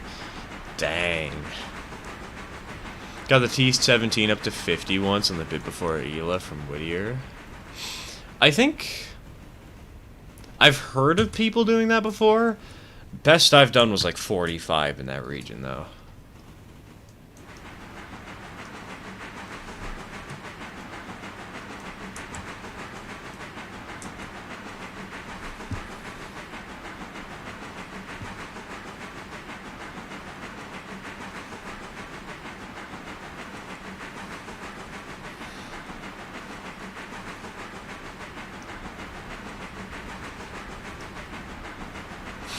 I'm too much of a pansy to get my locos much above 45. Same, Nina, same. I would never dare. Like, me rolling in at 35 miles an hour into that meet, that was sketchy as all get out for me.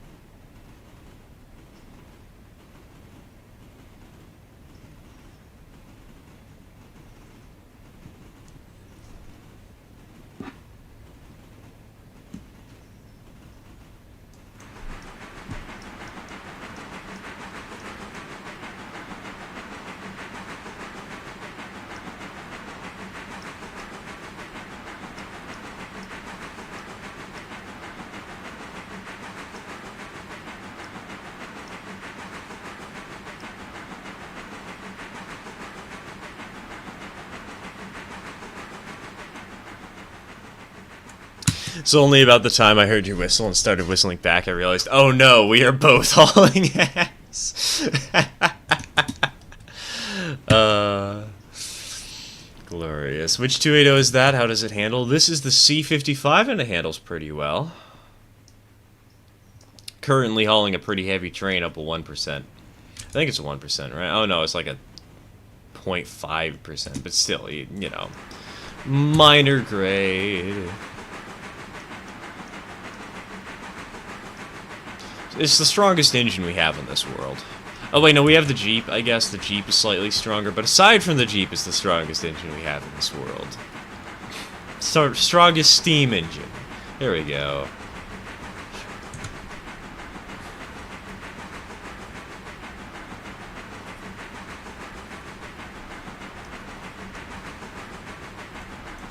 Reminds me of my beloved Bachmann 280. Honestly, I was half tempted to buy a Bachmann 280 and convert it into Owen 30. I won't lie. I thought it could be a fun little conversion project, make my own 280 and have this kind of goofy looking engine with a big gap between the boiler and the wheels in Owen 30, you know? Kind of like the Lima from Railroads and Lime. It's dropped 30 grand on the B65, tested it with 40 cars of coal. Jesus. How would it handle?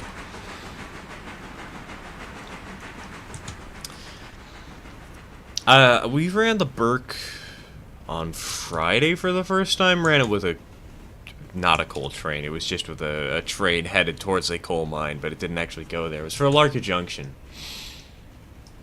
And oh my god, the strength that thing emitted. That was a fun ride. Honestly, great. I'm impressed. I feel like this engine isn't doing the best with just, what is this? 16 cars? 15 cars of coal in a boxcar? I mean, it's not doing terribly either. It's just not feeling outstanding, you know? And then again, with the Berkshire, you'd have more power and more water capacity, so, like, I wouldn't be as worried about burning through water, you know?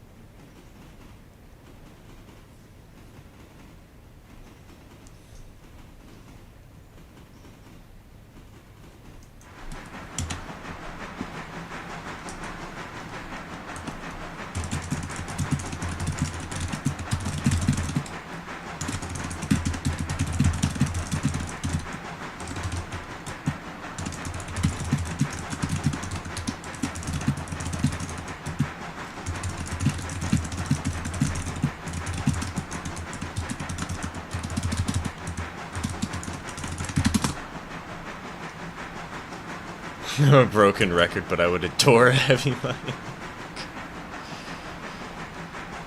We're about to open the Alarka branch on my server, so we're looking for a good mixed-use engine to get down there. The C55 seems like it could be good for that.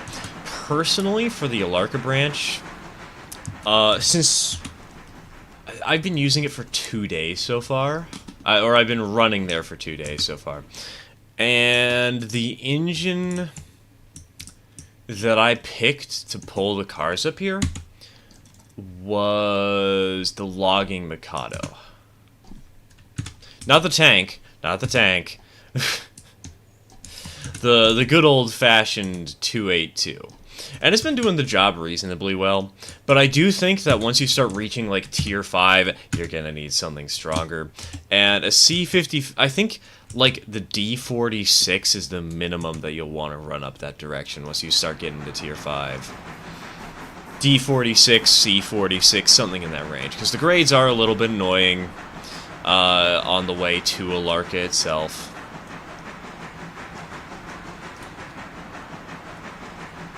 And once you reach Tier 5, oh my god, you can have so much stuff going on at once.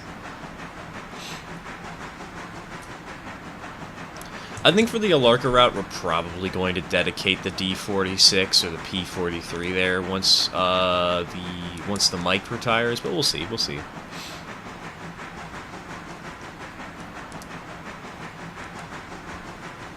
Now I've moved my main yard. Anytime someone joins, they will unfortunately spawn at the old yard and wonder where everything is.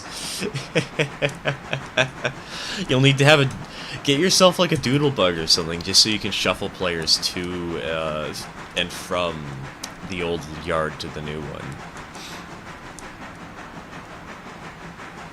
Finally bought a C55 exclusively as a banker for the red marble grade in either direction. Honestly, I'm thinking for the red marble grade, we're going to pick up a couple of Jeeps. Like, we're going to have a dedicated pair of 2 Jeeps back-to-back with a special color for them. And there'll be a dedicated set that's only for red marble. Either that or maybe a Berkshire or 2. Or maybe 2 Berkshires and 2 Jeeps, just because, you know, more trains, more excuses.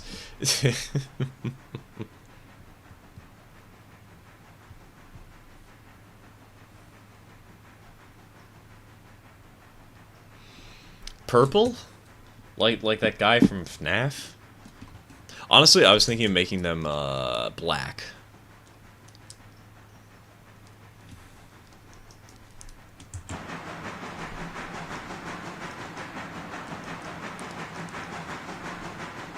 But a sort of dark purple could work. It's not impossible. It's not a bad idea.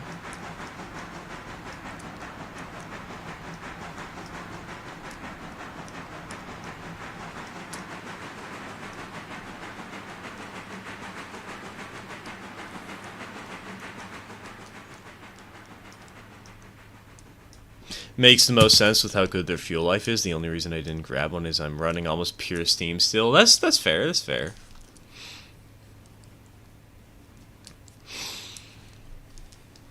One question I have, though, is diesel fuel... No, there's no diesel fueling stand for... For Nantala? Okay, hold on.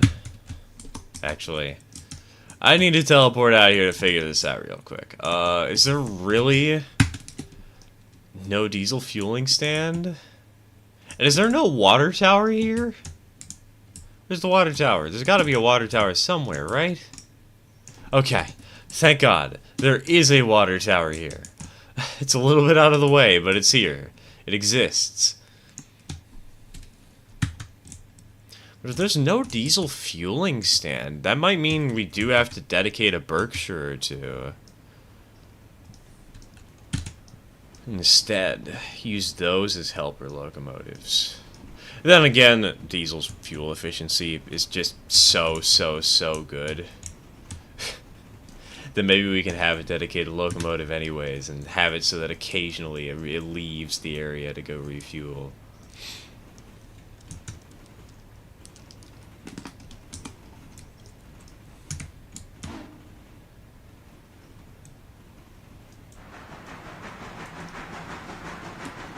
You had an express, where would you stop or skip?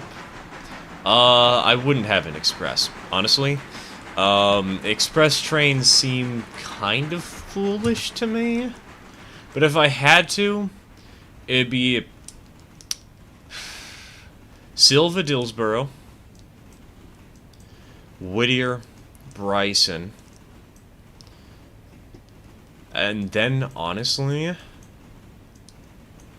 Alarka Junction, Andrews. Everything else could be a local.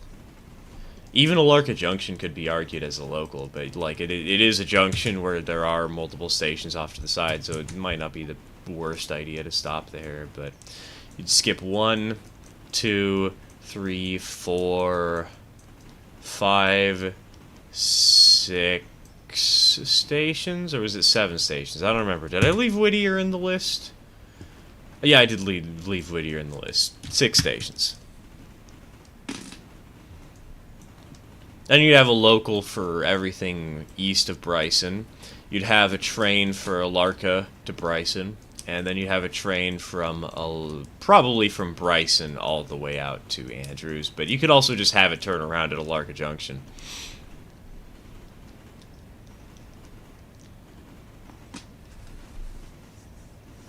Probably would be better for Bryson, though.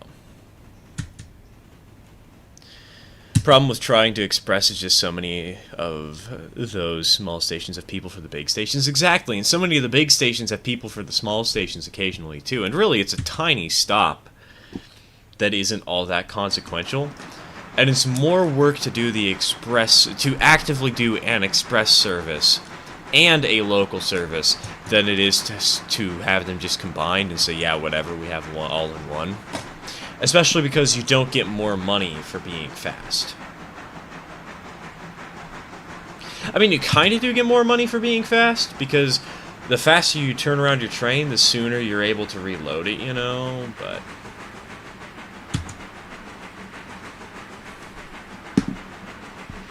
there's nothing in the game that directly benefits you for delivering things faster.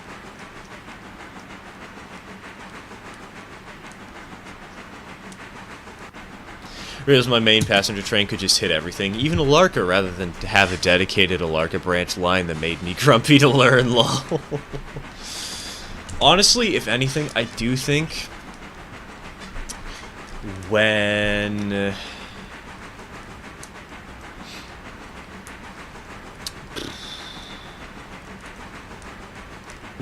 we get a more serious passenger train, I might split it up, so Hemingway, Cochran... what's the name of this town? Cochran? And Alarka are all served by a special passenger train that runs from Bryson, Hemingway, Alarka Junction, Cochran, and Alarka. And then you'll have it so the express skips Hemingway, and then at Alarka Junction just goes past... well, not really express. The main train goes out to Almond and beyond, and Andrews and whatnot, but...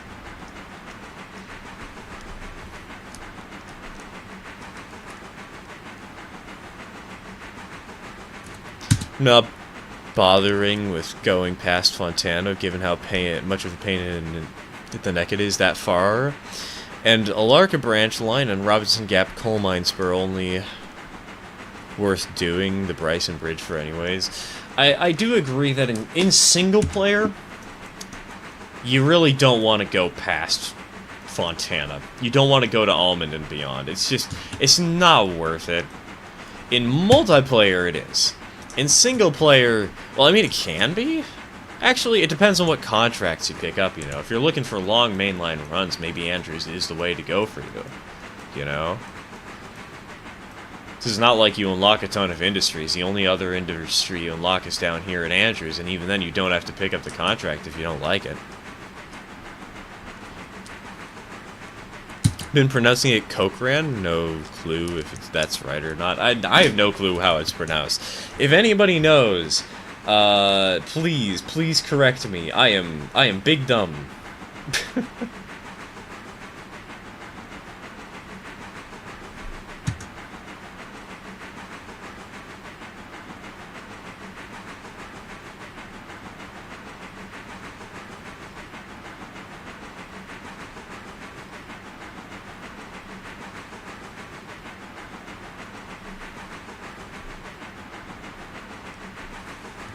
Pretty sure it's pronounced Cochran. Okay, okay.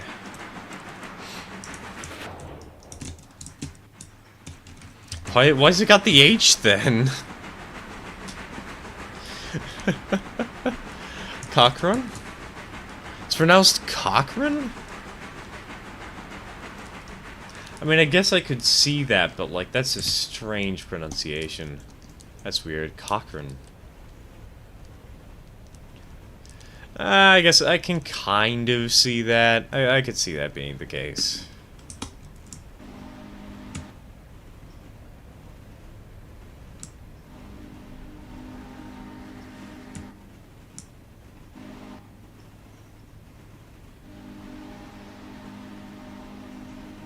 Most effective whistle crossing. Or crossing whistle, whatever. I know how to signal for railroad crossings.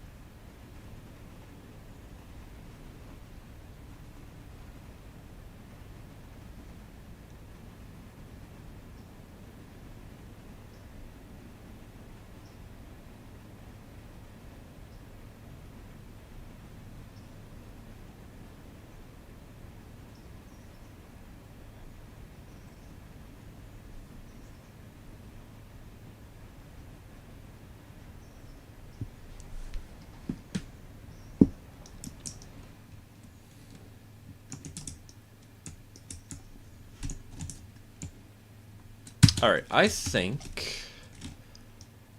plan of action, we'll run around the train here in Silva and shove these cars into the interchange.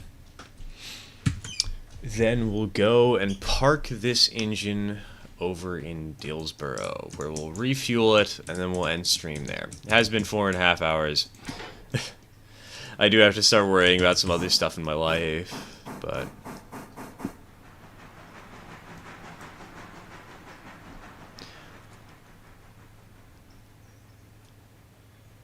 Or like Native American names? Oh, that's true. It could be like a Native American name.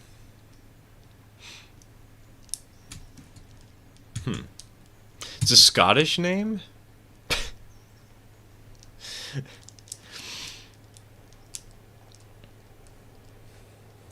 That would make sense. Could have been like an immigrant family founded the town or something.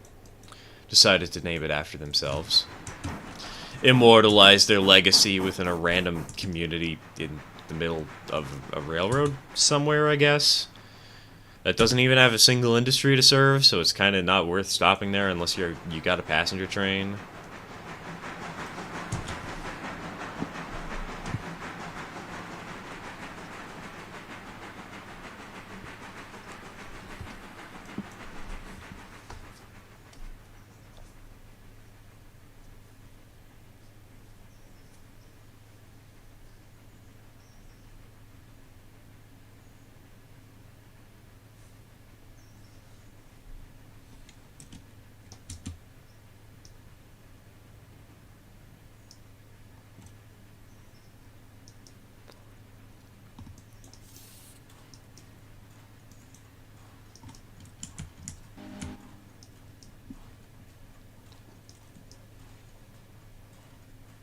Most famous Cochrane? Sorry, that just looks to me like Chachrain. Or, sorry, Cochrane. It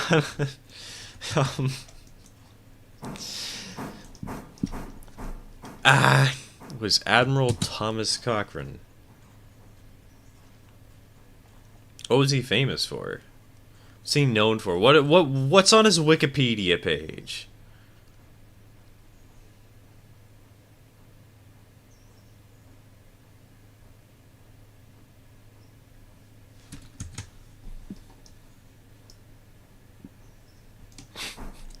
It's on his Wikipedia page. Cock. Oh, this sounds like something out of a YouTube poop, which is accurate because I feel like part of my life is just based on YouTube poops. Part of the way that I act some days.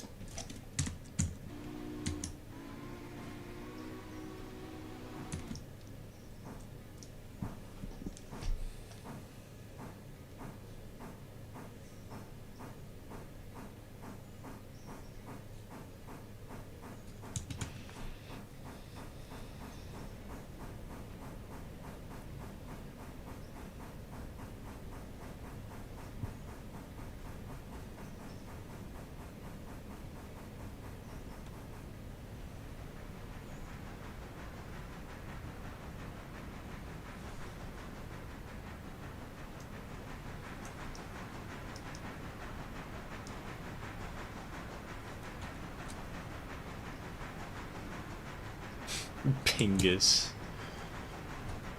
Snooping as usual, I see.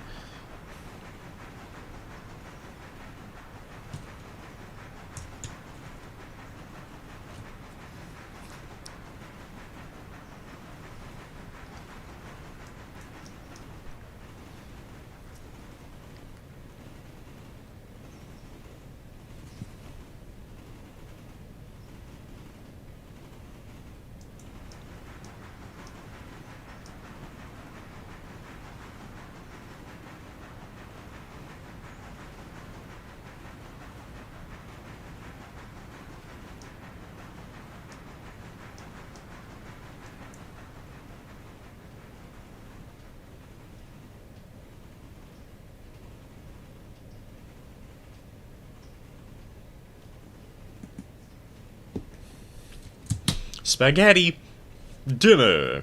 Classic YouTube moves. Dude.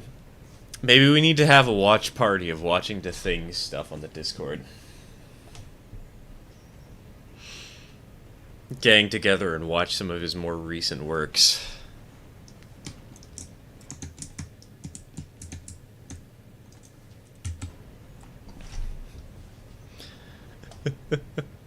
Speaking of pronunciation, I'm pretty certain that Lima is pronounced Lima.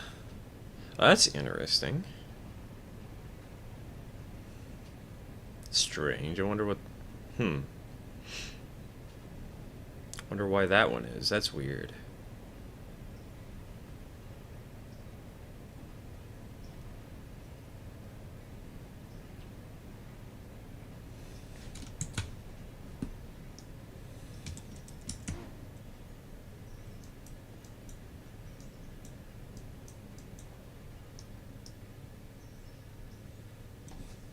Like Baldwin Lima Hamilton?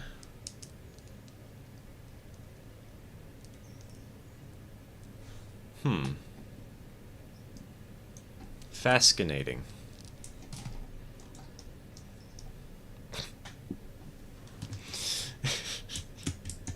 I find it funny. Oh god, sorry, I didn't mean to hit the microphone. I find it funny that I was complaining about grammar earlier in the stream, and here I am saying fascinating unironically.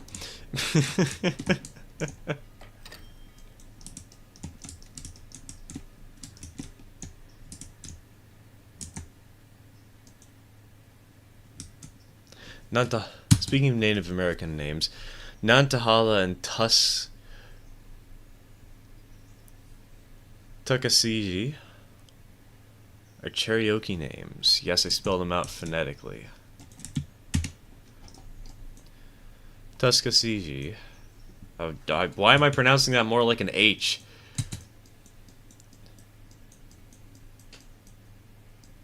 Where is that town?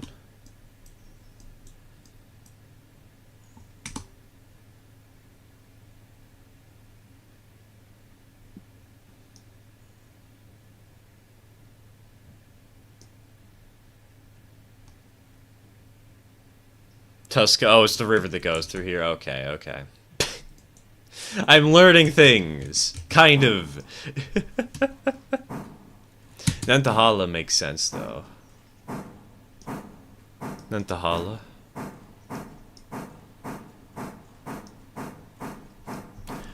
Wait, no, it's not Tuska. It's Tuckasee. Tuska. Ah, God! I'm going to mispronounce that so many times that I'm sorry. It's not Tusk, it's Tuck. There's a pretty big difference.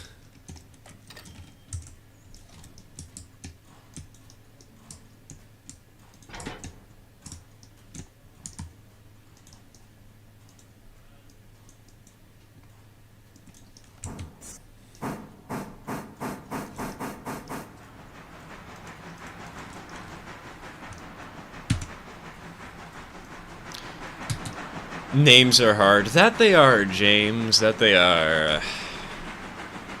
See, that's why I went for an easy name with capitalization that totally doesn't make people cringe. Lima as in the country is Lima, but I've always heard Lime as in the Loco builder and its namesake town as Lima. Okay, interesting.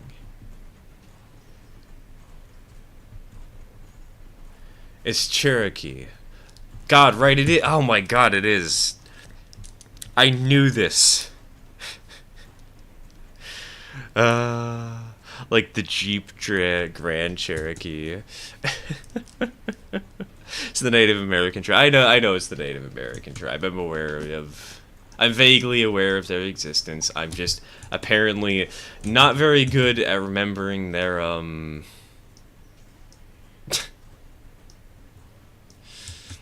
how to actually say things today, apparently. Stir is getting tired, cut him some slack. I actually feel more awake than I did earlier, which is really interesting. I guess it's just because I'm chatting with people and that makes me feel a little better. But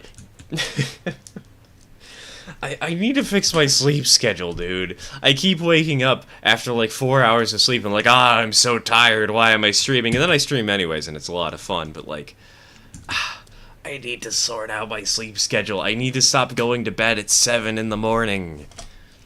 Okay, admittedly, I didn't go to bed at 7 in the morning. I just fell asleep at 7 in the morning. I was in bed for like 3 to 4 hours before that, but somebody remind me to take melatonin more often, please.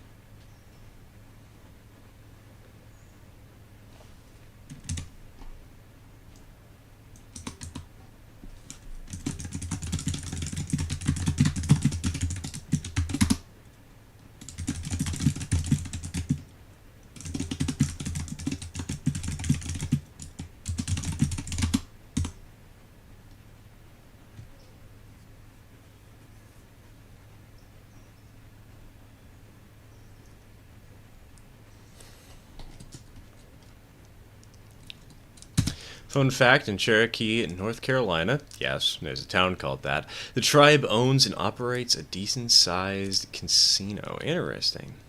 I'll have to do some chores. Alright, take care, Otto. Take care. Thanks for tuning in, man.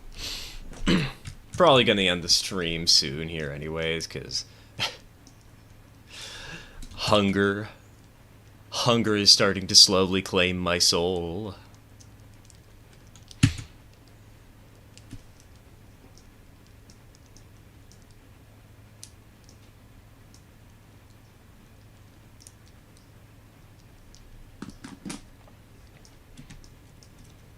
And besides, we're almost there. Almost made it back to Dillsboro already at our 42 miles an hour. How have we got to 42 miles an hour with me just running light engine with no power? How steep hold on, how steep is the grade? Oh, it's like 1%. Never mind. Okay, that makes a little more sense.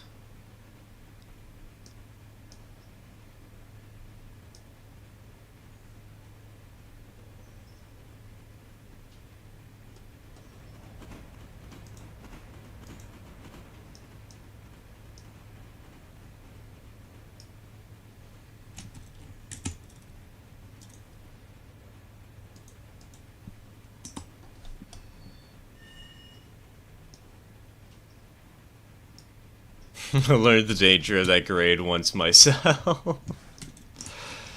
A one-way ticket to dead.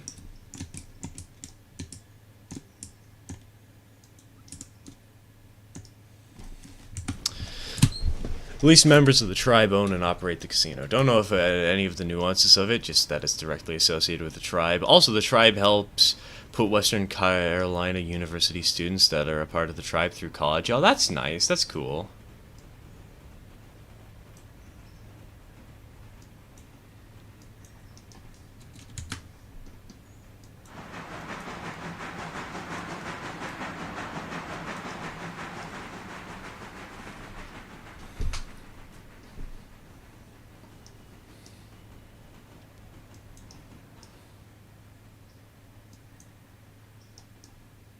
Aha, I see somebody is doing AI switching.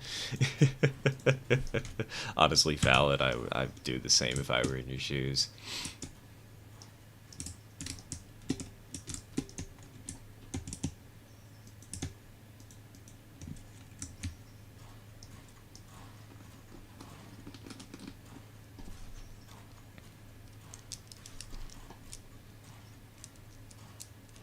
Wanted to get it done faster. Well, exactly. Why use one engine when you could use 3?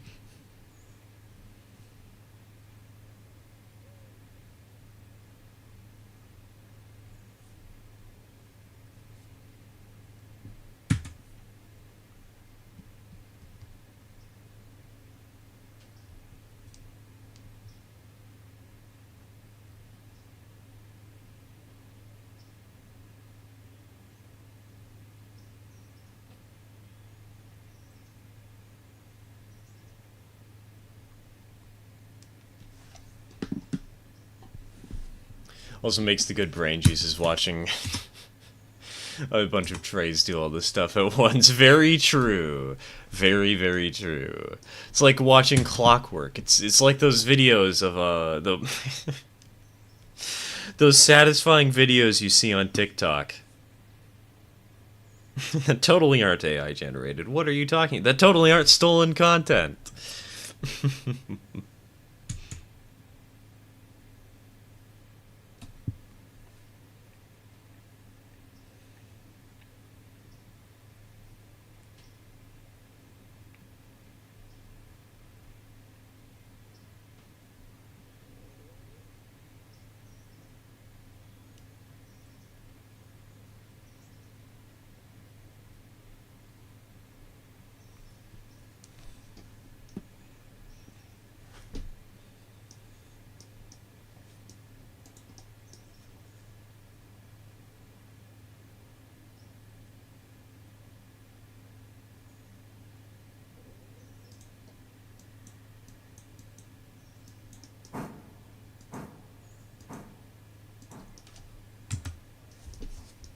Just quietly watching at this point. I mean, we're gonna wrap things up here in a second, Rockstar. So don't worry if you're quietly watching. Lurk. I dare you.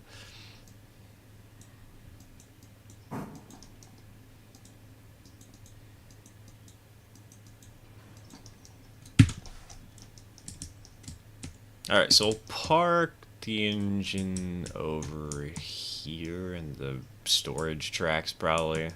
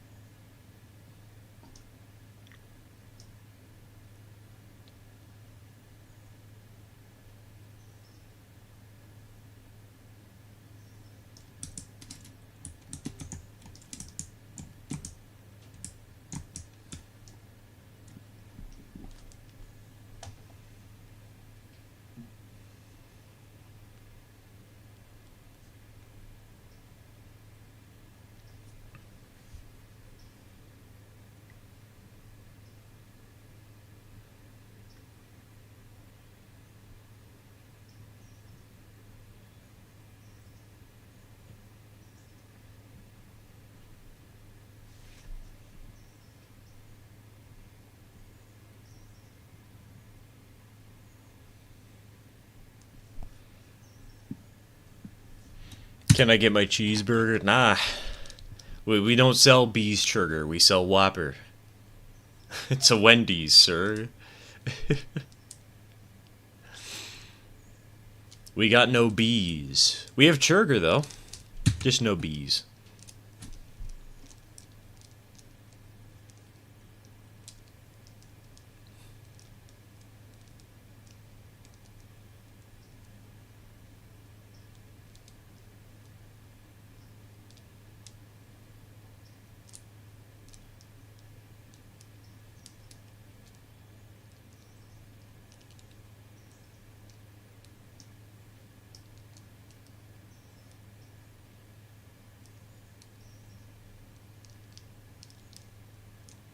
You have Bopper? Nope, no Bopper.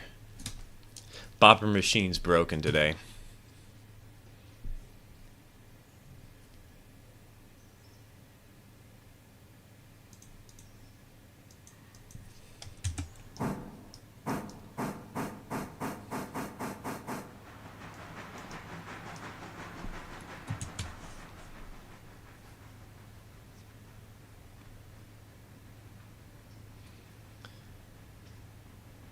Alright, and with this final move for the day,